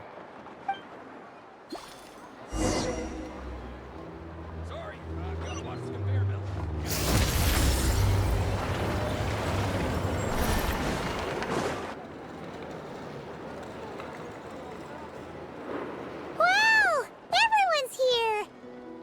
You seem well rested. I know no one's asked, but I'm sure you all want to know, so let me just say, we're doing great. Thanks. Well, great, but not perfect. I'm starting to lose my mind from boredom. Can't drink a drop of alcohol while I'm waiting for my wounds to heal. I'm sure you had a sneaky swig or two. Wait, how'd you find out? I'm sure you must be missing Mondstadt after all these years away, Grandmaster. Yeah, you could say that again. Every time I get news from Mondstadt, it makes me want to go back and see the place for myself. Honestly, once things are wrapped up here, I think it'll be time to head back home. Hey, looks like someone's taking the stage. Can everyone see okay? Anyone need a boost? I'll just listen from the back. It's fine. You're taking this pretty seriously, huh, Durin? Well, it's not every day that I get the chance to see how people speak in official settings. Soak it up like a sponge. I'll make sure you get a chance to practice for yourself later down the line. Actually, I know just the thing. You can debrief the Knights of Favonius for me. Mr. Varka, are you forgetting that I'm not a Knight of Favonius? I can knight you. Any particular title you'd like? Is he joking? I really can't tell. You'll have to figure this one out for yourself. It'll be a good learning experience. It is my honor to host the opening ceremony for the League, and to have this opportunity to speak to you all in my capacity as Voynich Guild representative. Could this person also have been pushed onto the big stage by the real big shots? Guess I'm not the only one then. We come here today, having weathered the trials and hardships of yesterday, and having learned from them the importance of unity and cooperation. All right, here we go. Uh-oh, looks like Aino's off in Dreamland already. Wait, Boss is looking kinda drowsy too. What's up with her? Come on, get this speech over with already. Nodcry is our home, the land we rely on for survival. And as we chart a course for the future, may we persevere through the storms ahead as we sail towards a new era of prosperity, freedom, and hope.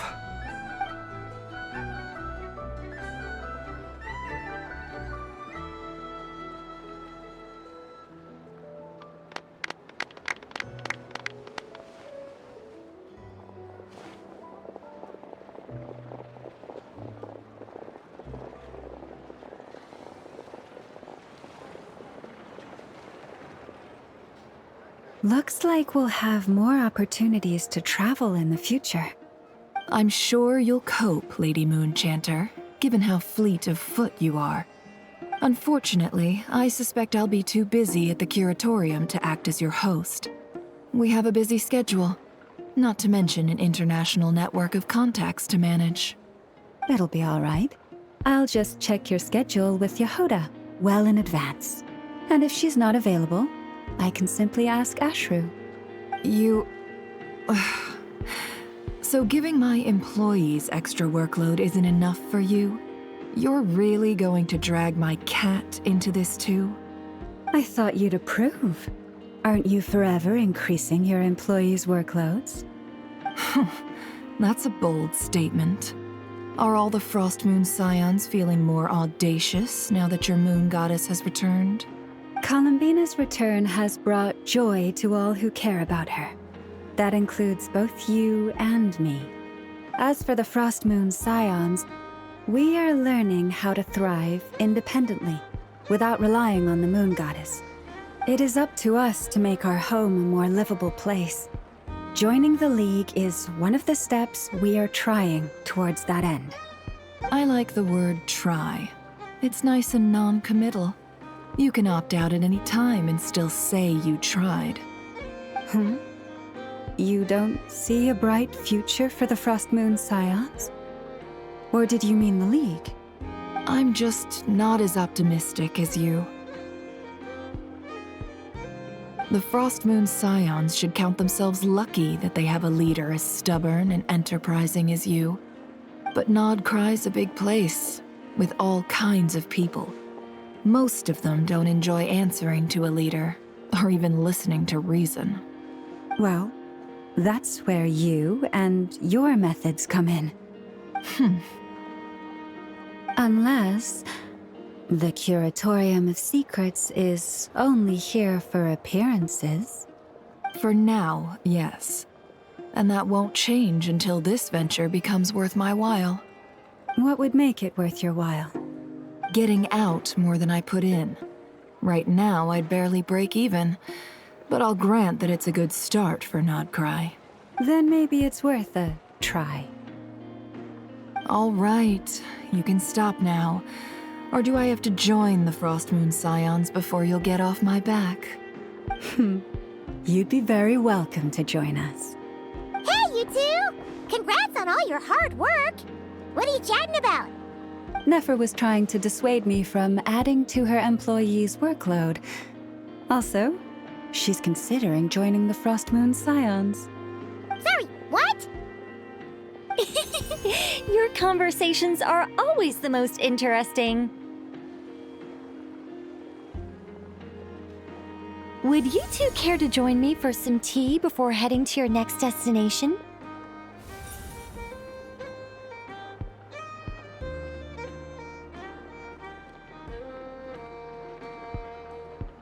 Nicole?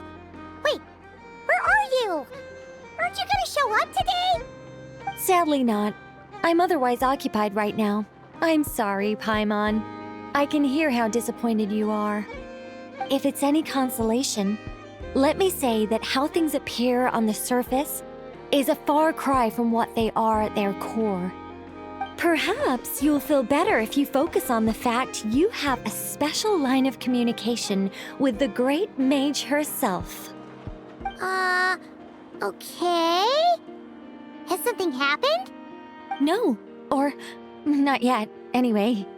Well, that's not ominous at all. Not for the time being. Just think of this as a general check-in to make sure this communication system is still running smoothly. Besides, it's good to chat once in a while if we want to maintain our friendship. You could have just said so. Paimon got all worked up for nothing. Still, the best friendships are built through face-to-face interaction, you know. It's never gonna stop being weird having tea with you when you're not there and just talking to thin air. All right, fair point. I'll bear that in mind for next time. Yeah.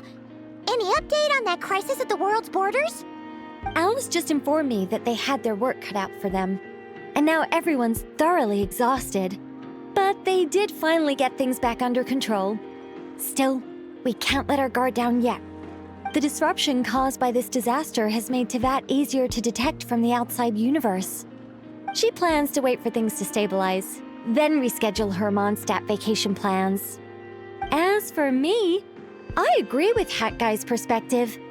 This is a time when many new variables are emerging, and the situation is changing constantly. Plus, most of this change is for the worse. We have to remain vigilant and ensure that the embers of chaos are not rekindled. I did notice that the energy in Nodcry changed somewhat after the War of Funerary Flame, but since it was still aligned with the Light Realm, I never gave it a second thought. It looks like I'll have to examine the connections between phenomena I observe more closely in the future. Just doing my duty. It's more or less second nature by now. Of course. To give you the full picture, I'd have to start with the substance from which angels were formed. Never mind. Paimon's right. Showing off my knowledge would be much more satisfying in person. By the way, you did receive the gifts from the Hexen Circle, yes? I'm not trying to claim credit or anything, but my pride demands that I at least mention it. They're quite similar to the protective talisman that Alice gave Dory, but with some very special enhancements. Oh, so that's what kept our friends safe when Dotori trapped them. Indeed. We went to great lengths to make sure they were invisible to his eyes. I'm so happy they came in handy. Still, not fishing for gratitude, by the way. I just want you to be aware that sometimes your friends may be protecting you in ways you cannot perceive. Anyway, I'll contact you if anything else crops up. If not, you know what they say, no news is good news. Oh, my angelic instincts are tingling. They say you should head to the docks next. Your friends are about to board their ship home.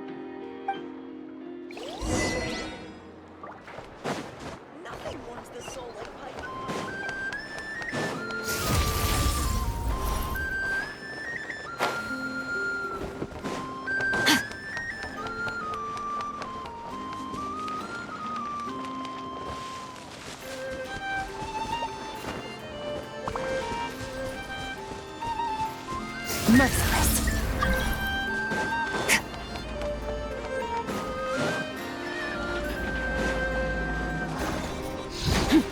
Merciless.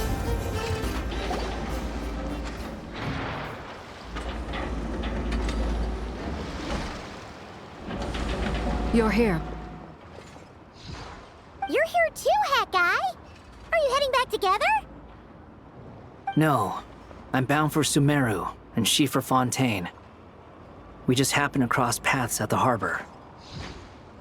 Everything seems fine.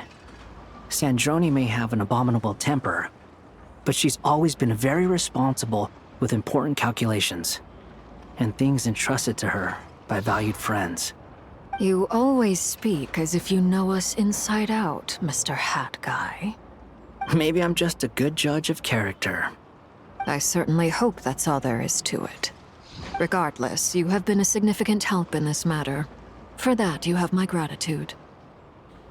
I didn't do anything special.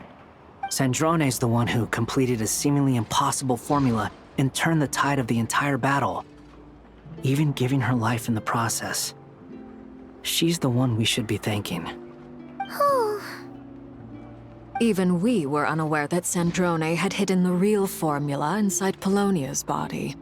She managed to fool Dottore into thinking the formula was running in her system by installing an identical-looking decoy within her. She probably realized that she didn't have the strength to stop Dottore. But this way, she could at least get him to lower his guard. She always worked like that. Always had a backup plan. Well, that's why I'm traveling to Fontaine. She made a request of me long ago, and the time has come to fulfill it. Think of it as her will. She said that should she ever fail in a mission, she'd like me to deliver her core and Polonia's to the Fontaine Research Institute. She also mentioned that she had made arrangements for people there to set her affairs in order. Some of her personal effects, such as her notes, were left to me. I've decided to take them back to the House of the Hearth, for safekeeping primarily, but also as mementos, I suppose. However, there is one book among them that I'd like to leave in your care. I'll have someone deliver it to your residence at the flagship at a later date. No, I was specifically warned not to tell her. This is her last wish, and I will abide by it. I can only hope so, but none of us here can know for certain. I bade farewell to Columbina earlier today. As promised, she turned the iridescent moon's marrow over to me. She spent a long time with Sandrone's body, saying her goodbyes. Oh, is she alright? Sandrone's passing has left a great wound in all of our hearts. It will take time to heal, but Columbina surprised me. She offered me some words of comfort before I departed. Despite being grief-stricken herself, she showed an awareness of the feelings of others around her. She never used to act like this.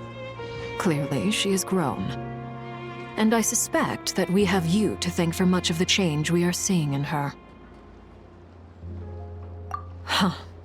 After these recent events, the Tsaritsa has revoked the Pale Star Edict.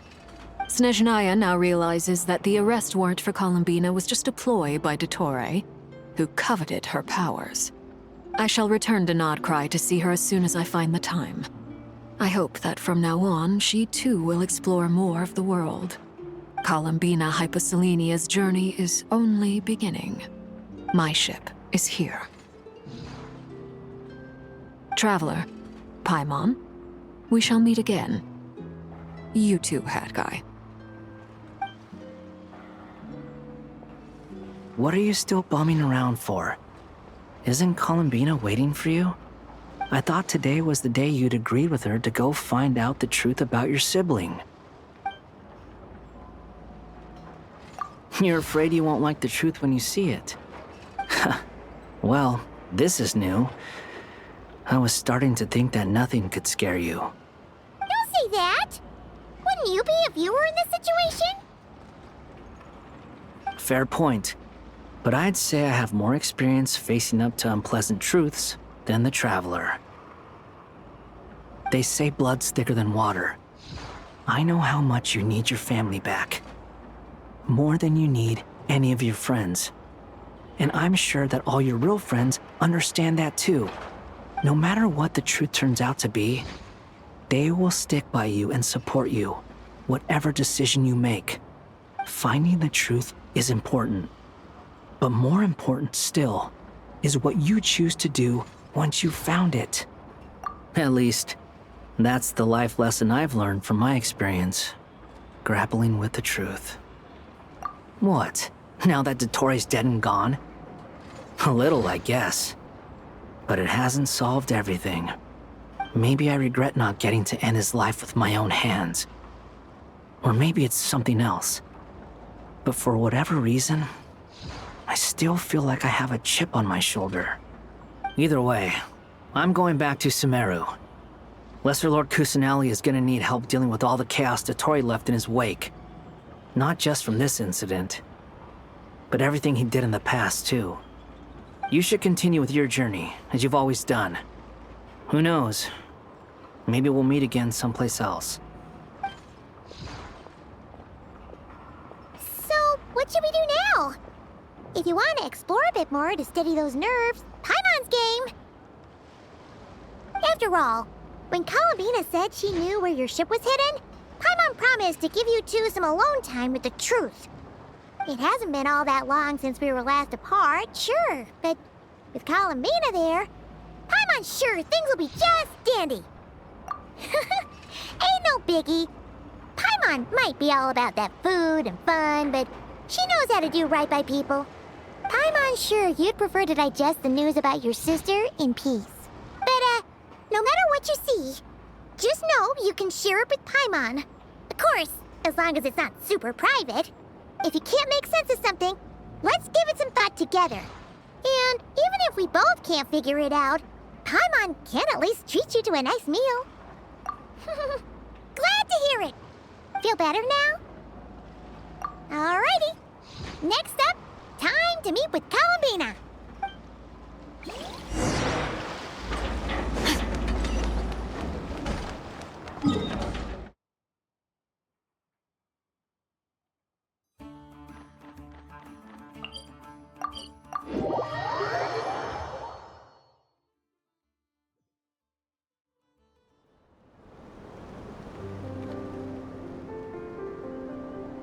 Columbina, we're here!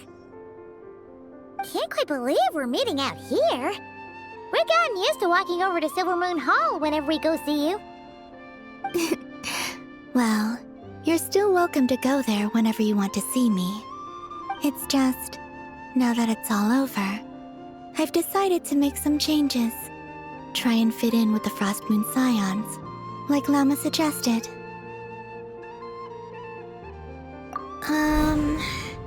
The older generation are still timid around me. They don't dare get too close, and they bow their heads when I walk by. But things are much better with the children. I see more curiosity in their eyes.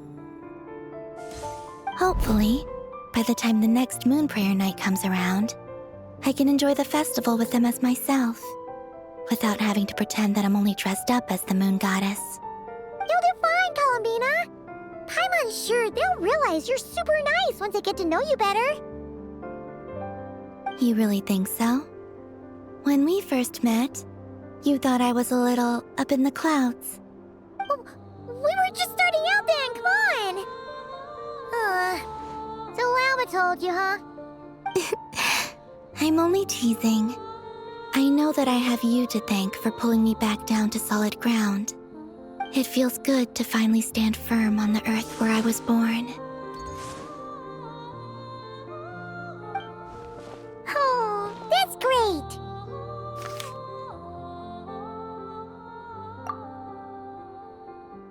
Thank you. I'll make sure not to lose it this time. Well then, are you ready? Lumine, what happened to our spaceship back then? Why did you leave? It's time to learn the truth at last. Ready as I'll ever be. Good. Then let me open the way for you.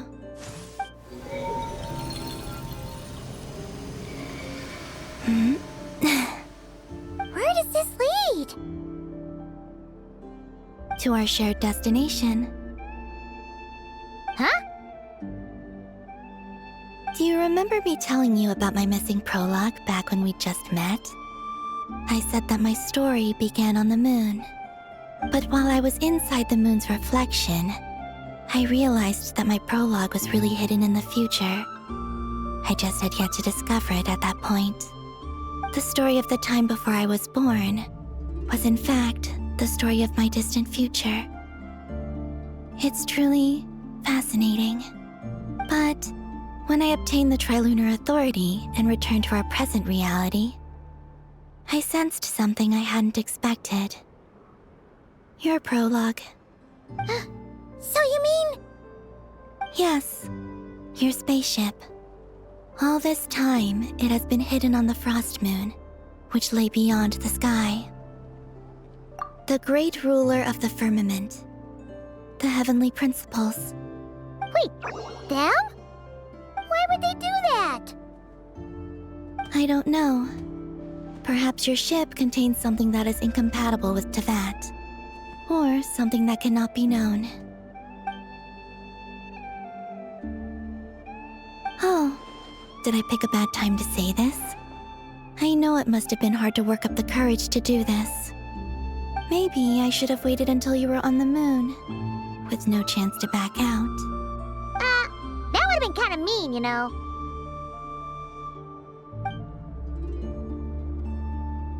Take me there. Oh? Whatever is hiding in that ship, it belongs to me and Lumine. Those memories belong to us. No one else has the right to decide whether I should or shouldn't know about it. Not even the heavenly principles. Very well. Then let's go. You two take care, alright? And don't forget to come back soon! Rest assured, Paimon. We will. Traveler, after you. Thinking about the story that we'll find hidden on the moon? Yes. And hoping that it has a happy ending. Stories like that don't exist, you know? You don't believe in happy endings? I don't believe in endings.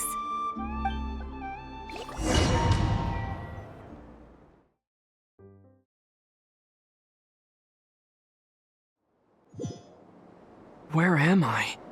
This is the pathway I built between Tevat and the Frost Moon.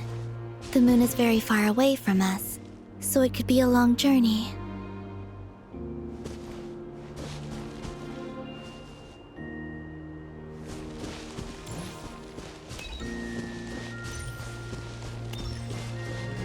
After I obtained the Trilunar Authority, I unwittingly saw past events from many of my friends' lives. One was Lauma. She was so young when they chose her to be the Moon Chanter. From then on, the Frost Moon Scions looked to her to bring messages from their goddess.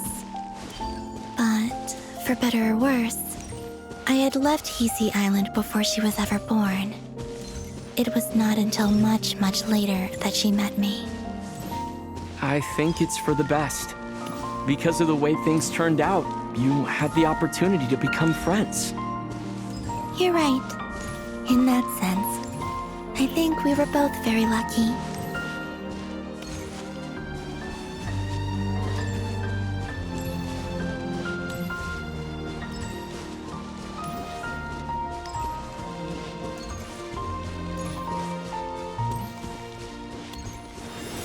Oh, and about that mage, Nicole. I only recently learned that she has lived in Tevat since the time of the Three Moon Sisters. The Moon Goddesses always had a good relationship with the angels.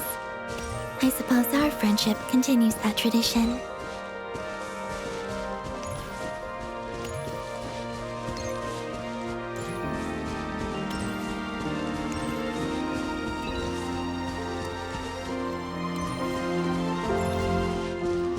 And then, there's Zandrone. I never knew that much about her, beyond the fact that she was created by someone called the Lord Artificer. She, too, suffered for a long time before joining the Fatui.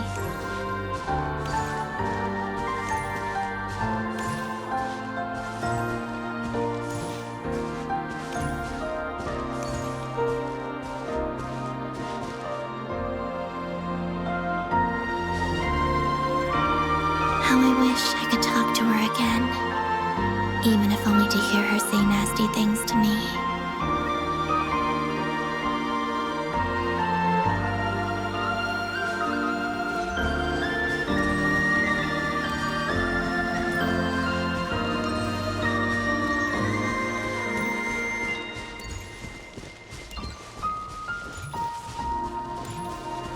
Also, I saw your siblings' story.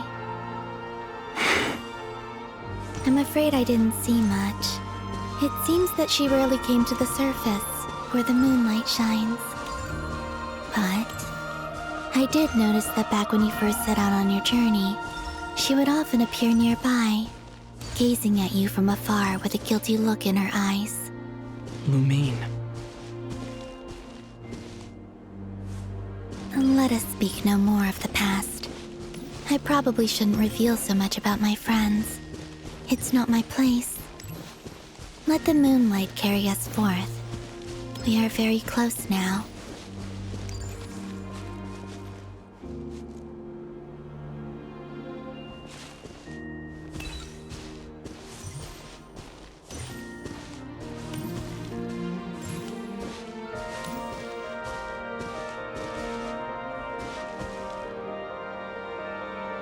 After this, I'd like to bring some kuhenki to the moon as well. If they're willing, of course. What about your other friends? Will you bring them to visit too? Certainly. But I'll need to tidy the place up first. This home hasn't received any guests in a long, long time.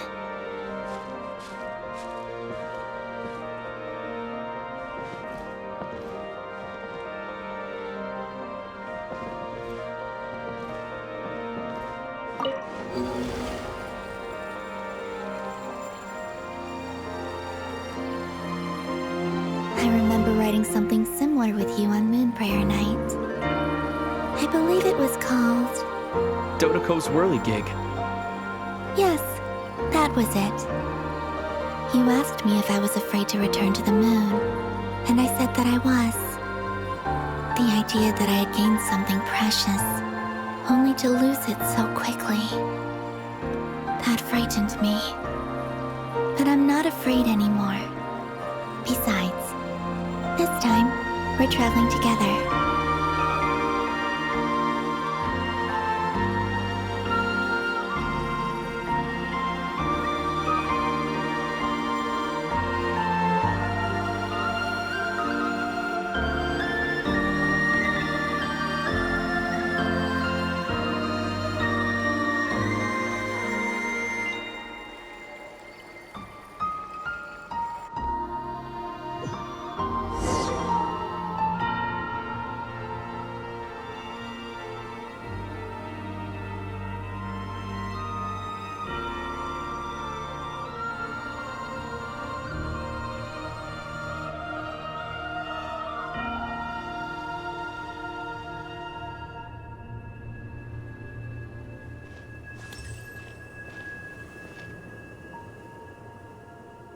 We're here.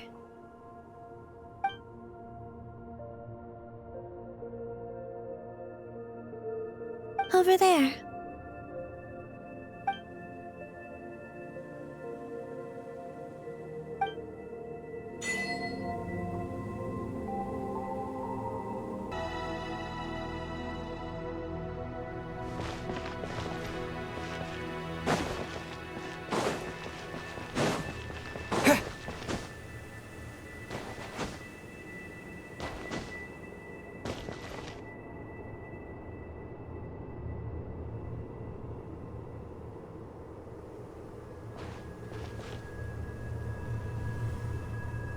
Our spaceship. It's huge. I suppose that the moon is the only place one could hide it. It'll be all right. Huh? The way you feel in this moment, I went through it too, on Moon Prayer Night. The door was right in front of me, but I struggled to find the courage to step through. Solitude for me once meant living a life in which even I was absent. Before I met you, that was the only life I knew. But that night, solitude meant throwing away the life I had gained after meeting all of you. Columbina. Go. Retrieve the part of your life that was once lost. Trust me, you will lose nothing by doing so. Look, Teyvat is right there. All of our friends are down there, waiting for us. You're right. Thanks, Columbina.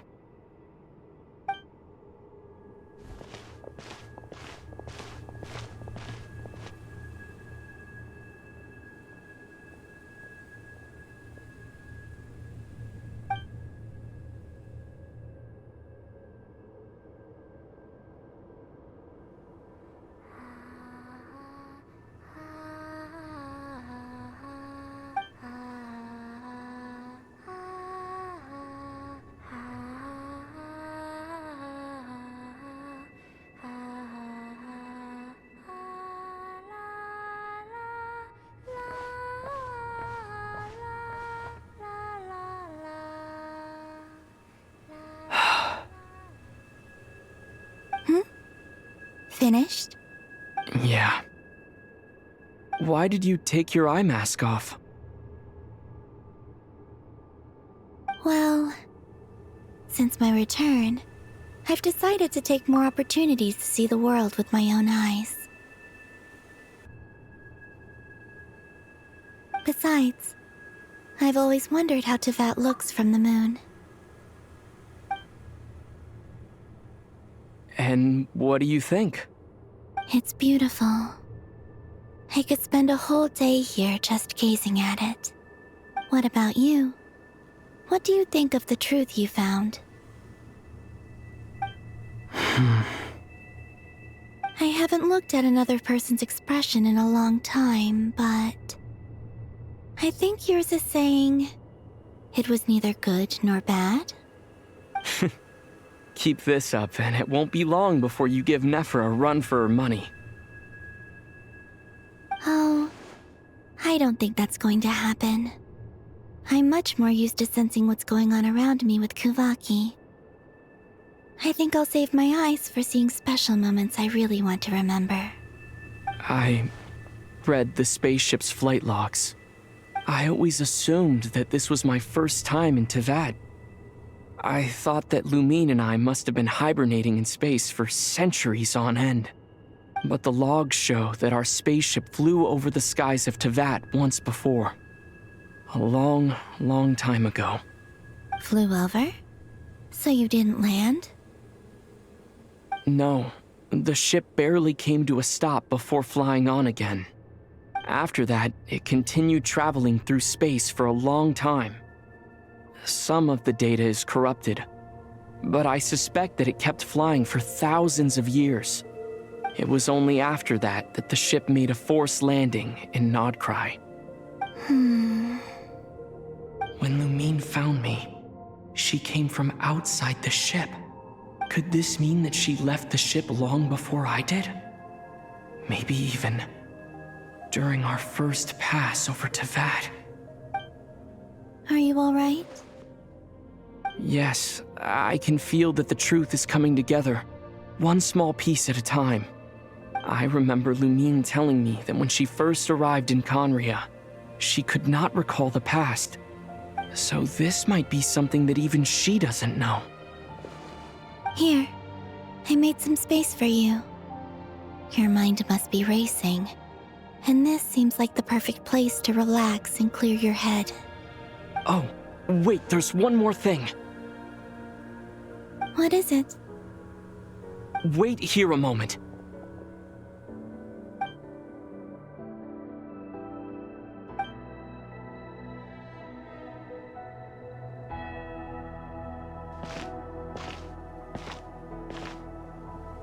Hey, Columbina.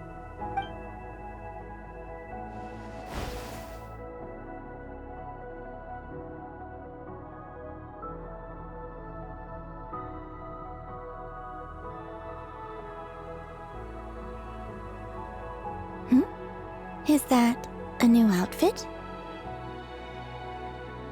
An old one, technically. It's been in a cabinet inside the ship this whole time.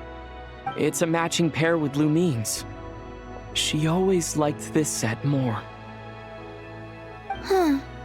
I don't think there's a huge difference. Really? Yes, it's still the same you.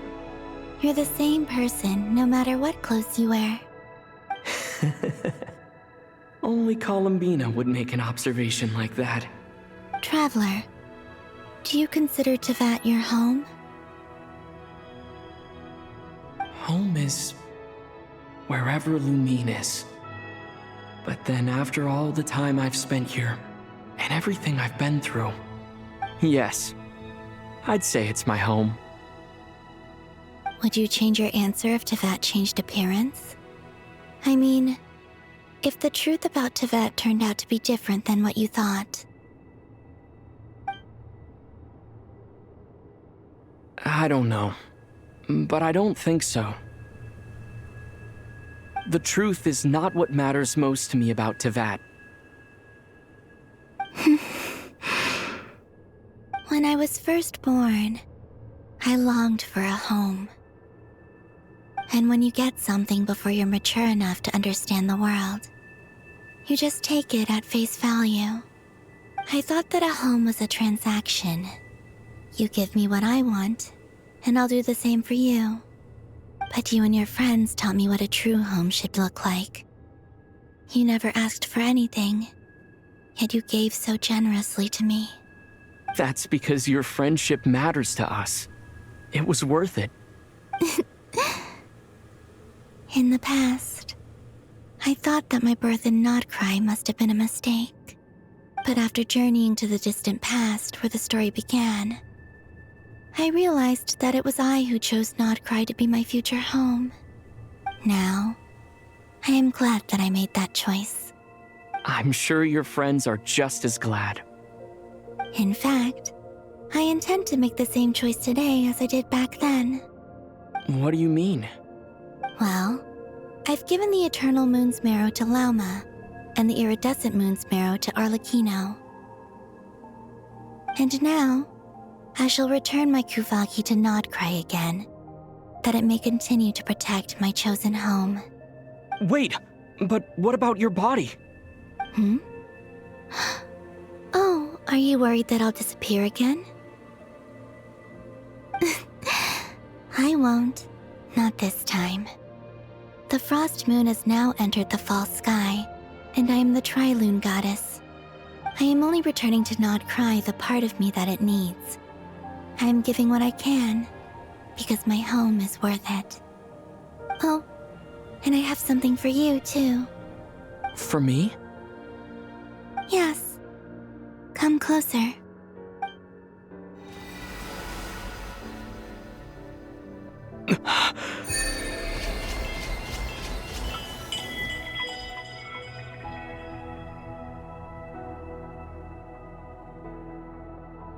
What was that? I lifted some of the restrictions this world placed on you. I trust this will help in your future adventures. My power. It feels like it's grown. I can use the elements more freely now. Thank you. This will be a great help. You're welcome. I see you as family, and after everything you've done for me, In fact, no. It's not because I owe you. It's because you're worth it. Here, this flower is for you.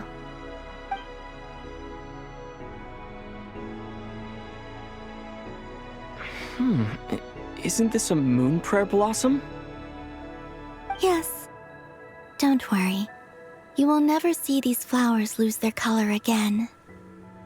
I'm finally discovering the joy of giving. How I wish I'd learned this sooner.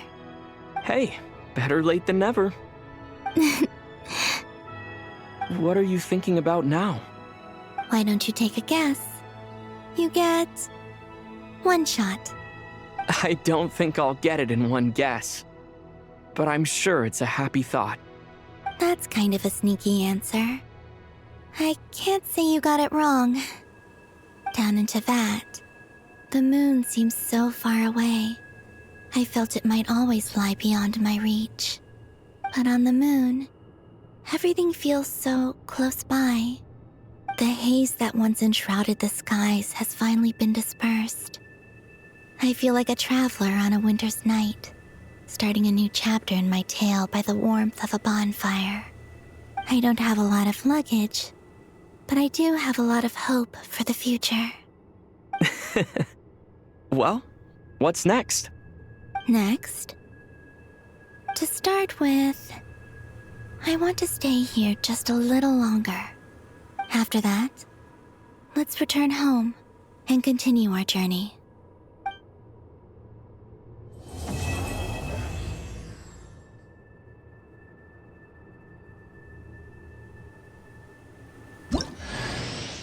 These clothes bring back so many memories.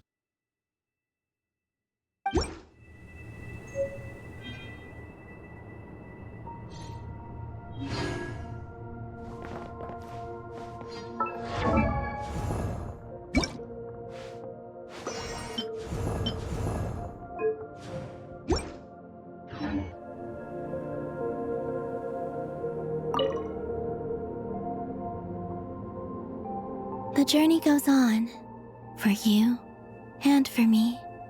Like I said, this is not the end. I don't believe there has to be an ending. Oh, is that your next destination? Most people would probably tell you to pack some warm clothes. But I experience things differently than most people, so I can't know how cold it is.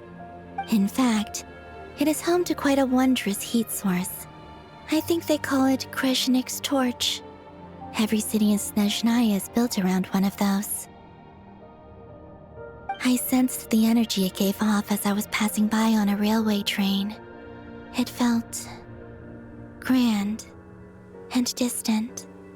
I also recommend the Korolievsky troupe in Snezhnograd. They give performances quite regularly, and entry was free for harbingers. I liked them a lot. Ice cold and sharp.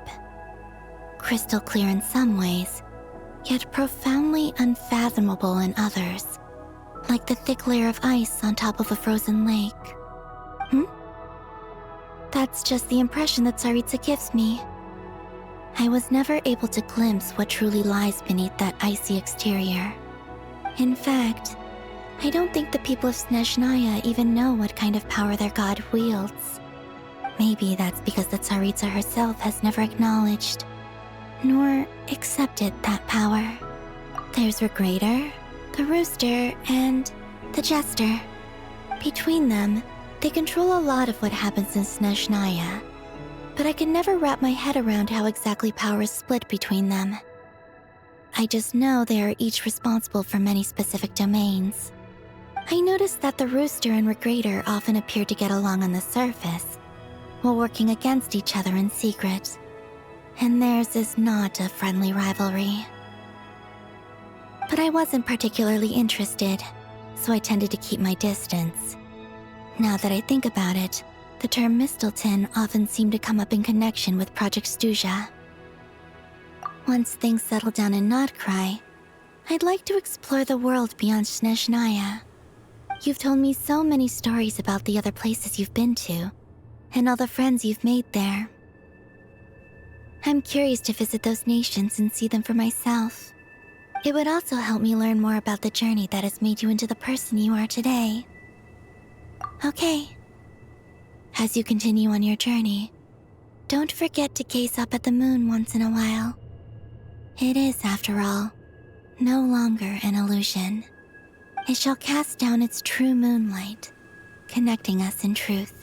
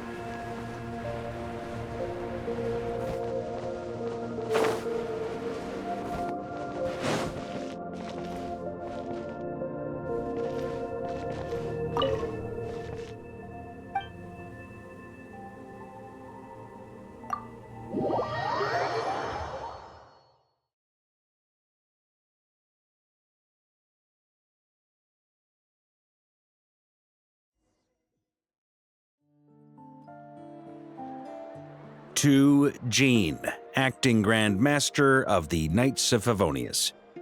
Ugh, this preamble is such a pain to write. It's probably high time we got rid of this acting business. I trust that Dern has updated you all on recent events. Hope we didn't worry you too much. The good news is, we managed to come together and put a stop to the Doctor's evil schemes. With that, I think it's safe to say that Notcry is finally out of the woods.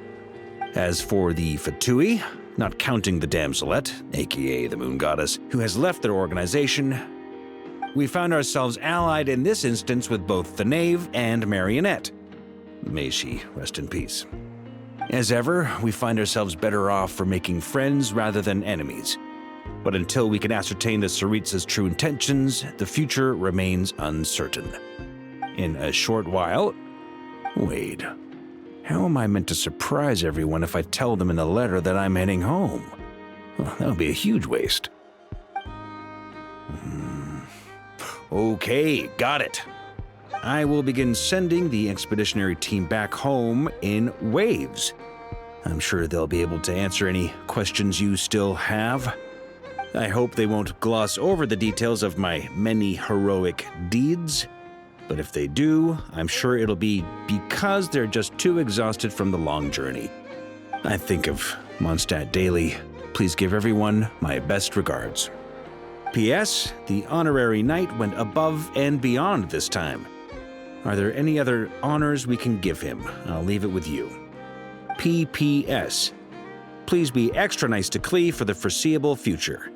I cashed in on the last favor that the Hexen Circle owed us, so we need to earn some more goodwill.